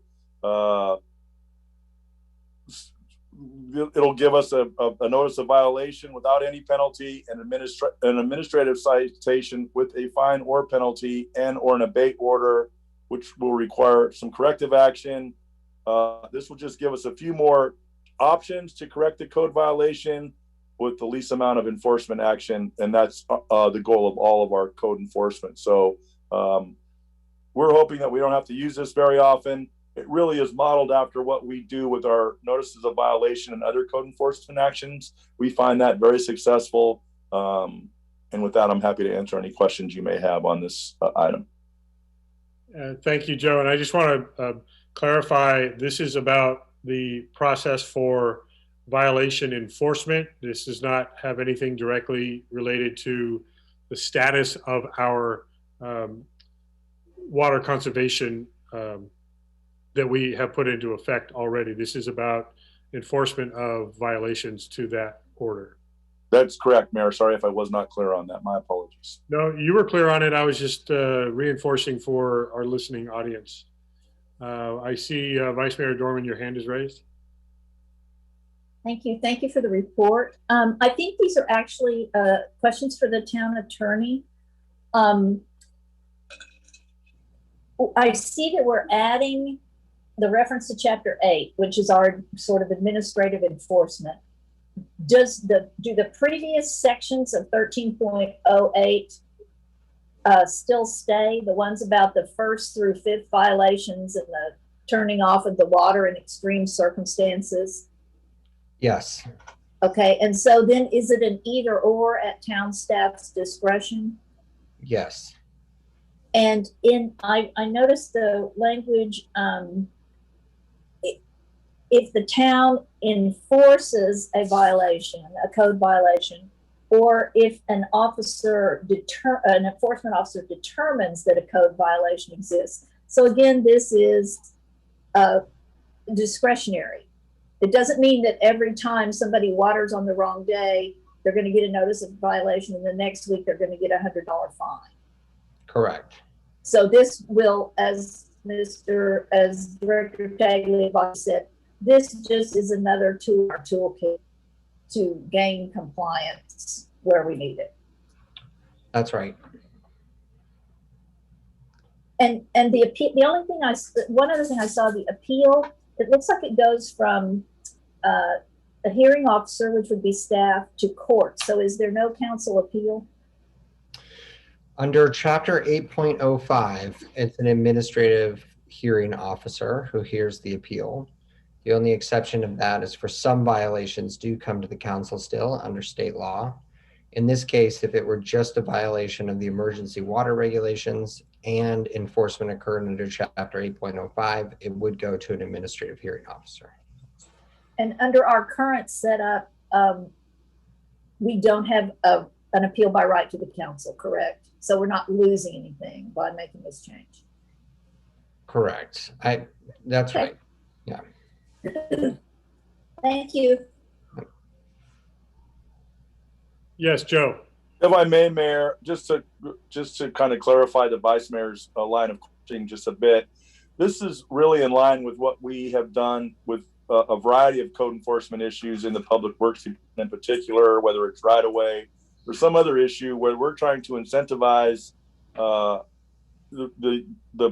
violation to correct the behavior, not necessarily enforce a monetary penalty. We always are a little more conservative on that end of our enforcement because it's our last resort. So that's why we're asked our attorney Gary Bell to craft something that we could use to help incentivize people without having that monetary penalty as our only remedy. So that's why we have this crafted. Perfect. Thank you. Yes, ma'am. Councilmember Moeller. I am just willing to make a motion to introduce and waive the reading when you're ready. Ready. Ready. Okay. I would like to make a motion that we introduce and waive the reading of ordinance number 21-500, an ordinance of the Town Council of the Town of Yountville amending Title 13 of the Yountville Municipal Code regarding enforcement of mandatory water conservation measures. And I would like to thank staff and our town attorney. I think this is very nice and clear. Sometimes it takes a major drought to clean up an important ordinance, but I'm glad we did it. So I'll second. Thank you. A motion, Councilmember Mueller, second. Councilmember Dornbecker. Eddie, a vote, please. Oh, I'm sorry. Did we have any public comment on this item, Eddie? We didn't have any public comment. So let's go ahead and vote. Okay, Councilmember Mueller, yes. Councilmember Dornbecker, Yes. Councilmember Knight, Yes. Vice Mayor Dorman, Yes. Mayor Dunbar. Yes. That passes unanimously. Thank you.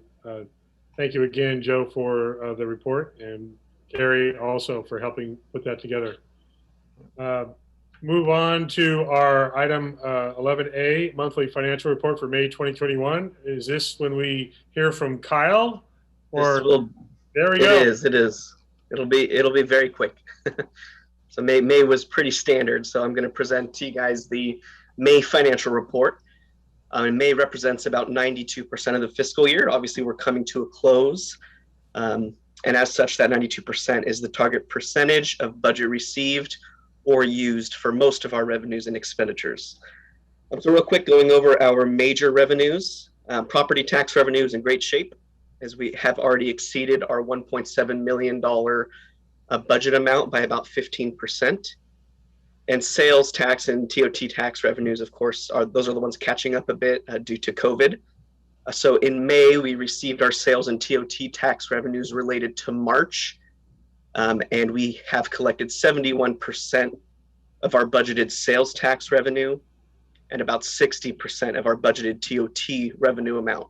But again, we've only collected revenues applicable through March. So we actually have 3 months worth of revenues to collect. So we may still get close to our budget amounts if we see healthier collections over the last 3 months of the fiscal year. And then moving on to general fund expenditures, all of our town general fund expenditures are on track. There's nothing really major to note. Overall, we have used 72% of our total general fund budget for the year. And that is all the way through May. So looks like we'll be spending a good amount less than our budgeted amount this year. And then the last point is as of the end of May, revenues for both our water and wastewater operating funds have hit and exceeded their year-to-date target amounts. So any questions about the May financial report? Thank you. I want to acknowledge again, under really difficult and pretty never before seen circumstances, being able to forecast and hit targets and even come close to targets is very impressive. So thank you for that. I don't see any hands going up from the council. So with that, we will receive that report and look forward to continued positive outcomes in the coming months. Thanks, Kyle. Okay, we are going to move on to... Mayor, just briefly, I do have a few staff informational reports to share very briefly as they relate to the reopening plans and some efforts there. So first, just to share with you, while we're still waiting for the final Cal OSHA language, we're looking at a target of July 6th, Tuesday, July 6th, to reopen Town Hall to the public. And based on the current information, we're evaluating a return to council chambers, and it would appear that the August 3rd meeting is the earliest realistic date that could be implemented. And then I will be, based on some council feedback, we will be bringing an item forward next council meeting for your consideration of whether continuing and making the 3 o'clock start time the approved start time is something the council wants to consider. So we'll be bringing that as a policy recommendation for you to discuss at that point in time. So just sharing those few things if anybody has questions.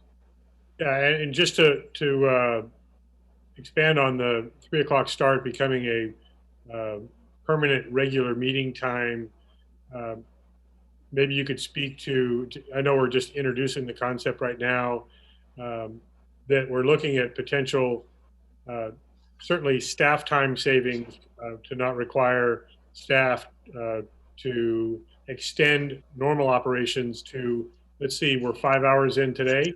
That would be 11 p.m. if it was at 6 o'clock. And also the combination of remote working and other pressures that we are all experiencing with home life having changed, et cetera. I think it makes complete sense to be reviewing that. We get about this same number of people at 3 o'clock as we would at 6 o'clock, I suspect. Some people are going to like the idea because they finally get to view or attend. Others are going to say now they can't. So we're never going to get 100% satisfaction. But I know we've always heard that 6 o'clock is difficult, especially with families that have homework and family dinner time, things like that. So the city of Napa, I believe, is at 3:30 in the afternoons.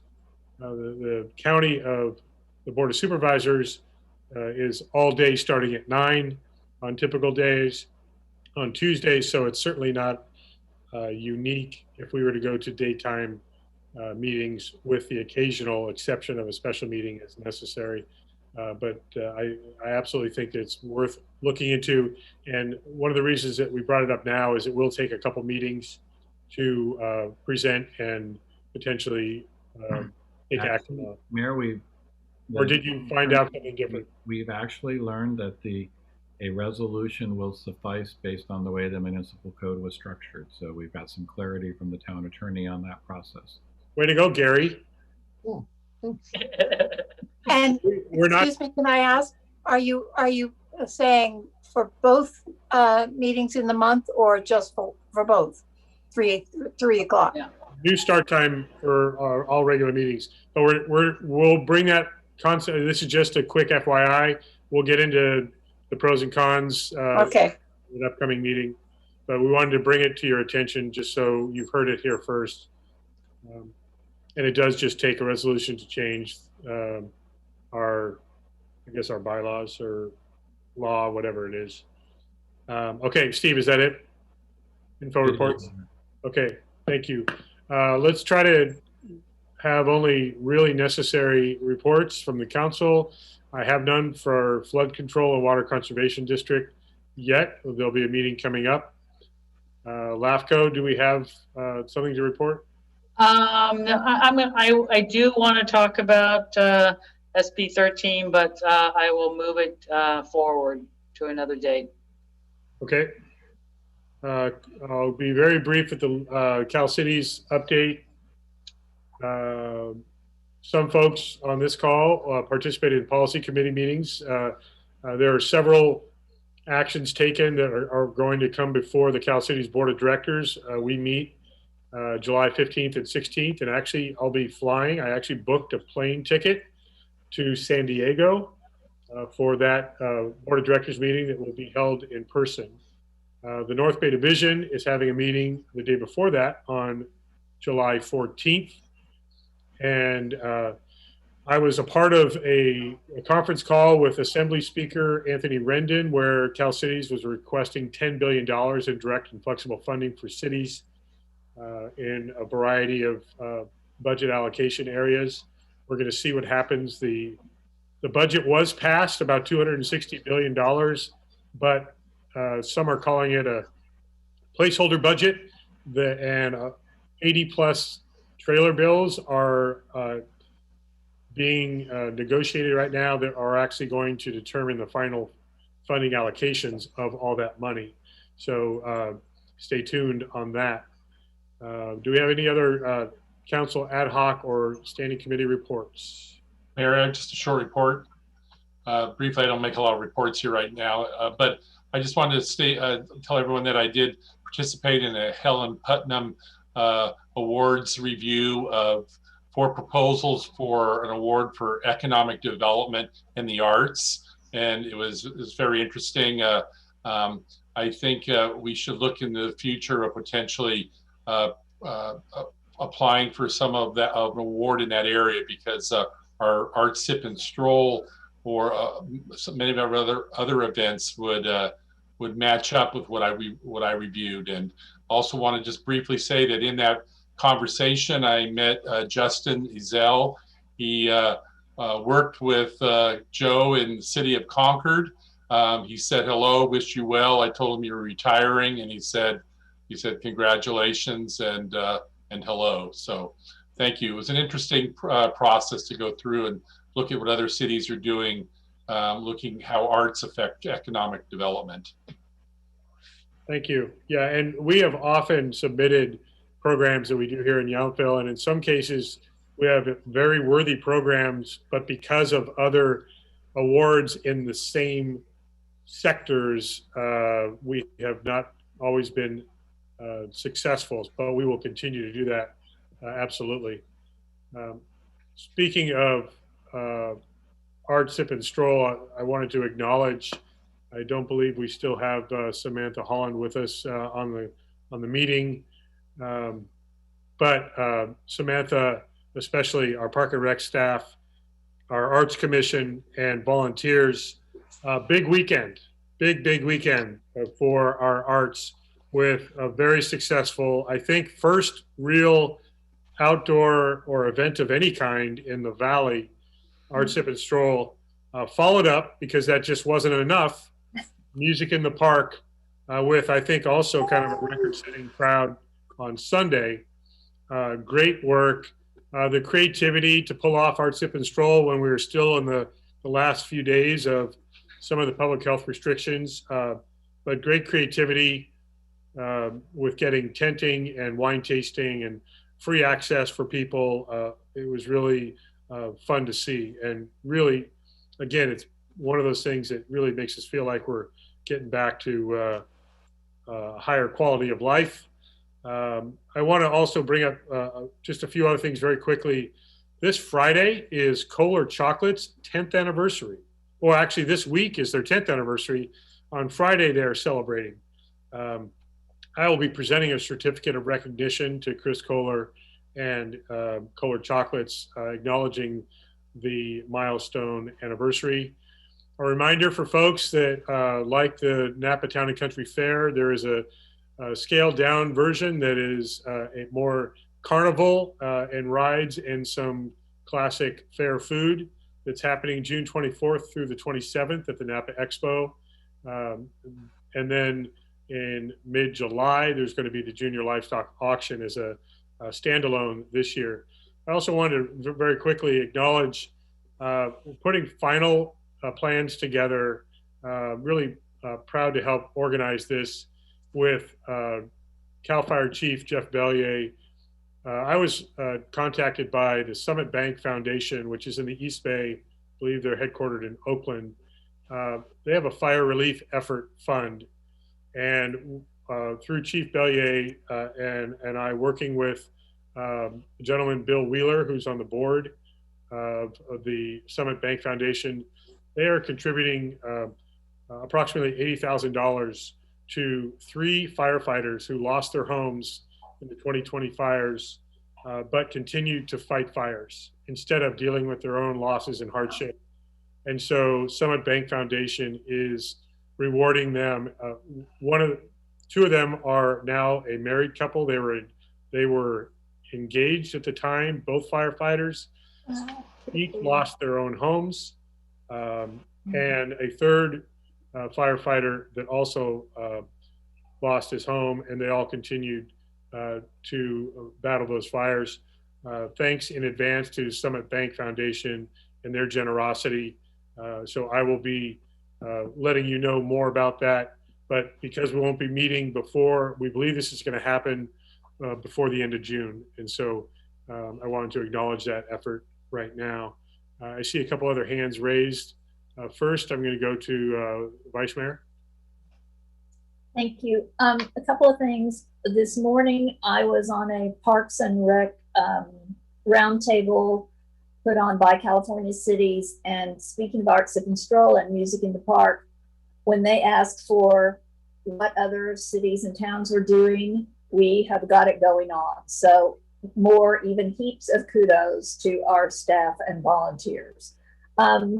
We are going to have, this is not town sponsored, but it is a community-wide pop-up happy hour on Friday, June 25th. Mayor, don't listen. I know it's conflicting with the expo you just mentioned, but it will be in Veterans Memorial Park. It's however you're comfortable. You can bring your own food and drink, or you can bring something to share. Whatever COVID rules are in effect, we will comply with, but it's just a community get together. We've had them before. Hope everybody will come, bring your friends and neighbors. And our guest of honor will be our retiring Sergeant John Hallman. He wants an opportunity to see everyone one last time and probably make a few remarks. And I'm hoping that we will also get to know the new sheriff in town. So you all come to that, please. Thank you. Thank you. Councilmember Dornbecker. Thank you. I wanted to give a shout out to the Arts Commission as well as Samantha. They worked very, very hard for our Sip and Stroll, and it was outstanding. There were so many artists, and it was really great. And also to our Poet Laureate, Marianne Lyons, who held a poetry reading in Veterans Park during the same time. And people had written poetry about the different sculptures in town. So I just wanted to give a shout out. Thank you so much to them. We have very creative people in town. Yes, and we have seen some new sculptures join the Art Walk, which is also very exciting. Part of why we have it as a temporary rotational program. So it's great. Excuse me, one last thing, and that is that Rhonda Silva Share sold 2 of the sculptures right off the street, and they had to be replaced. So she's a dynamo. Right, and I do also want to acknowledge the efforts from the Yountville Chamber of Commerce, who have been very supportive of all the art activities that we have. Guy Buffet, one of our favorite. We share Guy, who's an amazing artist, part-time living in France, but comes out quite regularly. And we had a reception highlighting his gallery in the community hall, but he's going to be around for a few months, and we have several activities that are happening. So check the Town of Yountville website as well as the Chamber website for some of those activities with really a fun, whimsical artist also. So I believe we just broke the 5-hour mark. Normally in most cities, that's 4 hours of budget and then 1 hour for everything else, but we do things our own way here. So with that, now I'm not sure, Steve, if we are adjourning to a 6 o'clock or a 3 o'clock time on July 20th. Have we determined that? You will be adjoining to a 6 p.m. because you will have second reading of an ordinance which can only be approved at a regular council meeting, which currently is still 6 p.m. So I'll entertain a motion to adjourn to our next regular meeting, Tuesday, July 20th at 6 o'clock. So moved. I believe move Mueller, second Dorman. We all are in favor. Yes. Thank you, everyone. A lot of hard work today, but we got a lot accomplished. Thank you and good night. Good night. Good night. Bye. Good night.